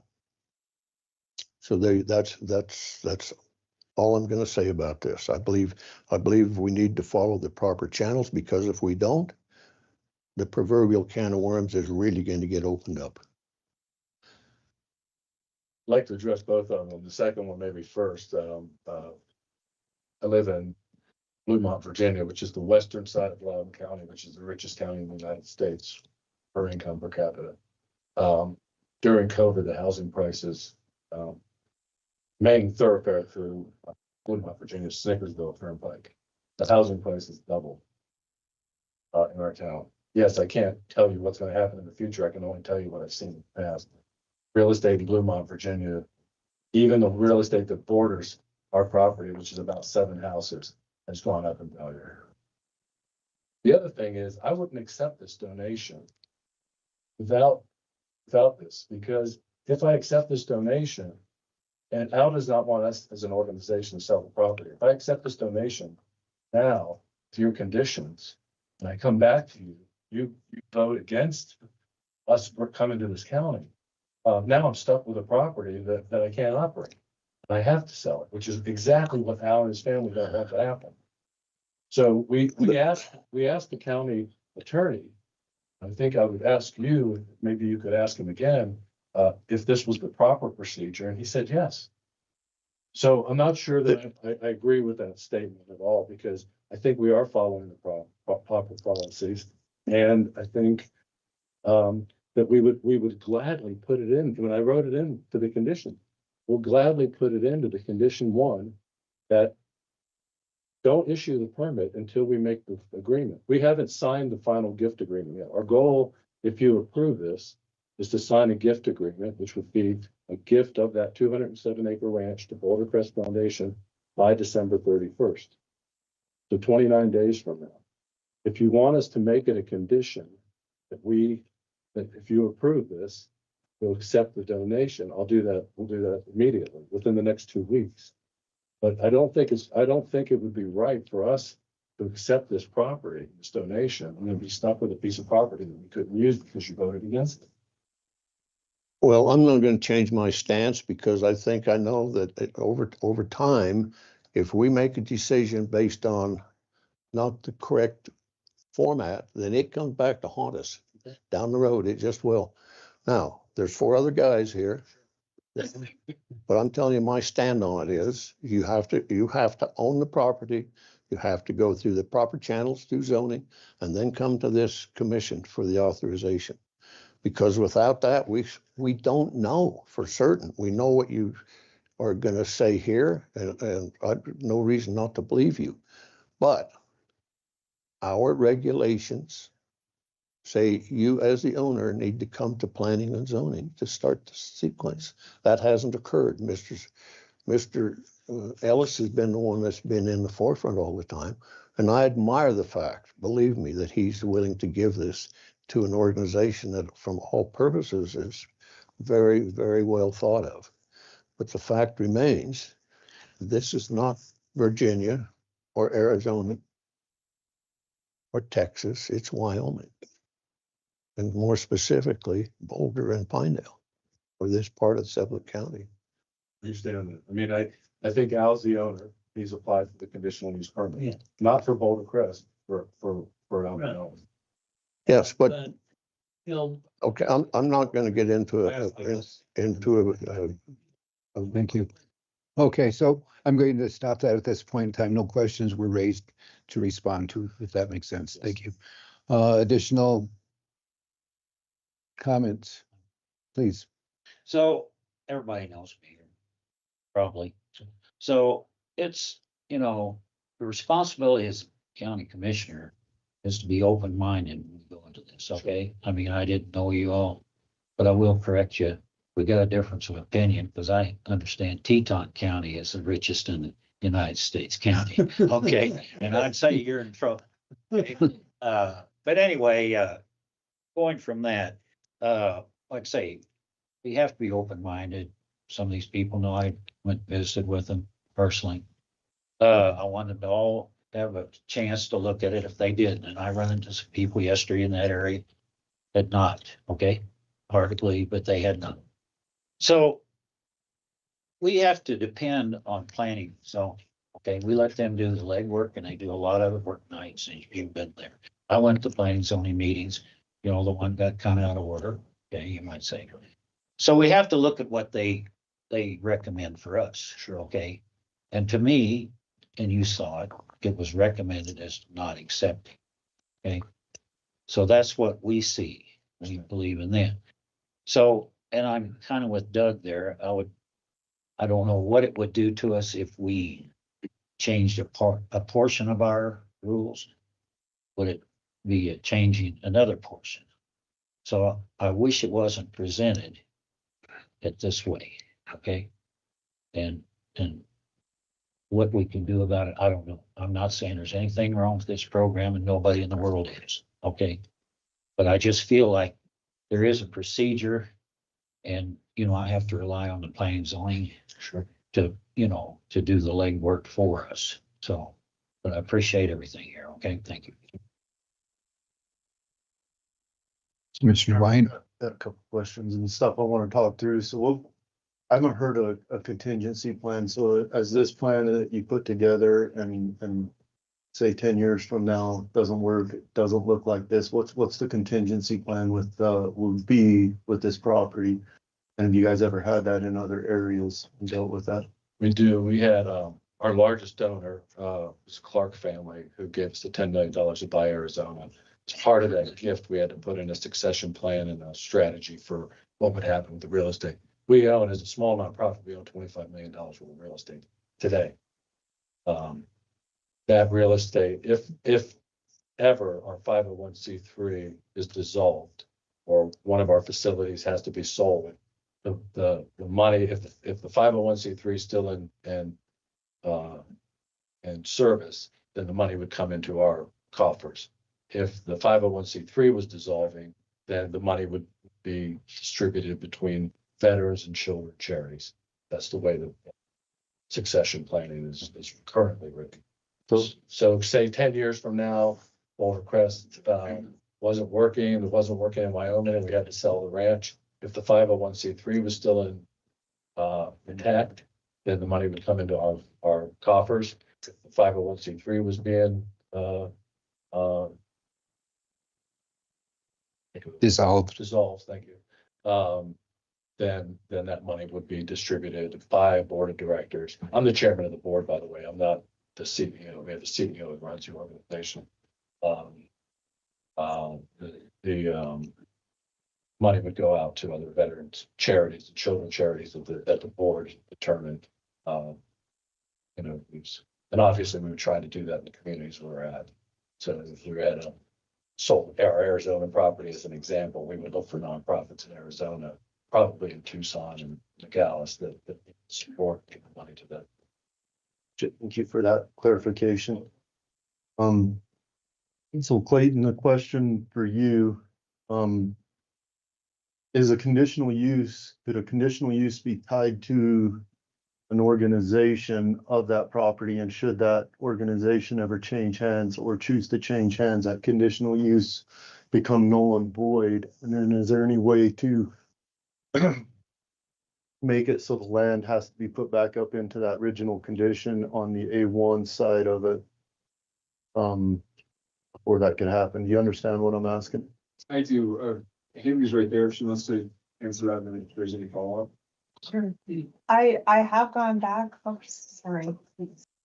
You need this? Yes, if the commissioners would like there to be a condition that this is an allowable use for the nonprofit and only for the nonprofit, and should something falter, then it would be void.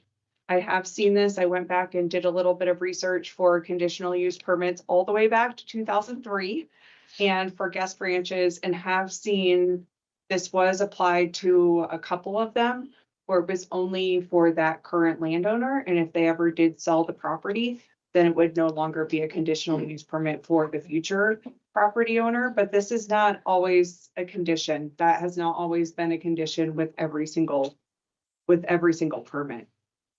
So a condition can, the conditional use can carry on to a owner to owner if it doesn't state differently. I do not see any restriction to that. If Yeah, it just runs with the land. So candidly, we had this conversation with the Double Day Ranch when you all did at Guest Ranch. She talks about what happens if there's an ownership transfer. And the reality is that entities change ownership all the time. Ranches recapitalize and switch from LLCs to S corps to a variety of things. And the reality is that it just can and does run with the land. So there's not an issue at all that the application is being made by Mr. Ellis. The other piece, when we start getting into when we start getting into the charitable giving piece of it, there's a variety of laws regarding what nonprofits can do in Wyoming with the acceptance of a gift and everything else. So the reality is this is not unheard of. And in my years of working in charitable giving up to this point in time, this is exactly how I would have done it. And this is exactly the appropriate way to have it be done. Because the reality is it makes no sense whatsoever for it to be transferred to the charity's name, because that transaction itself carries with it so many tax and other implications tied to it that the unwinding of a transaction like that just is unfeasible at that point in the event that it was denied. Candidly, you all do this with properties all the time. You split properties not knowing who's going to buy those properties or what the people are going to do with it. You do it because it's intended, yeah, but this person's going to sell it. Well, they don't have to sell it. They don't know who it's being sold to. Here in this circumstance, you're being given exactly what the intended recipient plans to do with it. So there's not an issue with it. There's nothing in the regulations that would prohibit it. It is directly in line. There's clearly permission and clearly coordination between the landowner and the anticipated next or successor in interest here. So I see no issues with this whatsoever. So did that answer it? Hopefully that didn't step on your toes too much. Okay. Clayton, Yes. and maybe Hayley too. So we always talk about private property rights as a bundle of sticks. Conditional use is giving up some of their sticks, right?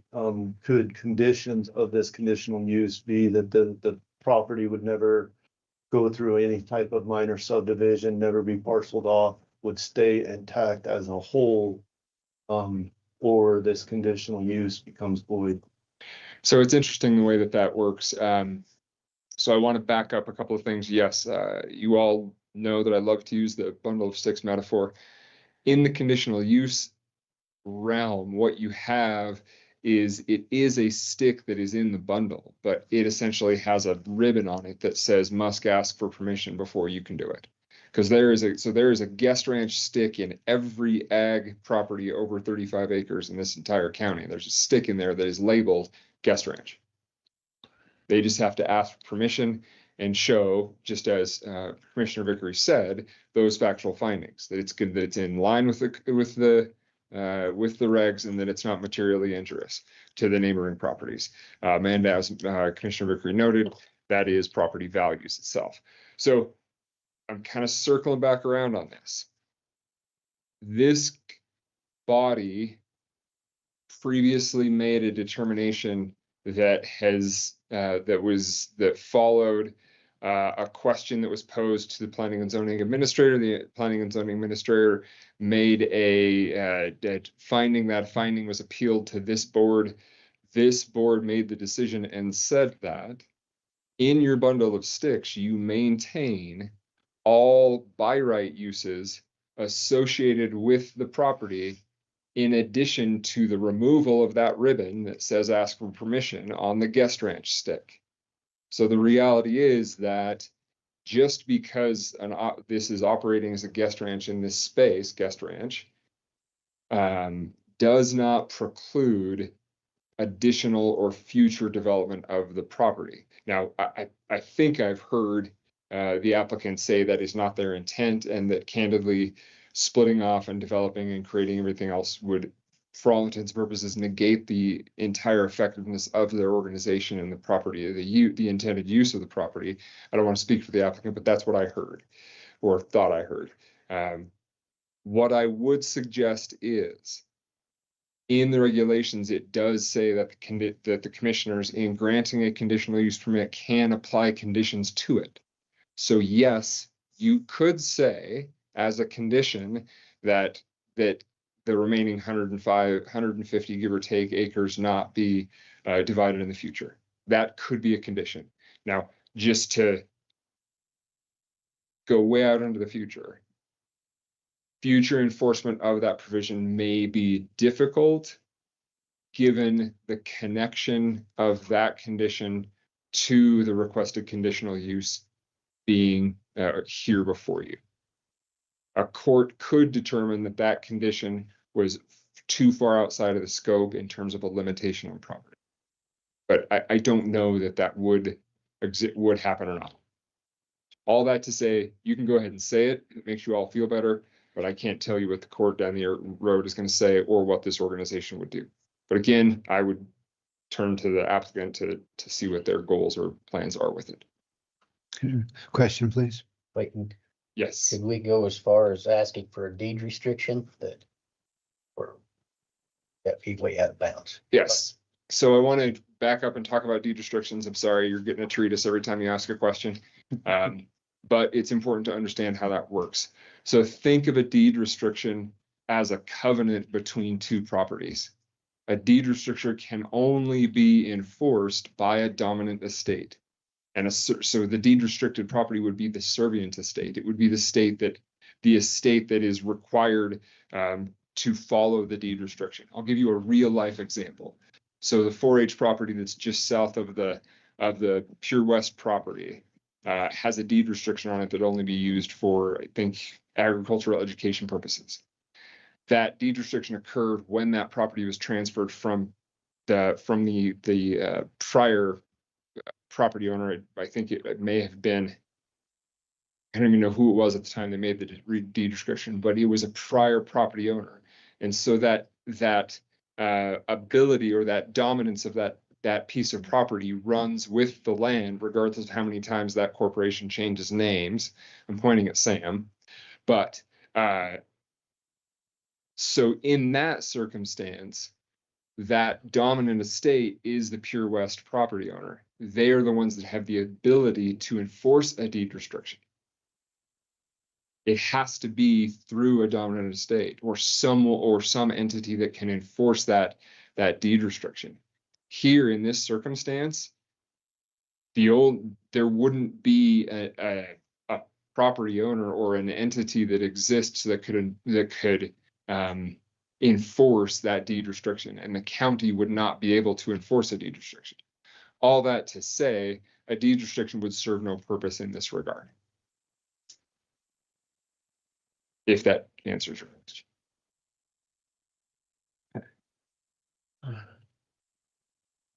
I don't know. Does that answer your question, Commissioner Bradley? Not quite, but let's carry on. The answer is no. A deed restriction makes no sense here.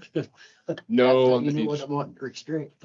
What's that? How do you know what I want to restrict? Well, I'm just saying the function of a deed restriction does not work here. It serves no purpose. But if that was on the deed, the next guy that comes along wants to buy it, says here, well, it can't be subdivided. But this is my point. 207 acres. This is my point. Who enforces that? No one enforces that. So in the event that the county wanted to build a a roller coaster on the 4-H property, Pure West could enforce, because they are the dominant estate over that servient estate, the one that is restricted under the deed restriction. They could go to court and say, Sublette County, you own that property to the south of us, thou shalt not build a roller coaster. And the court would say, yeah, that's right, because Pure West has the ability to enforce it. But if Pure West said, by all means, just build a roller coaster, we just want to ride it whenever we want, which I can understand why Sam would want to do that. Then if they are okay with it, no one else can come forward. The Forstroms down the road, they wouldn't be able to say, well, we want to enforce that deed restriction. They don't have the authority to. So that's my point, is that no one has the authority to enforce a deed restriction. That's why a deed restriction serves no purpose in this realm and would not be enforceable. And so it's a no. So that deed restriction was tied to a conservation group that oversaw conservation easements, for example, then it would become enforceable. So you're conflating two different things. You're conflating a conservation easement and a deed restriction. A conservation easement is essentially the voluntary removal of a part of those bundle of sticks. So in the event that a conservation easement was placed on this property, the entirety of this property, and as part of that conservation easement, someone was given the easement or the authority to enforce, then that other entity could enforce the limitation on the property. So in that scenario, could a government body be the enforcing entity? If a property owner were to voluntarily grant a conservation easement to the county, yes, potentially, but I think, and I'm not speaking here for this landowner, but the reality is that no landowner would voluntarily give up a conservation easement, because essentially they're just giving up value to the property with no return on that gift. Fair enough. Especially a nonprofit. I put my house in a conservation easement. Big estate. Donated the land to in Virginia. And it's a great tax property, but it really does limit future owners. As nonprofits, you don't get the tax benefit from it. Listen, I have no desire to subdivide this property. Matter of fact, I think if we don't come here, I was gonna subdivide the property. So I think it's fair to say, our goal is to run this thing as a retreat center, but at some point in time, if we're not a strong enough nonprofit to operate it, or can't raise the money, I tell people all the time, I've been shot at, disarmed bombs, I've jumped out of airplanes, I've been diving in deep, dark water. There ain't nothing harder in the world than raising money for a nonprofit. Nothing.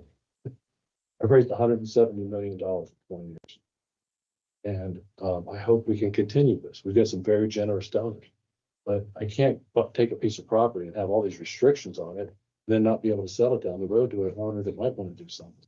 But I don't think it's fair. I don't think you would do that if we weren't a nonprofit. So I'm grateful for the questions, but I think it's not our intention at all. We have no desire to subdivide this area. We both agree nature heals, and we both agree this property was made to function as a unit the way it is, and we both agree maintaining it the way it is important to the success of his mission, just by the scope of it and the relaxation, et cetera, it'll provide for the guests. Be able to take a walk around inside the fences and walk. I envision the llamas there, but even without them there, being able to walk.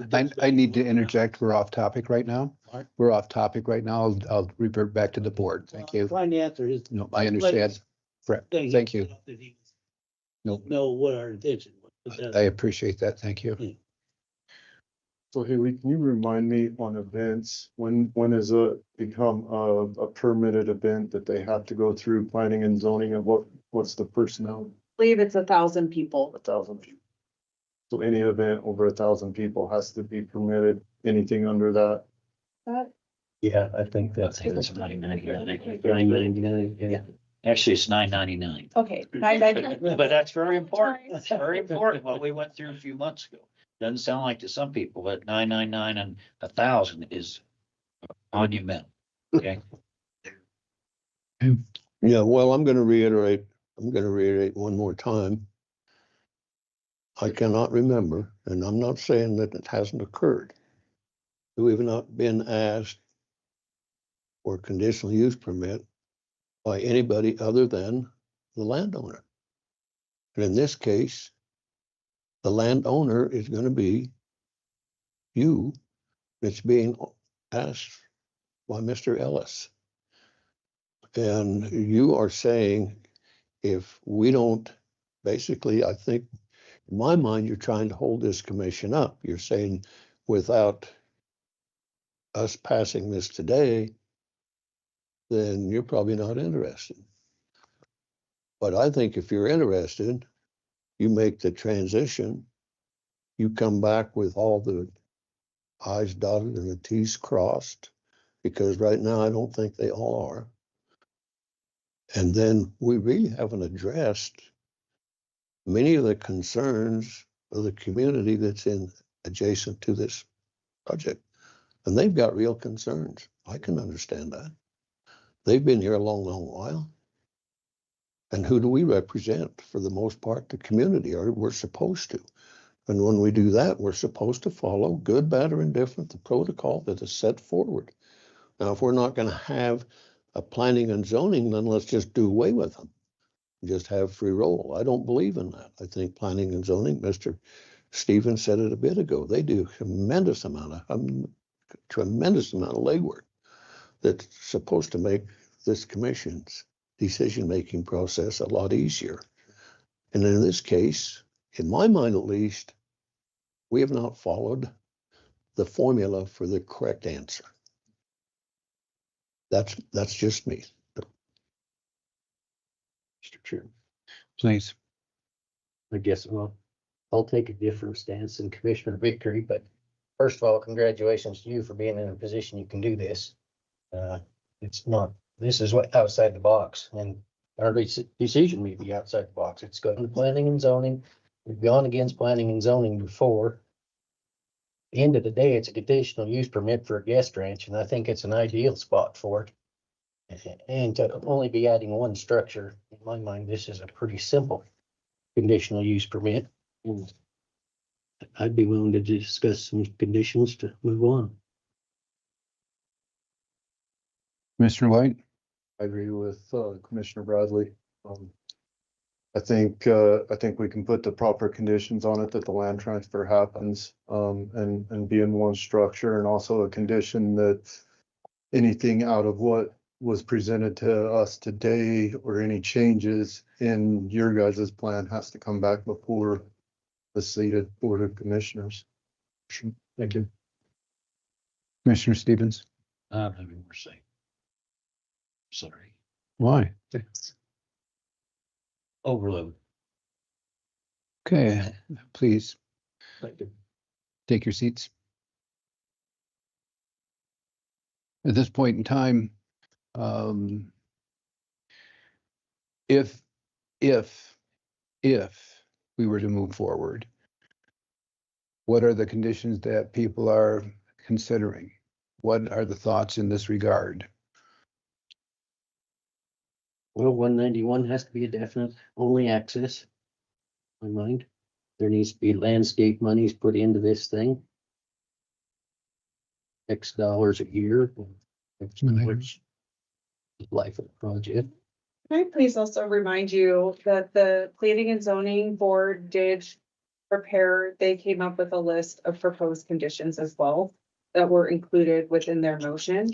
And the applicant did review these, and from their review of it, the main thing that they did not agree with was the condition of not including phase 4. So strike line 7. And then they did update the master plan, which was in phase 5. Here, I'll share my screen just so people can see visions.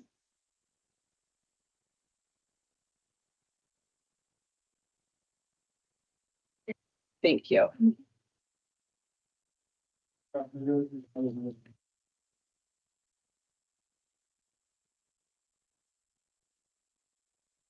And those are provided on page 17 of the staff report, just as maybe a starting point. So, to my mind, I'm fine with these, striking line 5 and line 7.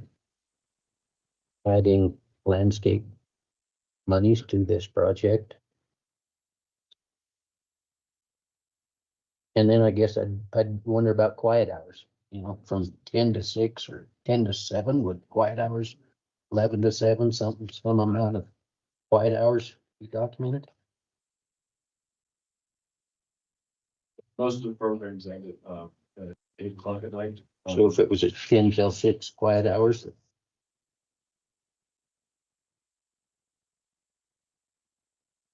Thing. Do you I think I mean, a little better. Oh. Okay. Here are also the proposed conditions that Ken provided. What was the main, were the main changes? Main changes were the Mallard Point entrance for the 2 staff cabins. And then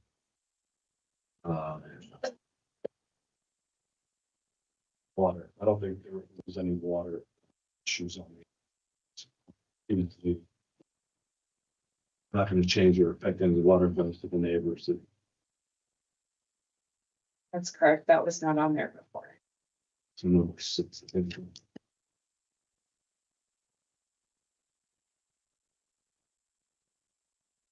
So, Mr. Chairman, Please. do we still have room to talk? Absolutely. Well, thank you. You're welcome. So, one of the things that we seem not to have discussed is the private property rights of the folks who have got significant investment in their properties there. I made a little circle around there. I'll tell you what, there's some beautiful homes back there. They have rights also. They bought that property, hopefully that it would stay the way they bought it. That's why they bought it there. You've got a beautiful view of the mountains, quiet. And now we're in the process of making the decision that may change all that for them who've been there for years. I'm not taking anything away from Boulder Crest. But I also think we need to listen to and take and adhere to the concerns of the people that are going to put up with that close proximity for however much longer they're going to be there. And I believe that, as I've said before, that we're circumventing by allowing this to occur, if we do, the important process that starts with zoning. Pure and simple. It's pretty simple in my mind. We've got an individual, Mr. Ellis, and God bless you for this, who wants to convey his property to an organization, in this instance, Boulder Crest, to put up a facility at some point that we really don't know what it's going to be comprised of. We see some stuff here that we think is going to happen, but we don't know for sure. So in my mind, once again, they need to follow the appropriate protocol, go back through zoning once Boulder Crest has obtained title to that property, come through with their plan, and if it merits, then away it goes. But right now, in my mind, we're just not following the conditions of the processes that we're supposed to. And we're not taking into account the values of the people who have built and paid a lot of money for those homes and their property down there. And so that's just me, once again. And the other thing too, well, I've got it, I just thought about it again. So with the exception of 1 or 2 individuals, here again, it's that old not in my backyard. I understand how that can be. But most of the folks that think this isn't going to make an impact aren't down there to take advantage of it. They're somewhere else. And I've got some good friends here that are part of those somewhere else's, and they want to see it happen. But would they, if it was next door to them. I don't know.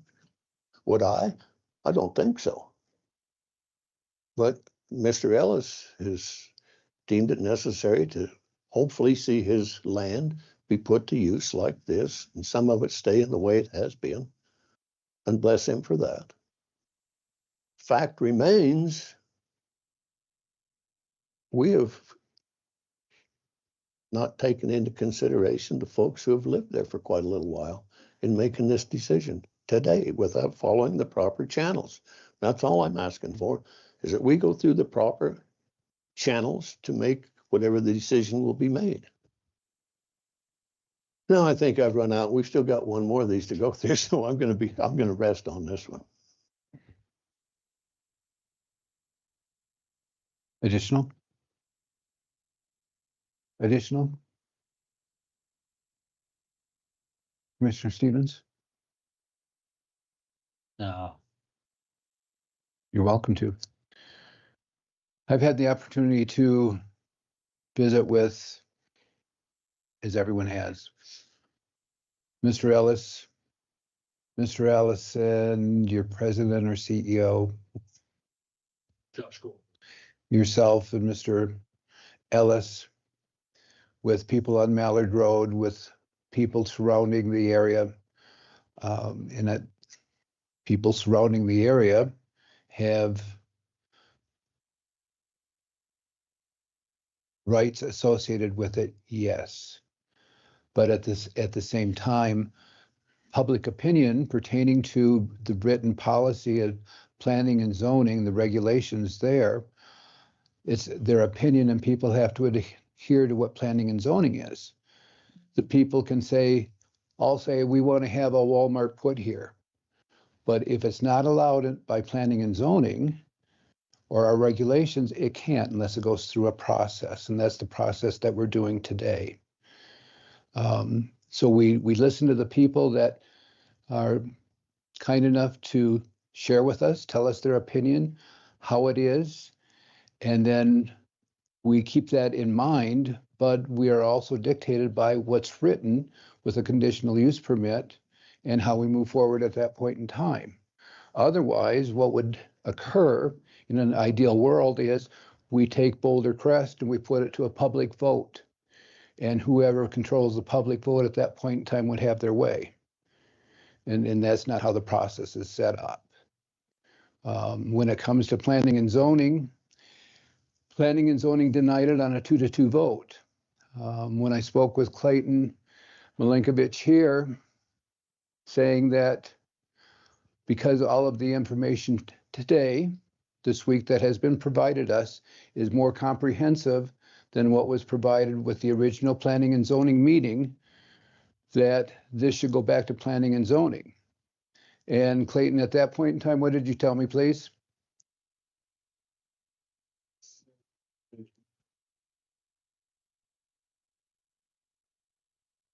That at this stage in the process, you either grant with conditions, or deny. It doesn't go back, and it can't go back to planning and zoning for their review.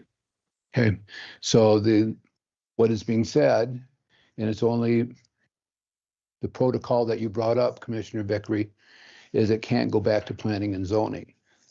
That's, according to Clayton, that's off the table.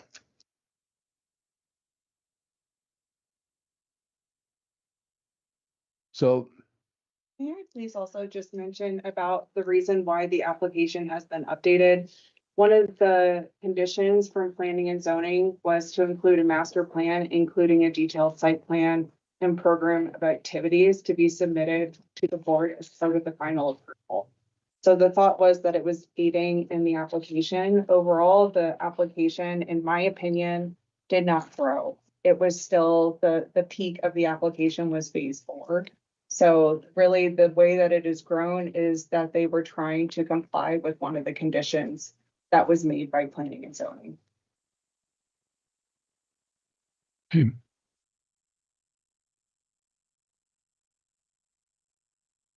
is there further discussion?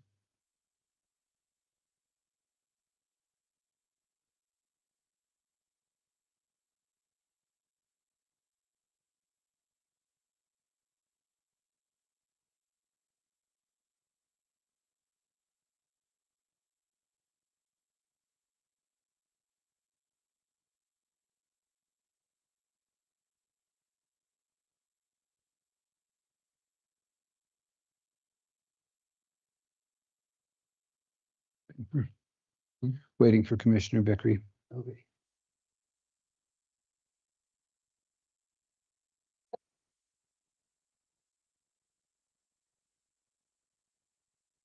Is there anything else that you would like to add? No, Commissioner Beckery? absolutely not. Okay. If there's a motion to be made, the chair will entertain it. I guess I'd have a question first. I don't know that we want to make a motion until we have some hammered out conditions in place. Or do we want to make motion and see if it goes forward before we waste 2 hours hammering out conditions? Or are we going to go with this list of conditions only? Mr. White, preference? I say, yeah, It's, I mean, I'll make a motion right now. I move that, we approve the conditional use permit with the conditions presented, along with the sound conditions that, no sound after 10 PM, 10 to 7, is that what you said? 10 to 6. And then anything that changes in this aspect, or the master plan has to be brought back before the commissioners for approval.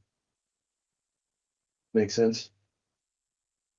So you gotta have your motion that includes your findings, your proposed findings. Page 18. And the other thing I want to point out, and I mentioned this to Hayley, in that list of proposed conditions, I apologize. Because what lists the proposed? Your P and Z conditions and then your something conditions. There was the, yeah, it would be really important there. It was in the. It's numbers. They're It's in the- small. This is in there. They're new ones that they. She said 18. Yeah, so clarify which ones, because those ones on the slide were the ones that were proposed from the. From 18. The other piece to that This is is choose to go with 17, 18. If you choose to go with those conditions, you would need to remove, you would have to remove the no firearms policy, as the county does not have the authority to require that as a condition. But they, of course, as private property entity can do it. We just cannot require it. Let's share. Oh, yeah. Nice.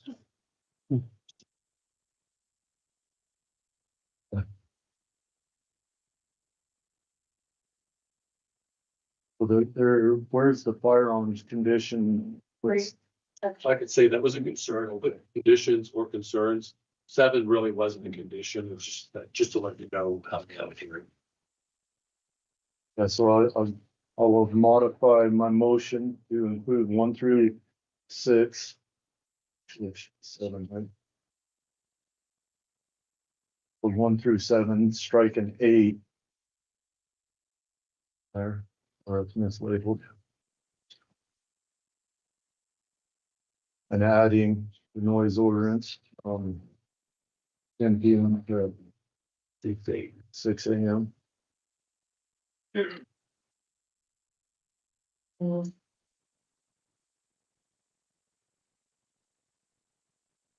Under 5, the master plan one would add, but any changes to the master plan would have to come back before for approval.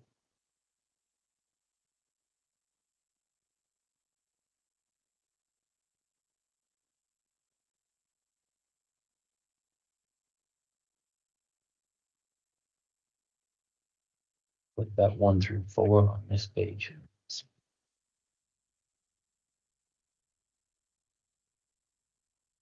Hayley, this is completely different. Page 18, is that not correct? It is different. So these were the proposed, this was part of the motion from the planning and zoning board. These conditions are what on the PowerPoint were provided by the applicant. So they are not verbatim. Thank you. And if you want to start with one or the other. Mr. Chairman, I guess I do have one other thing. Please. So in 2 words, confusion reigns here at this table right now. So I think it's only fair for both the applicant and for this board to put this program together however you guys want it. I know how I want it, and it's not going to meet muster here, but we're doing this kind of piecemealing it right now. Let's take time out for a minute. Let's be sure the conditions that we think we want are all in place prior to making this decision. I agree with that. Let's take 5 minutes, get it right. Yeah, let's get it right. If we're gonna do it, let's get it right or wrong, whichever the case, however your attitude is. Okay, we're gonna take a 10-minute break.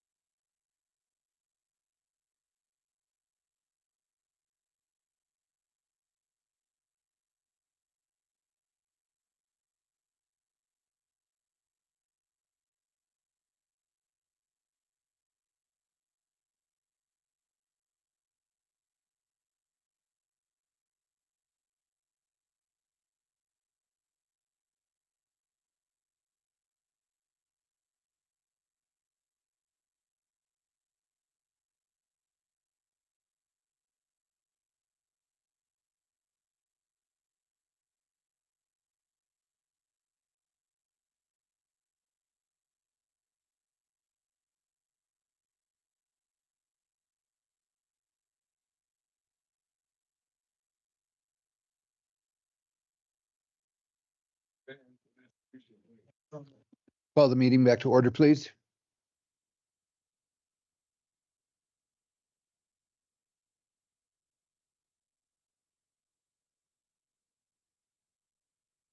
If you can enlarge that. Time was needed to be taken to come up with what's believed to be acceptable conditions for the CUP.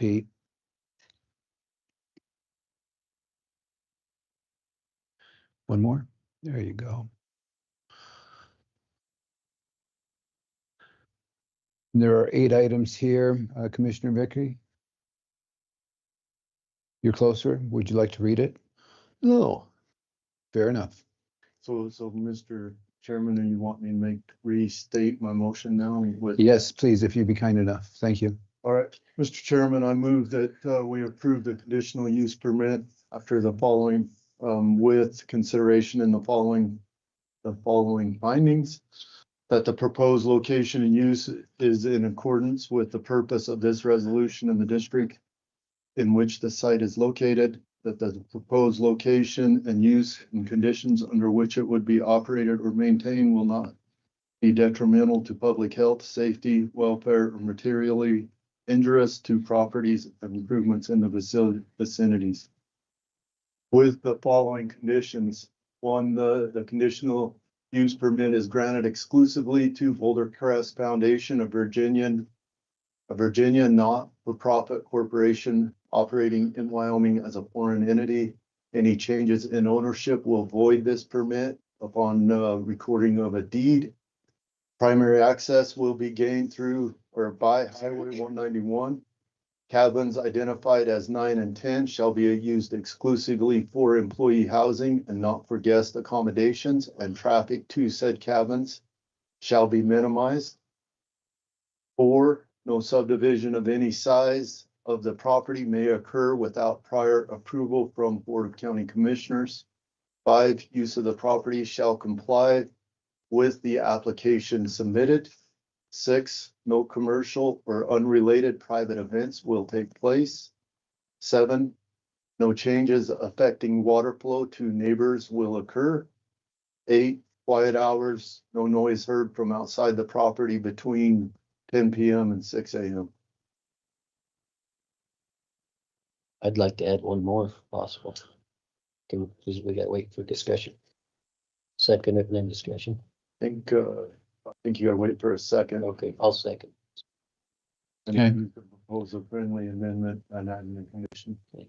I'd like to add that landscaping, that they landscape that north boundary Oh, not the boundary, close to in closer to the lodge, the line, to the the bunkhouse. the building, you know. I'd like them to definitely landscape. Phase 4. Yeah.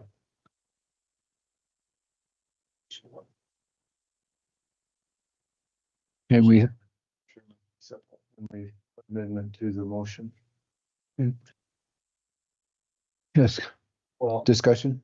did it go to 10 p.m. at night? I thought we kept talking about 6. 10 p.m. to 6 a.m. That's what I proposed. Well, yeah, but that 10 p.m. is when it go into effect, so they can make noise up till 10 p.m. to 6 a.m. 5 hours, 10 p.m. to 6 a.m. That means it goes quiet at 10 p.m. Right. I thought we were saying it shut down at 6 p.m. No, their activities end at 8, so I just proposed at 10 p.m. quiet. That's why I misunderstood that. I thought earlier we. Happy to do it tonight, but our program doesn't end until 8. Okay, so the motion, second, discussion on the amended item of landscape near phase 4. We have a motion and second on that. Motion, second on, okay. Discussion on that item. All in favor of item 9, landscape near phase 4? All in favor, signify by aye. Aye, opposed? Aye.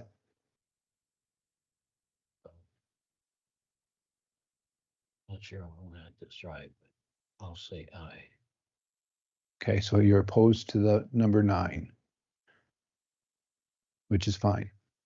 Okay, then it rolls to the main motion itself for a conditional use permit subject to items 1 through 9. Is there any motion or on that? Motion still open?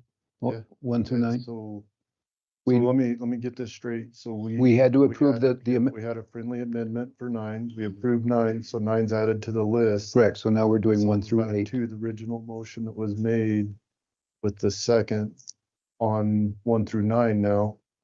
Because that's added to the original motion for a vote. Affirmative. And now we're to discussion on the original motion with 9 added.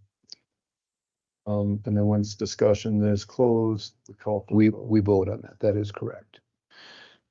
Discussion on 1 through 9. And the conditional use permit. Discussions closed on that. All in favor? Aye. Aye. Opposed? Aye. Okay, motion passed 3-2.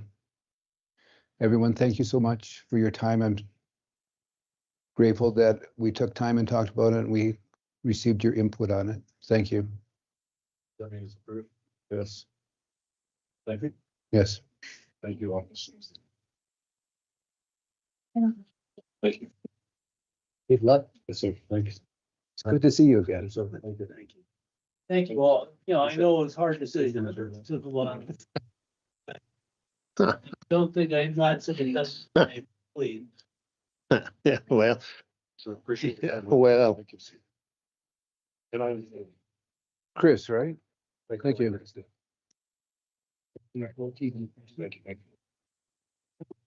Thank you. Yeah.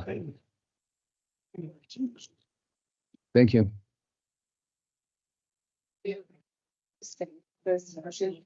Pardon me? Everything in order? Yes. Up next on the agenda is change in zoning and minor subdivision request for Double J Ranch. Hayley, you're up. Apologize, I'm saving this Word document.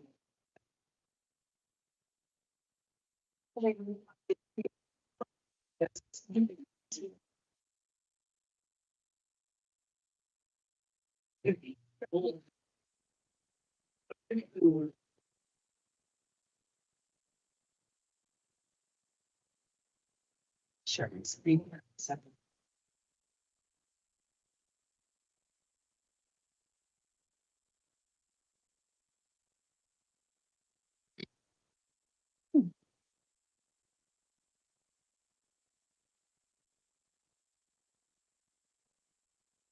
Sorry for the delay. You're good?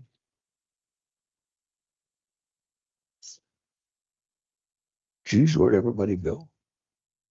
I'm going to presume that the applicants are here someplace. Is that correct?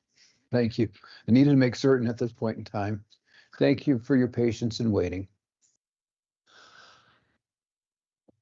Change in scenery here. We are now located on the west side. I need to do that of Daniel. Trying to zoom in. This parcel is approximately 110 acres. It is currently zoned A1. The property has been previously divided by deed. So here is the parent parcel for reference. And then it was divided by deed, which is allowed if it is being divided over 35 acres, and that does not require the planning and zoning and condition review, and that's not considered a minor subdivision. So this theoretically will be the first minor subdivision for this parcel. Now I have to go back to, okay, here we go. So this parcel, looking at, let me pull up the staff report. Just want to show the surrounding zoning. The surrounding zoning is primarily A1 zoning. There is a parcel that is, there is a parcel that's about 7 acres to the east of this that is also zoned A1. It is, however, non-conforming. Then there's another parcel that is a family exemption parcel to the north. There are not many R residential zoning parcels within this area.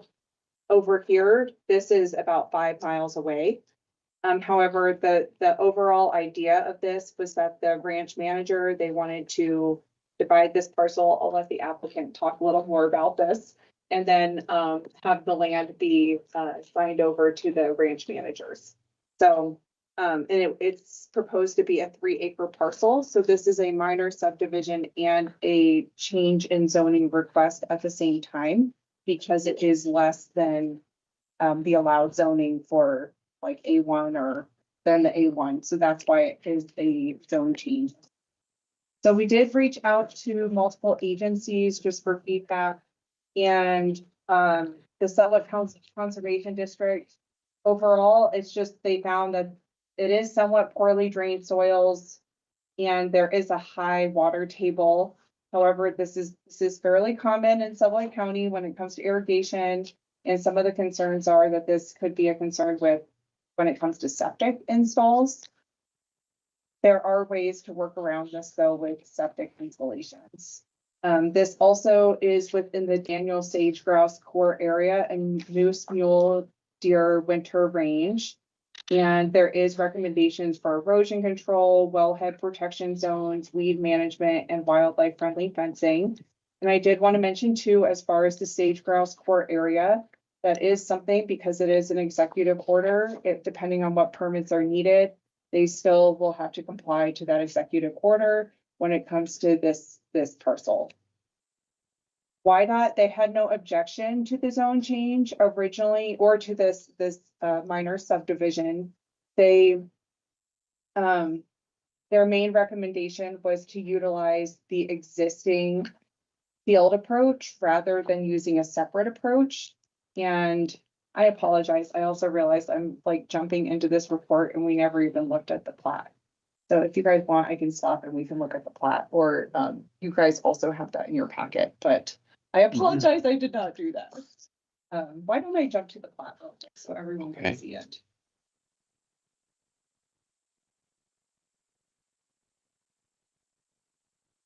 The application.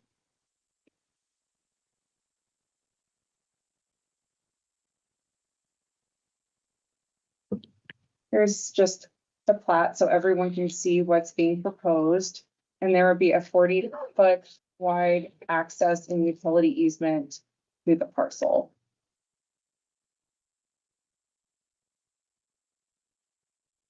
Okay. Back to this. Will that be a deeded road going into it?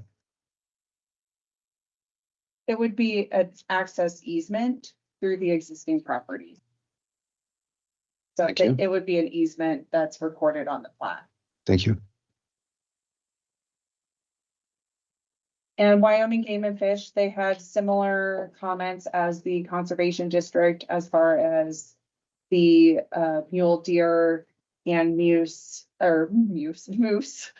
corridor and the sage grouse area. And they did recommend wildlife friendly fencing and weed prevention practices. Skylar Wilson did complete a county survey review of the plat. The septic review originally, I talked with the applicant and I talked to Rio Verde Engineering about this. And originally we decided that percolation test was not necessary just because really someone could go out and build on this 3-acre parcel. And you have to do percolation tests anyway when you're doing a subdivision. However, during the planning and zoning meeting and during the discussion, we were looking at the regulations closer and it is required to do a subdivision. So the applicant did I just say a subdivision? Anyway, you have to do the percolation test. And so the applicant did go back and do the percolation test before this meeting, and it is included in the packet. FEMA review agency does not review this per FEMA, but we have FEMA layers that we can look at, and there is very minimal area that's within the flood zone. And if any building does take place within the flood zone, an elevation certificate will be required to be submitted with the county. However, it is very minimal area on the south end of the property.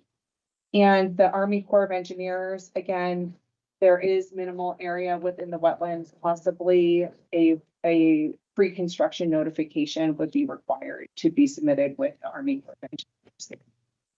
So the Planning and Zoning Board, we did send out notifications to the neighbors, and we received no public feedback. There were no public comments from the public during the Planning and Zoning hearing.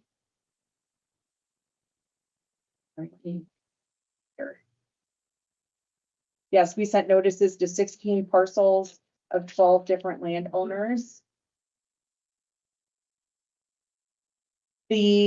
There was additional verbiage that was added to the plat following, that was recommended from the Planning and Zoning Board related to the fencing and wildlife and the recommendation from Wyoming Game and Fish. And that was actually added to the plat, which is provided to you.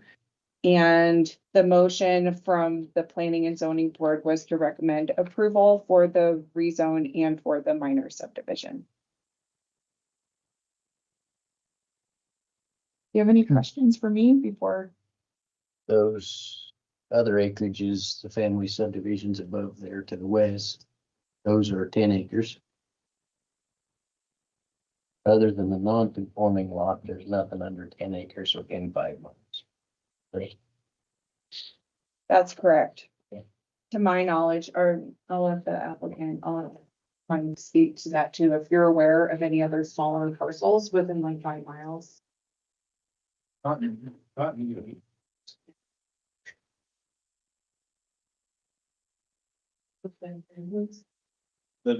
not so.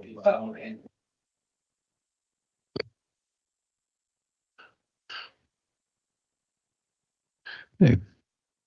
Questions from the board?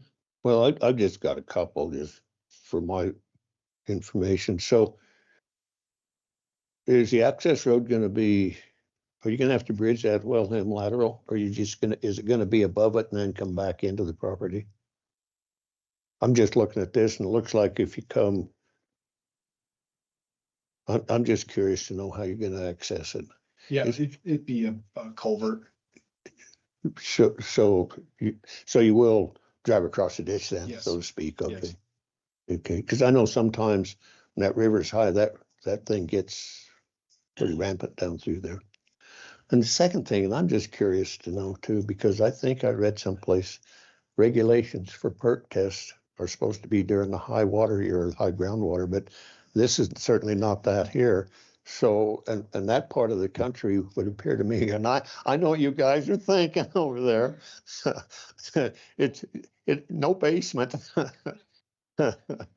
So that's, it doesn't matter. Explain that, Mike. I just want to know, because I've seen it happen before. Sure.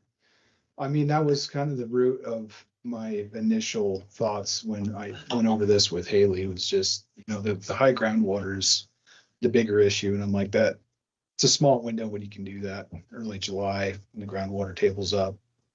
We discussed that. And then as we went through the planning and zoning, they're like, well, part of the requirement is to have a perk test, which you're going to need anyways. The perk test was actually a lot better than what, you know, although it's just very overview what the conservation district came up with. You still need those perk rates regardless of groundwater level, but before this gets permitted or designed, you need to do check your water tables, because there's certain separations that need to take place to meet DEQ standards. So once there's a site plan developed, you know where that septic system is going to go. You do your tests, another round of tests in that specific area, and you want to be able to measure the groundwater level. Early July, there's irrigation on. So typically whenever the water's the highest is when you're supposed to do it. Is that not correct? Correct. So that would be when you guys turn irrigating on up there. Is it Whenever it'll let, yeah, I got that. Okay, okay, well, yeah, got that. Okay, that's all. I'm just curious, because I know that, I look at these and I'm thinking, there's something wrong here, because that groundwater level's got to be a lot Yeah, higher also- than what it is here. You know, during the test, which I knew it would be that way. Yeah. I didn't encounter any, but it ought to be re-verified. Okay. Right time of year. And we did choose that specific spot in this whole 150 acres because it is the highest and driest. Yeah, okay. 10 years, Yeah. but it hasn't flooded in 10 years. Okay, I mean, it did too. yeah. Or I did, yes. Build a big berm before you dig a foundation. How's that sound?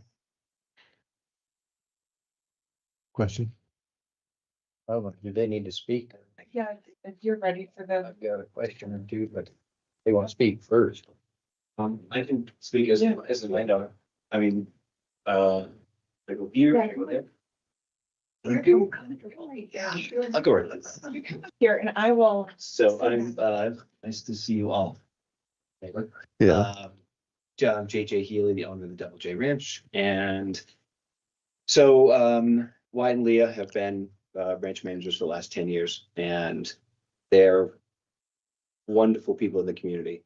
And our ranch, is currently going on through some changes and so forth, maybe selling, maybe modifying, and wanted to make sure that they had a place. And people like them, they're involved in everything. They've said that they love Pinedale, and it's really important for Pinedale to have people like that. I call them like glue in the community. They are involved in everything, kids sports, cowbells, all sorts of things. So, so we had a discussion and, said, yeah, it is the right spot for them. It's just good people in a good spot. So, and, as we all know, Horse Creek is kind of crazy and they actually get along. Yeah.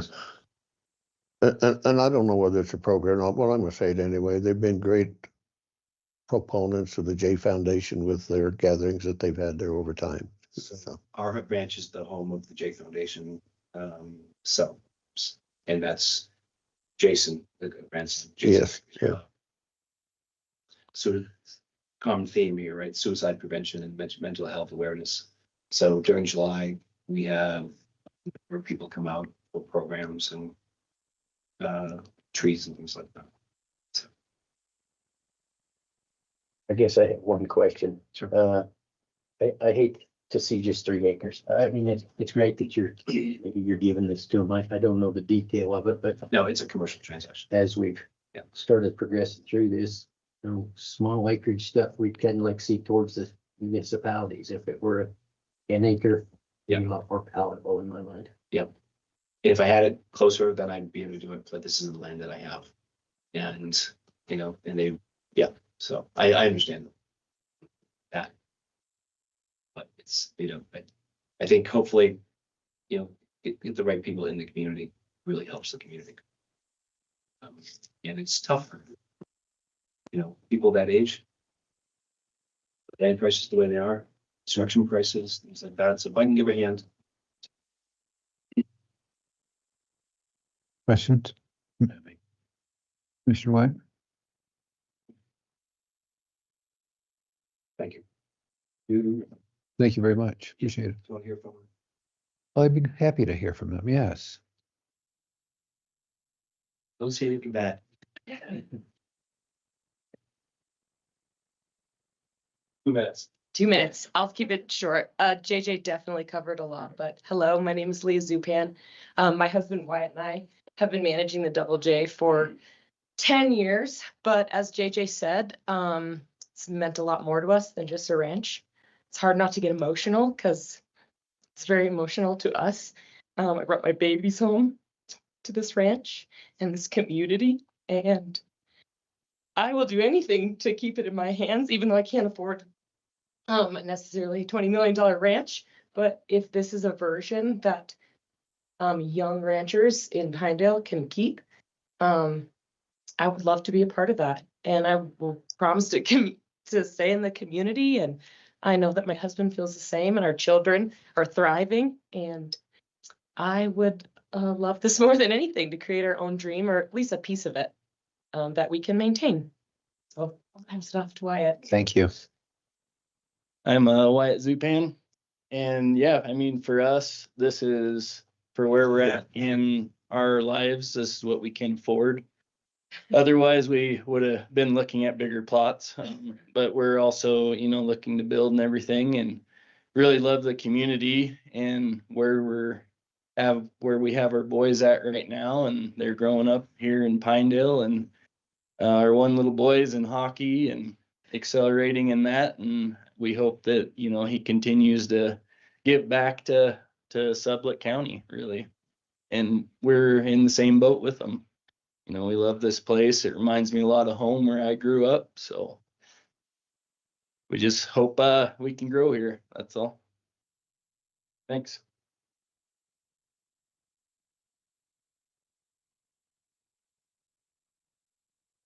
Both sides are very fortunate.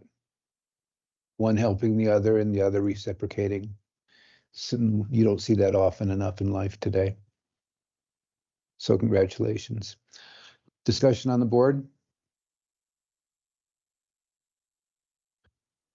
Open to discussion with visitors or online?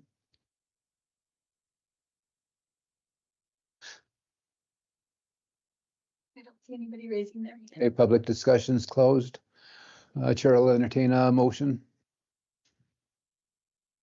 Mr. Chair, I got a question for Clayton. Please. Clayton, is this all done in one motion as far as a minor subdivision approval and a zoning change, or does that need to be two separate motions? That's what I thought. And which one comes first? Which one comes first? Yeah. There's a draft motion in there at the very top. The very back of your staff. Mhm.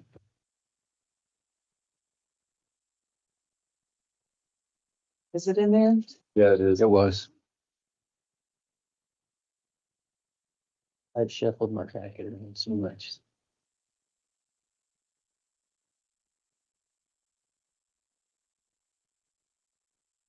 Potential motion. I guess the only thing is at the very end.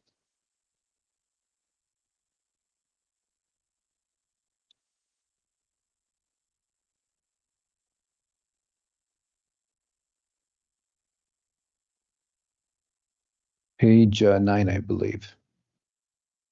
Chairman, you still ready for a motion? Please do. So, Mr. Chairman, I move that we recommend approval of the Double J Ranch minor subdivision, creating 1 3-acre lot and 107.227 acre remainder parcel. Based on the findings that the application meets the requirement of Sublette County revisions with the following conditions. 1, the applicant shall attain a YDOT residential access permit prior to development. 2, compliance with game and fish voluntarily wildlife and weed management best practices. Second. Discussion? We have a motion and second. Guess I just want to throw out, this is spot zoning at its finest. We haven't started the zoning yet. But we're about to. Fair enough. You want further discussion on this? Okay, thank you. Have a motion and second. All in favor? Aye. Aye. Aye. 4 to 1. Motion passed. So, Mr. Chairman, I move to recommend the approval of the Double A Ranch zoning district boundary change from A1 agricultural to RR rural residential for 3-acre parcel located with the northwest corner or quarter, southeast quarter of section 13 township 34 north, range 112 west. 6 p.m. Pursuant to chapter 8, section 2 of Sublette County zoning and development regulations, and that the 10 findings regarding a zoning district boundary change we're considering were considered. Do I need to list out those findings? I can. One, the use of the zoning and nearby property. Two, the effect of the zoning district boundary change on property values. Three, the extent to which reduced value of affected property promotes public welfare. Four, public gain compared to ownership hardship. Five, the suitability of affected property for its zone use. Six, the time the property has been vacant zoned. Seven, community need for proposed use. Eight, whether the property is zoned in conformity with surrounding uses, if those are uniform and established. Nine, the availability of water and proposed use. 10, general conformity of the zoning district boundary change with the goals and policies of the comprehensive plan. There'll be no following, I have no conditions for the zoning change. I'll second it. Have a motion second, further discussion? Go. Well, Okay. number 8, there's a one to swallow. Okay. All in favor? Aye. Aye. Opposed? 4-1, motion passed. Thank you so much.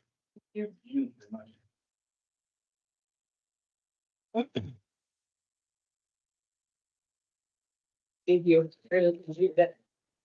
We'll be seeing you in the community forever. Yeah. Always a pleasure. Thank you. Hold on there, Wyatt. Good job. Still. You're welcome. Thank you. Mr. Pull my board over here. Mr. Hayley? Thank you. Still some signatures like. Right for David.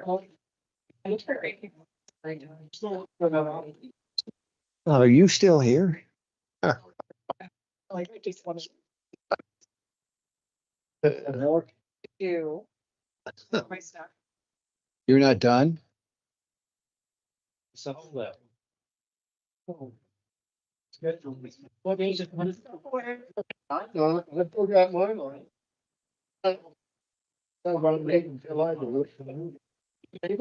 No, I gotta sign this.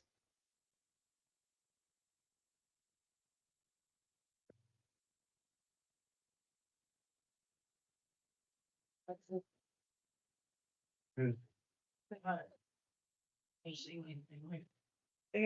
are the. They use my name on there. Sorry, you look great now. Don't worry about getting it out there.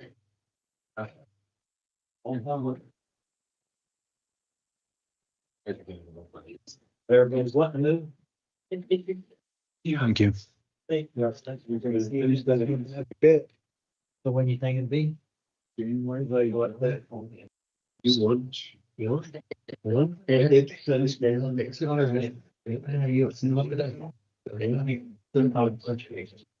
Yeah, probably. And so it's. No, oh, no. No, absolutely. But the next time I can move on. Move it over there. Don't you dare. I gotta head back on. This. It's a lot of fire. You what? Long deal over the. Over here, Jake. He's getting one done quick. Trying to steal them up. Our valuable ones. Open. I appreciate it. Want me to sit down on something? All we gotta do is fund the delivery. Once again. Pass it out.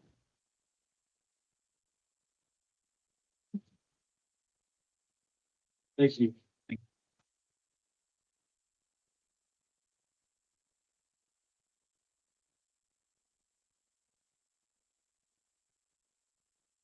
But yeah. What I'm gonna do with this. That's for you. Happened to my pile somehow too. You can have my pile. Oh, So there.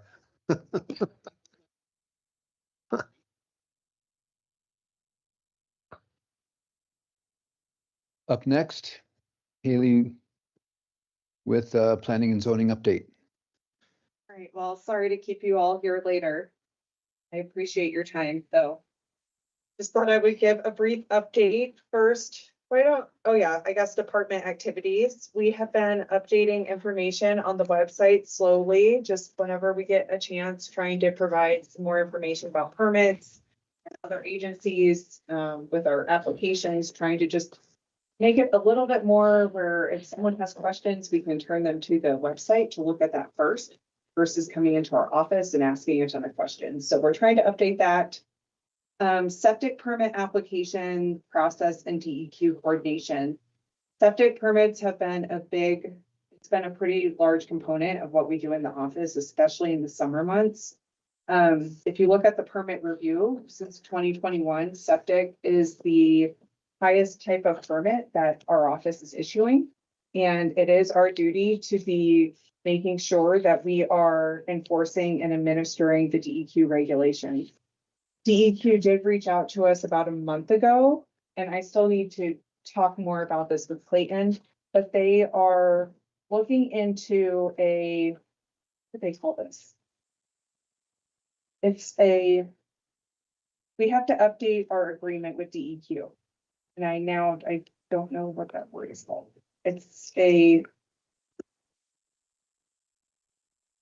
We have an agreement with DEQ that is the county's responsibility to uphold the DEQ regulations. This agreement is probably about 20 years old, and we are just now going to be renewing it. So I will be talking with Clayton about this, and then we'll bring it to you for you guys to review as well. But it's a big responsibility for us to be doing all of this with DEQ. And I personally feel like our septic permits is something that I would like to see some improvements, particularly with contractors. I've only been here for 3 months now, and I've seen some issues with some contractors. And I am concerned about septic contractors because we are the ones that are regulating you and just quality and trustworthiness. They are the ones that are going out and doing the percolation tests. And I've had some concerns about falsified information. So I feel like it would be helpful if we were to look into or evaluate the options of having something in place for septic contractors to help us ensure the quality. I'm not suggesting, I am still like looking into this a little bit more. And the reason I'm bringing this to you too is because the town of Pinedale is looking at implementing a business license in the town limits. And I am not suggesting that the county do a full business license for everybody, but I do think having something for septic would be beneficial for the county, just when it comes to quality for homeowners. I mean, the fact that we're issuing so many of these septic permits. But when you go out for inspection, you can flag them as not good. We can flag them, but we are not witnessing the perk test. So a lot of other counties and I did talk to DEQ to see if anyone has licensing in the state. And there's no county currently that has any sort of septic contractor licensing, but several counties have like an employee that will go out and actually monitor the percolation test. And their permits are very expensive. I mean, I think Fremont County, Lincoln County, they're up to $750 for a permit. But they are out and they're doing the percolation test with the homeowner, with the contractor. They are very involved with the actual application, whereas we are a little bit more hands-off. And we are relying on the homeowner and the contractor to do a good percolation test and provide us with the right information. We do go out and inspect before they backfill the leach field, but typically though, that's just kind of a final inspection before the backfill, and we'll take some pictures and we will take notes on it. And then depending on certain situations, we do require that a septic system be engineered. So there are times when if the percolation rate is too fast, if it's too slow, if there's super high groundwater, we can require it to be engineered. So I personally just feel like septics is something that I would like to work on during the next few months. So with your building permit, what comes with that? Just a picture, a drawing. Could you change a building permit where an engineering firm had to submit the site plan, and with the site plan came their perk test? So with a building permit, typically our requirements for a building permit are very minimal. We don't have any building code. So typically the requirement is a general site plan. We want to check the access. I have people put where their septic, where they're proposing their septic, where their well is going, and then a floor plan. It's very basic. And we check the heights, we check the setbacks. So if you That's required about an it. engineer or an engineering firm to submit a perk test, that would get the county and the contractor and the homeowner off the hook. It may cost the homeowner something, but Yeah, but then we're not inspecting it. yeah, but you're not ensuring that it's done correctly. You're just assuming. Well, you assume that your engineering firm's gonna represent their opinion. Yeah, well, so even right now, and I'm sorry, I had to take a call, beginning of this conversation, but from like, if you're thinking about from the enforcement perspective, and if your goal is to ensure that septics are done correctly in order to protect groundwater and everything else, that's ultimately the goal of why we have planning and zoning, public health, safety, and welfare. Groundwater is pretty damn important. So if you're trying to do that from the enforcement perspective and the ability to ensure that this is being done correctly, without inspection, you don't really, right now, you're taking their word. You're saying, yeah, we really hope you do it. Yeah. Hell, I did my perk test. I timed it. It was whatever it was. And candidly, your perk test, August, it's a hell of a lot different perk test than it is in March. Right. So, like, just But you we say, either have to go down the road of an inspector on the line, or I think it's just something that Are I you would, thinking of I would like to look into a little bit educating? more. making a class for the contract. Yeah, something to ensure that contractors are educated about it, that they are aware of the regulations and that they are trustworthy when it comes to perk tests. There are other states that do have like requirements. Unfortunately, DEQ right now, they are just, I asked them if they ever provide training because here we are regulating. They're, we have this agreement with them, but they aren't providing any sort of training. So they did provide me some recommendations, but I just think it's something that is worth looking into in the future. I don't think the fact that we are actually, it's our job to regulate DEQ chapter 25. So it's not like we're going out and doing building inspections. I'm not suggesting that because we don't have building code, but we do have a code to follow with septic. And I think it would help homeowners and just knowing that they're hiring a contractor that is familiar with the regulations. So, And I'm like, there are homeowners who do DIY, and I feel like that is, that should be allowed, but it's something I am now with the full DEQ. It's an application packet with a lot of information, and I recommend that everyone reads it. If they're going to DIY their project, I feel like they need to be very familiar with what the requirements are. So I am really trying to make sure people it's for their own protection. It's really everyone's own protection to do a septic system correctly.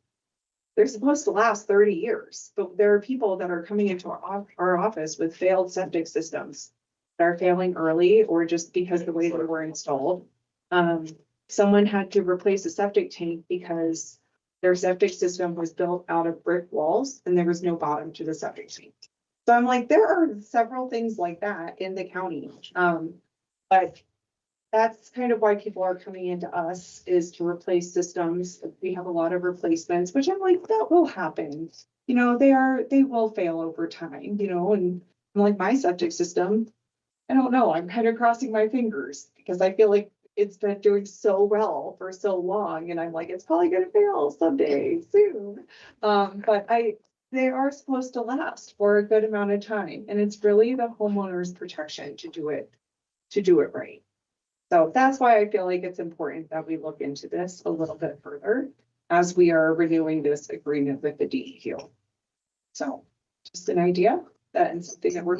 Okay, so I got a question. What do you charge for these permits?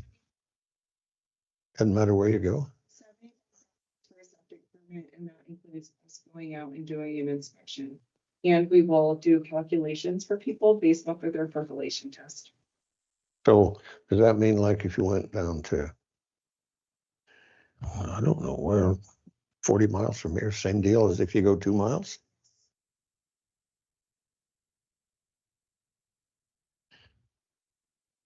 Wonder if it's not time maybe to look at some of the, oh, say this, the charges associated with something like that. What's yours cost you, man? The one in Arizona? Well, we're not even gonna go there. Because you didn't go get a permit either, did you? You don't do anything with that. 5 permits down there. You have to get a planning and zoning permit and you have to get a DEQ permit down there. And planning and zoning inspects the front of the tank and the DEQ inspects everything downstream. So what does that cost you approximately? Don't have to be perfect. I'll have 20,000 in septic. Really? Because it's gotta be engineered and then of course they let us do anything cheap. Area with it. Permit. License. And then. So let me take this one step further then while sitting here. I ain't got nowhere to go. I gotta go play pool. Oh, my goodness, I'm late. No, I'm not really. I'm what could be. So it would, I even hate to bring this up, but I'm going to anyway. So what I think I'm hearing is summer times are horrendously busy or have been. I believe summers are busy. I've only been here for a short period of the summer and I'm grateful it was the tail end. Well, that's what all your septics are going in. And that's, I'll say right now, there are still people applying for septics. That It's has just been a with nice this spot. weather, the weather has been so nice. I can't blame anyone, but like, I've been going out and doing inspections, like last week, I think I did 4. So it's it's surprising though, how active people still are with doing these things, but I'm like, the weather really has been great for everyone. So, but I will say septics are a huge component of this office in the summer. And I just think it is something that, I mean, I've tried to make spreadsheets, so when people come in with their information, I can enter it in the spreadsheet and it will autofill information. But I'm like, that's only one thing, you know, when some people need them specially designed, then it's like, well, it takes time. It definitely takes a little bit of time to make sure people are doing them right. So to go a little bit forward with what I'm thinking on the backside is don't everybody throw rock at me. So would it be appropriate to try to find somebody to help you out that would have an engineering degree that could, I don't know whether to do it part-time, full-time, sometime? Is that something that we should look at? I think having someone to help with the septics, there's other things too that they could help with, but I do think, I mean, when Alan was here, he did a lot with septics. And I think having someone that could focus on that, they would stay very busy. I enjoy going out to the field. I think it's nice getting out of the office and going and looking at things and talking to people, and like I enjoy that part of it, but I think it is a challenge when some of these sites are, you know, it's a couple of hours out of your day sometimes. So, but even if it is a trustworthy contractor, there are situations where I'm like, you know what, I know this contractor, I can't get out there today. Please take pictures and send them to me. I've done that a couple times, but then I'm like, that's like, I don't always feel comfortable doing that. And I think it's been done in the past as well, but it's more, how do we want to keep people on their toes too. I don't think we should just like bypass inspections. So. Correct.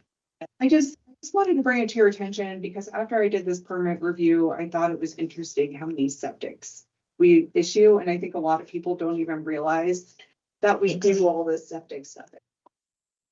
So it's like, wow, that's impressive how many septic systems there are in Sublette County. But if you think about it, nearly every property in Sublette County with a building permit, they need a septic. And then it's like if they have an outbuilding and they have a bathroom in their outbuilding or an accessory structure that's a guest house, they need a septic. So there's a lot of septics that go with building permits.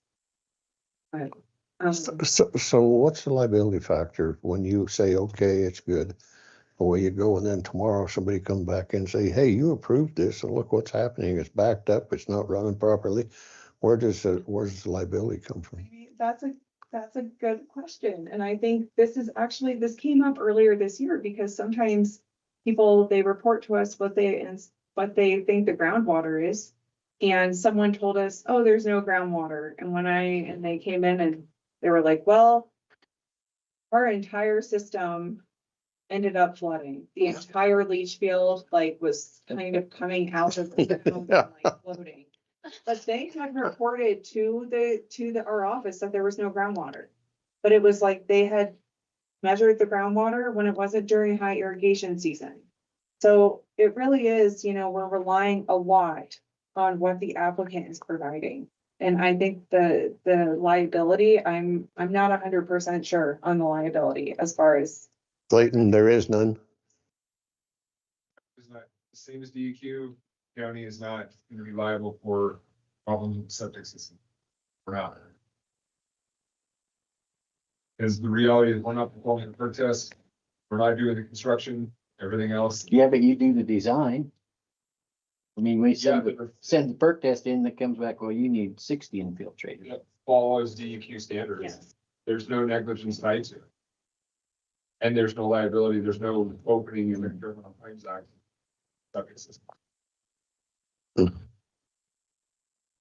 mean, but that person, they had reported to us, there isn't groundwater. And it was, well, there it is. They have to take the whole leach field out and redo it.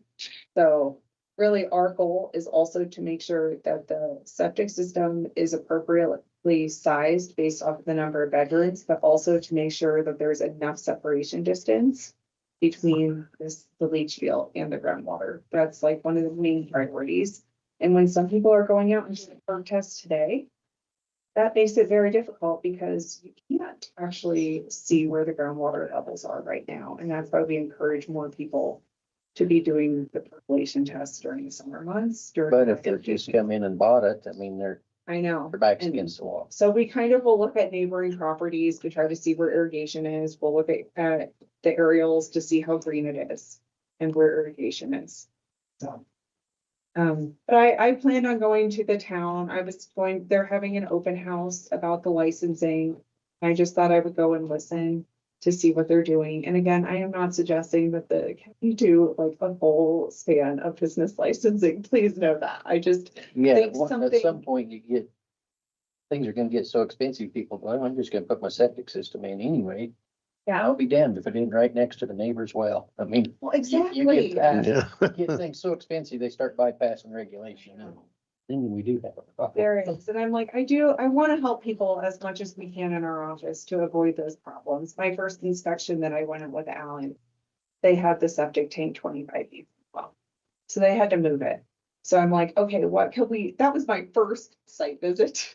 And it was like, okay, what could we have done? What can we do different in the future to try to avoid some of those situations? Which we give people the paperwork and it says what all the separation distances need to be.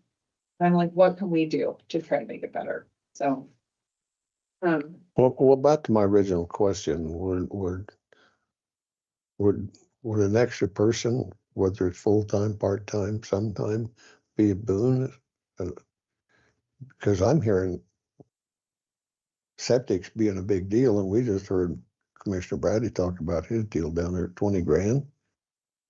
Yeah, ultimately, as far as the system itself isn't any more expensive to put in than here, but it's all the permitting. All the permitting. Design and inspection. And the one thing that is beneficial about the agreement, because, and I will talk more with Clayton about this, we'll get some answers before, this goes any further, but what happens if we don't agree with DEQ?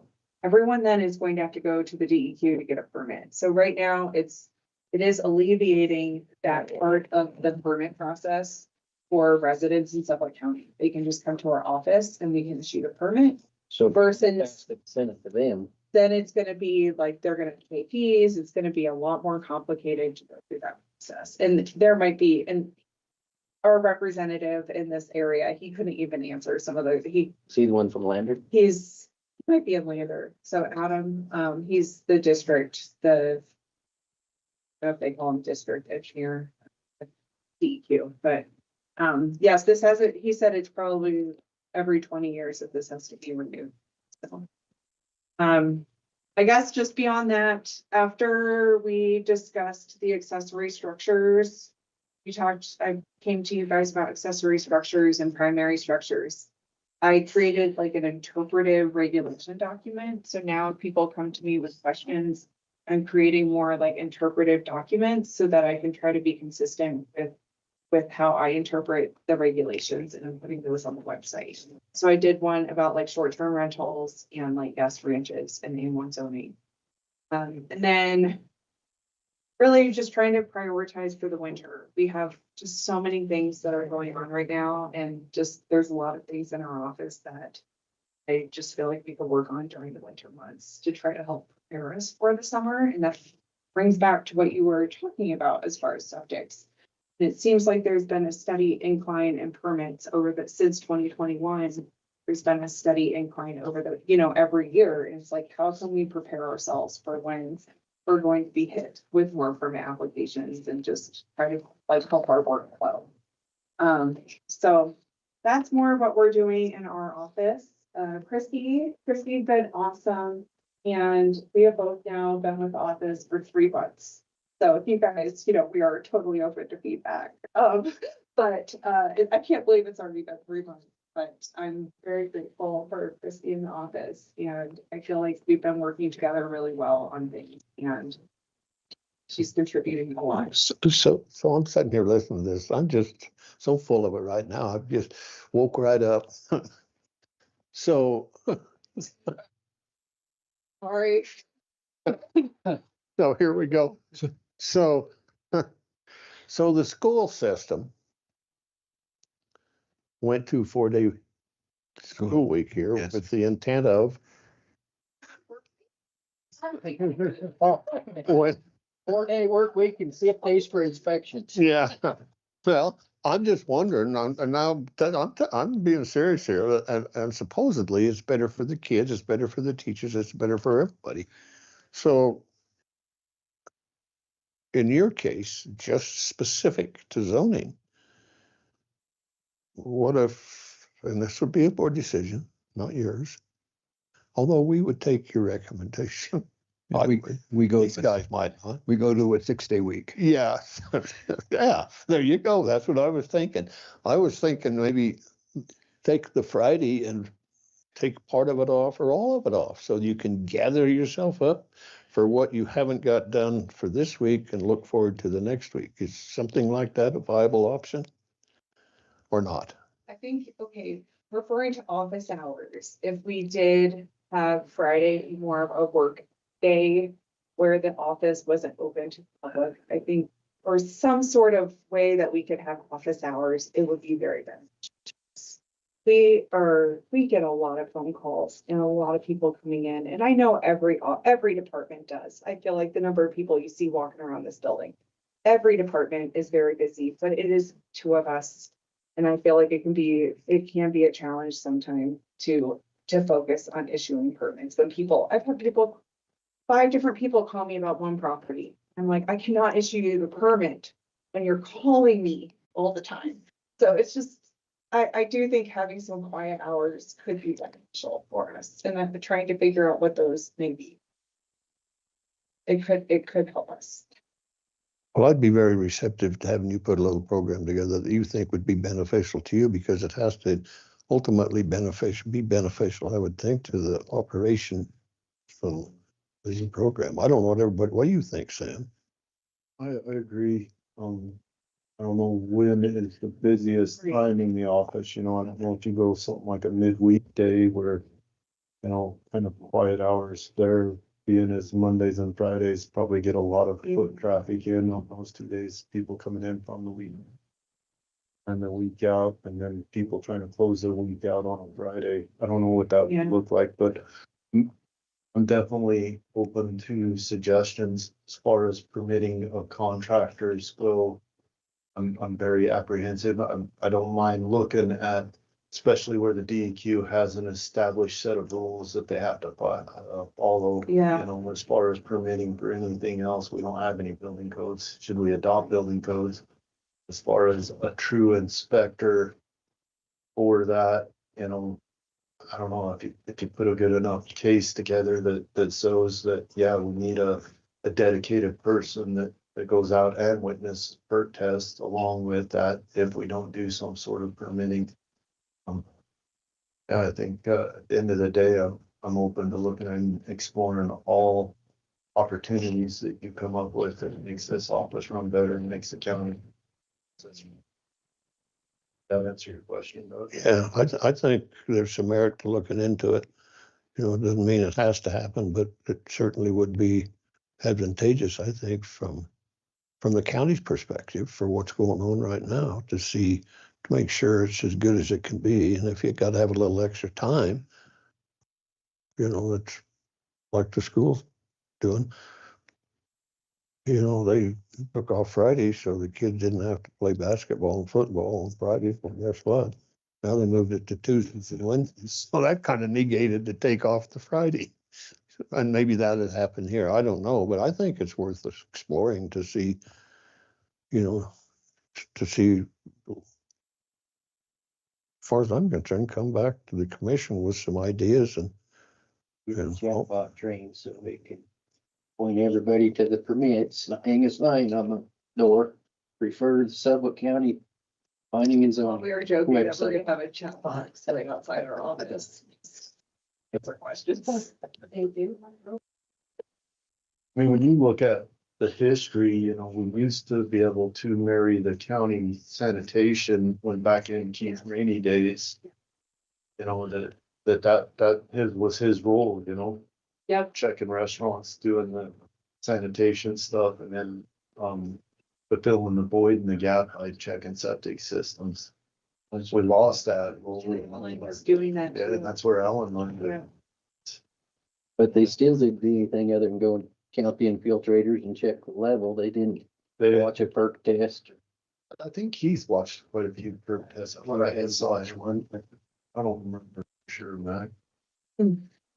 But I don't know. I definitely look at all, open to anything you come back with as far as the 3 months that you put in.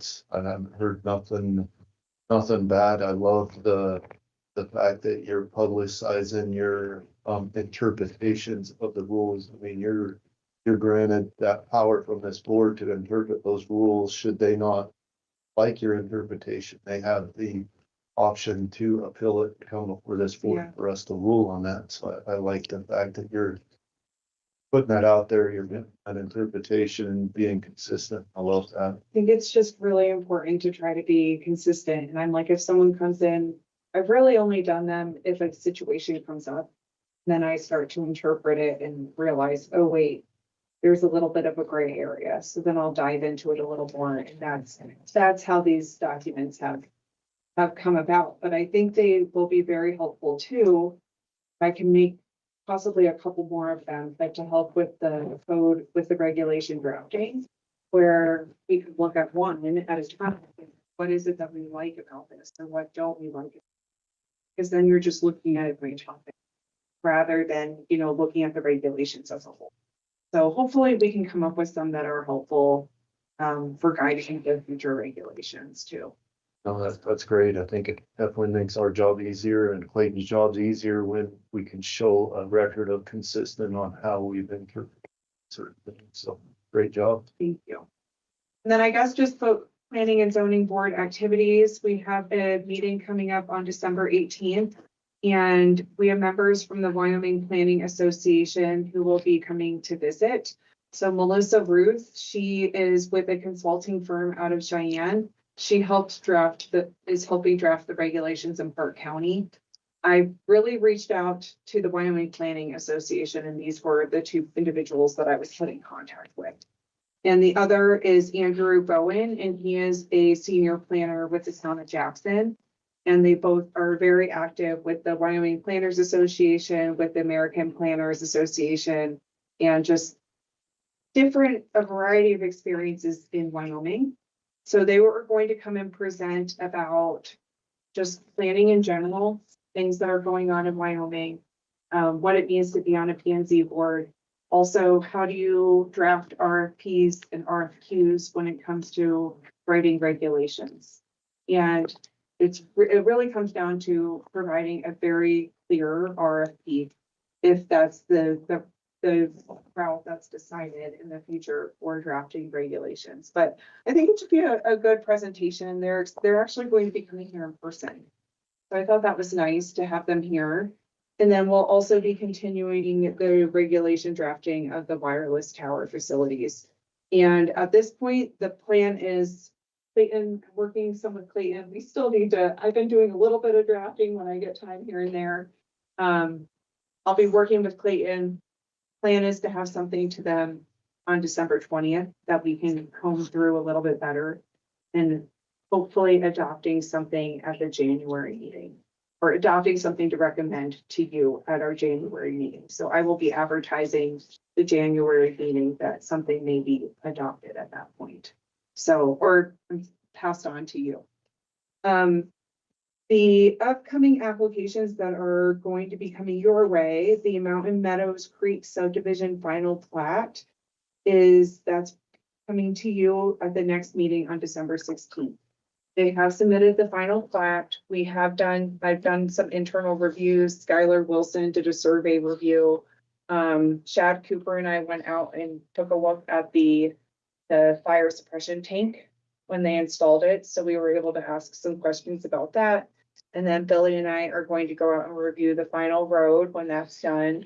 The power installation is still pending, so they do plan on bonding that portion of the project. So these things are still, like, it's not finalized. The comments have not all been addressed yet. So the goal is for them to all be addressed to you so it can come to you on December 16th. Because that was the agreement. I think that it had to be, the final plot had to come to you before the year.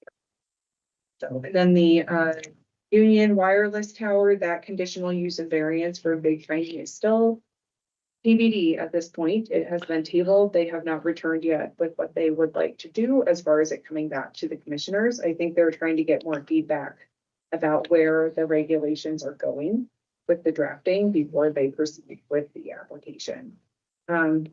I just want to ask you guys your thoughts about the Planning and Zoning Board on December 18th, because it's more of like a workshop style. I was curious your thoughts of possibly having dinner at the meeting provided for the PNC board, just as kind of a nice thing for them. I feel like they've been working pretty hard. We've had nearly 2 meetings a month lately. This month, we will just have the December 18th meeting. But just wanted to throw that out there. Suggested that once and they weren't very agreeable with it. Maybe they've changed. Oh, I actually didn't throw it out to them yet. No, I'm just saying, I don't know if y'all remember, but I did, and it sounded like they didn't really have the time to do it. Just took me a little evening nights longer. You're welcome to do it. I don't care, but I'm just saying, made this one time and didn't get very far, so. I think the one thing that's nice about this meeting versus other meetings is that the YO Pass is a presentation, and maybe people can be eating during that presentation, and it's not necessarily as. I'm just saying, I make the offer.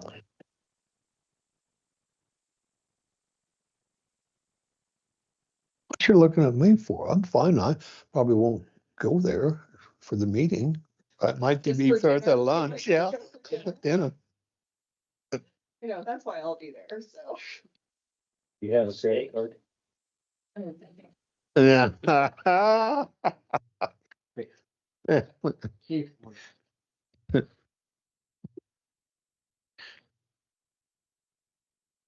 Excellent. And really, that's all that I have for you guys. I just wanted to share that with you. Sorry if this. was Shame on really you. Assuming. And then there's just a list of permits that have been issued during the past few years and another thing that we are going to be focusing on is short-term rental renewals. That's something because that was just adopted in 2021. They're 2-year terms and then they have to be renewed. And we have issued, there's been about 78 short-term rental permits. I think that's actually up now since I did this. And as far as permit renewals, we have 10. So I have a feeling that a lot of these permits are up for renewal. It really is up to the applicant to be the one to renew it. But I think we'll probably end up reaching out to people and, you know, if they want to keep that permit active, they need to make sure they're renewing it properly. So what happens if they don't, if they miss the deadline, then what? I think this is something we will have to work on with our regulation drafting, trying to clean this up a little bit, but as of right now, I haven't sent out notices because I'm not 100% sure. Like if they missed it, can they back pay a little bit to make up for that, or do they need to start over? So I'm So still, with this, it's just an application to come in and pay you and go on in banking. yes, if they're within that time frame. So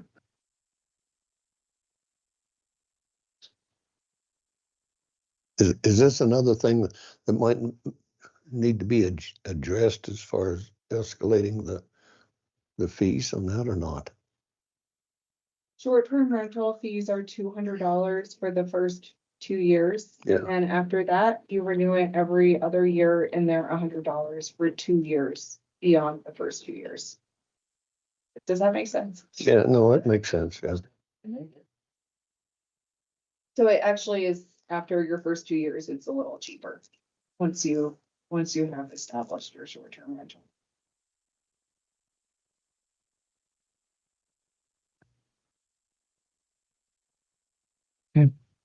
Any questions? Good job. Thank you. You'll be back to the board with options. When are you comfortable? Next month, next meeting? Oh.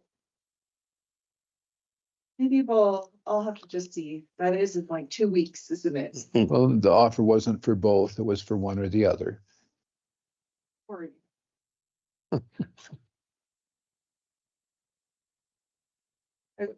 About He was talking about help. Yeah. Office hours, yes. Think about it till February. Yeah, there you go. these first and have a little bit of time to experience or maybe some time to think about it. Okay, great. Thank you. Thank you so much. All this. Have you still had yours shut off all this time? Okay. Very nice. Just wondered. No. Shredded on the invid. Preparing for. Okay, next we'll go into old business, please. You had an item, I thought. Well, yeah, I'll agree. But we're about to get the, Can you put your microphone back on? sure. Sure. Sam, I had shut. Just anything. All right, so we're about to get the renewal on that helicopter, okay, and it's gonna be the 600,000 or close. And I think there's a couple of counties that we need to hit up to help pay for that. And I think it's something to think about, you know, I mean, that's a pretty good deal for them, no charge, okay? Yeah, I suggested as a month or two. Yeah, but I think we need to come up with a figure that we, 10% from each one or 15%, I think we need to. So if they say no, then do we just keep it parked? Sure. They're gonna come up with the money. Will they be silly not to? You send a helicopter and 4 or 5 men over there? Yeah, they send a death certificate that they just couldn't get there fast enough. Well, I don't know. It's something. It is, it's a valid point, and it doesn't hurt to discuss and see if it leads anywhere. think we had that discussion with Sheriff Lear, and I We don't did. remember what He the, said there was something that, their sheriff wasn't for it. is that what it Fremont was? County. Fremont, yeah, I remember we had that, but yeah, I don't mind having it again if we want to set up. Well, yeah, but. Cause put a little they teeth in it. haven't put a RFP together as far as I know yet, have they? Sure, yeah. I believe it is set up for 4 PM on December 11th here in the commissioners meeting room. I can look back at my Open bids? email. I can look back at my email. If you want. No, I'm just checking to see if they did it. It's posted on our website too. Awesome. Yeah, but, yeah, I don't mind having the conversation again.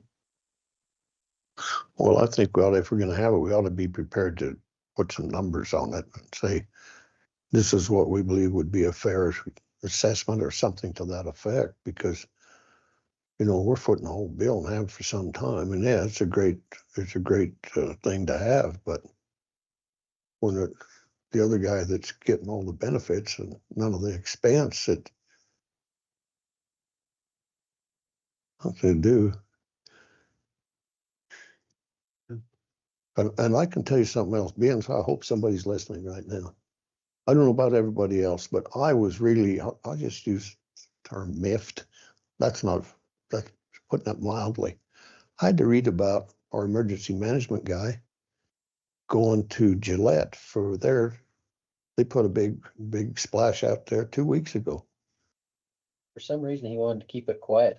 He Yeah. told me about it down at the Mesa. He said, I don't want anybody to know this. Yeah, well, why not? You know, I think it would, I think it would have shown respect to this commission who supported that endeavor to have the guy come in, sit down, hey, guys, and give a little talk. Appreciate what you've done, and we appreciate what you've done. But you only hear it on the street say, no, that can't be right. And then I heard somebody say, yeah, it is right, because he sold all the stuff out of his house and moved to Gillette, which is fine. That's his prerogative. But still, you know, I haven't put it all together, but I'll bet that lady right there could. This county has supplied, I don't know how many thousands of dollars worth of training for that one individual to take with him to go to the other town. And what's wrong with letting us know that? I don't think anything. I think the sheriff department should have come forth and said. The thing I was most miffed about is the sheriff's department had him replaced, had his replacement before he left. Yeah. Hell, I had to go down there and ask who it was. Yeah. You know, I mean, that's just common courtesy, or should have been. You know, I don't, maybe nobody felt, I was really ticked off about it, and maybe shouldn't have been, but darn, we supply a lot of, this commission does, a lot of revenue for that deal and vehicles, I mean, the whole deal. And not to have been notified that, yeah, we're gonna make a transition, that's fine. Guys got an opportunity to go someplace, I understand that, but we certainly should have been, I think, had the common decency from whoever, in this case, sheriff's department. And you're right, they've got a new guy on board. We've never met him. He should have been in here and said, hey, I'm the new man. I mean, it just should happen. So. Okay, we'll schedule Stephen Kemp for next meeting, please. Well, whomever. You're there and just, pardon me? Just as an introduction to the board. Correct. Sure, and I just wanted to clarify, so it is December 11th at 4 PM. It will be held here in the commissioners meeting room. The RFP on the helicopter contract, and it's posted on our main page of the website. Thank you. And that's which day? December 11th at 4 PM. And who all's gonna be here? I assume probably Kenna and Sheriff Lear. I don't know who else. Why is it scheduled like that? Scheduled at one of our meetings? I believe Commissioner White made a motion to have kind of put out the bid for 30 days. Yeah. And they were on a super tight timeline, and so they got about scheduling it, but they do not know. I think she was just told to put it out and that's how they ended up scheduling it. That must be 30 days from the day it went out. I think so. Okay. Any other old business? Did that complete yours, Dave? Yes. Oh, I thought we wore you out. By the way, I did meet with Steve Kipp yesterday and I told him that you guys would probably want to meet with him. So he's prepared, he'll be prepared for that. But that wasn't what I wanted to talk about. So when we scheduled the holidays, I guess that would have been last December. We just did Christmas Eve and Christmas as the Wednesday and Thursday. And all the employees started coming to me saying, why can't we have Thursday, Friday off instead? So I went to talk to all the departments. I talked to every elected official and department head except for Sheriff Lear. I did talk to Shannon because he wasn't available. And they all were either like, that's way better for us, please do it, or it doesn't affect them at all. So it's okay if we do it. So I was just gonna see if you guys would be willing to give the employees the Thursday, close the courthouse Thursday, Friday instead of Wednesday, Thursday. Was it going to be closed the entire day Wednesday? It was, yes. Used So to it's- used to be Christmas Eve. We closed at 1 or 3, work Christmas and back to work on the following day. So that was how it worked, but nobody Great. was coming in on Christmas Eve. They weren't. Did they have scheduled vacation time? If No, not- I mean like people coming in. Patrons. Yeah, patrons. So like I might have. No. I think the one year we did a half day on Christmas Eve that I was here, one person came in the entire time. And we were here for 4 hours. So Well, it's you'd be able to catch up on filing and tasks that you that's all- have. Yeah, we did. We Well, caught yeah, up. that's what it's for. Caught up. No, you're not. I know better than that. So it's been the whole day off for Christmas Eve for 2 years at least, maybe 3. Yeah. So it needs to be a national event now? So Like it is. so that was already approved. Those 2 days were already approved. It's just switching them to 2 different days instead. Is what we're looking at. Because we approved 12. Yes, Well, full 12 holidays, which is standard for counties. Different. They do different ones, but that most counties do 12 days. So There's a song out there about 12 days before Christmas, Yeah. isn't there? I'm good with moving it. I mean, the 12 days stays 12 days. I'm good with moving it to Thursday, Friday.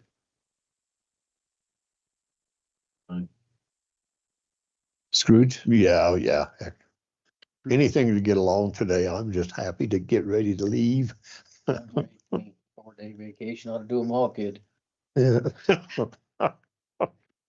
as long as they get their filing done. I'll make it. Peyton, do we have to have a motion or something? Clayton's in his own world again. You made a motion. So when you think a motion to amend it? So is it the 23rd? The holiday. To the 25th? Do a quick motion. Sure. Thought you were gonna. Change the holiday schedule. Leaving the 23rd workday and taking the 25th. It's the 24th, 24th, 25th, or 23rd. So it was the 24th, 25th. We're gonna make it the 25th, 26th. Okay. Amend the holiday schedule to the 25th, 26th, rather than the 24th, 25th. I'm gonna make them work on Christmas Eve. I think they should work until 3 o'clock and then leave. Nope, they're working till 5 on Christmas Eve. Yeah. Yeah, we're still gonna be here debating it if you don't let us out of here. I haven't had a motion. I just did it. Okay, was there a second? I'll second that. I'm ready to go too. All in favor? Aye. Opposed? Nay. Okay. Thank you so much. Okay, old business, public comment, please. If there's anyone online or here, we welcome your public comments at this time. No one, there's not many there, but no one's raised their hands. Everyone online attending, thank you so much for taking the effort and time from your day to participate. And if you have any questions, please feel free to contact us. Thank you. With that being said, motion to adjourn. Was Janet gonna come talk to you? She was given the option to come as old business today or schedule it next time. Make a motion, we adjourn. Second. All in favor? Aye. Aye, opposed? Motion Don't passed. anybody say that.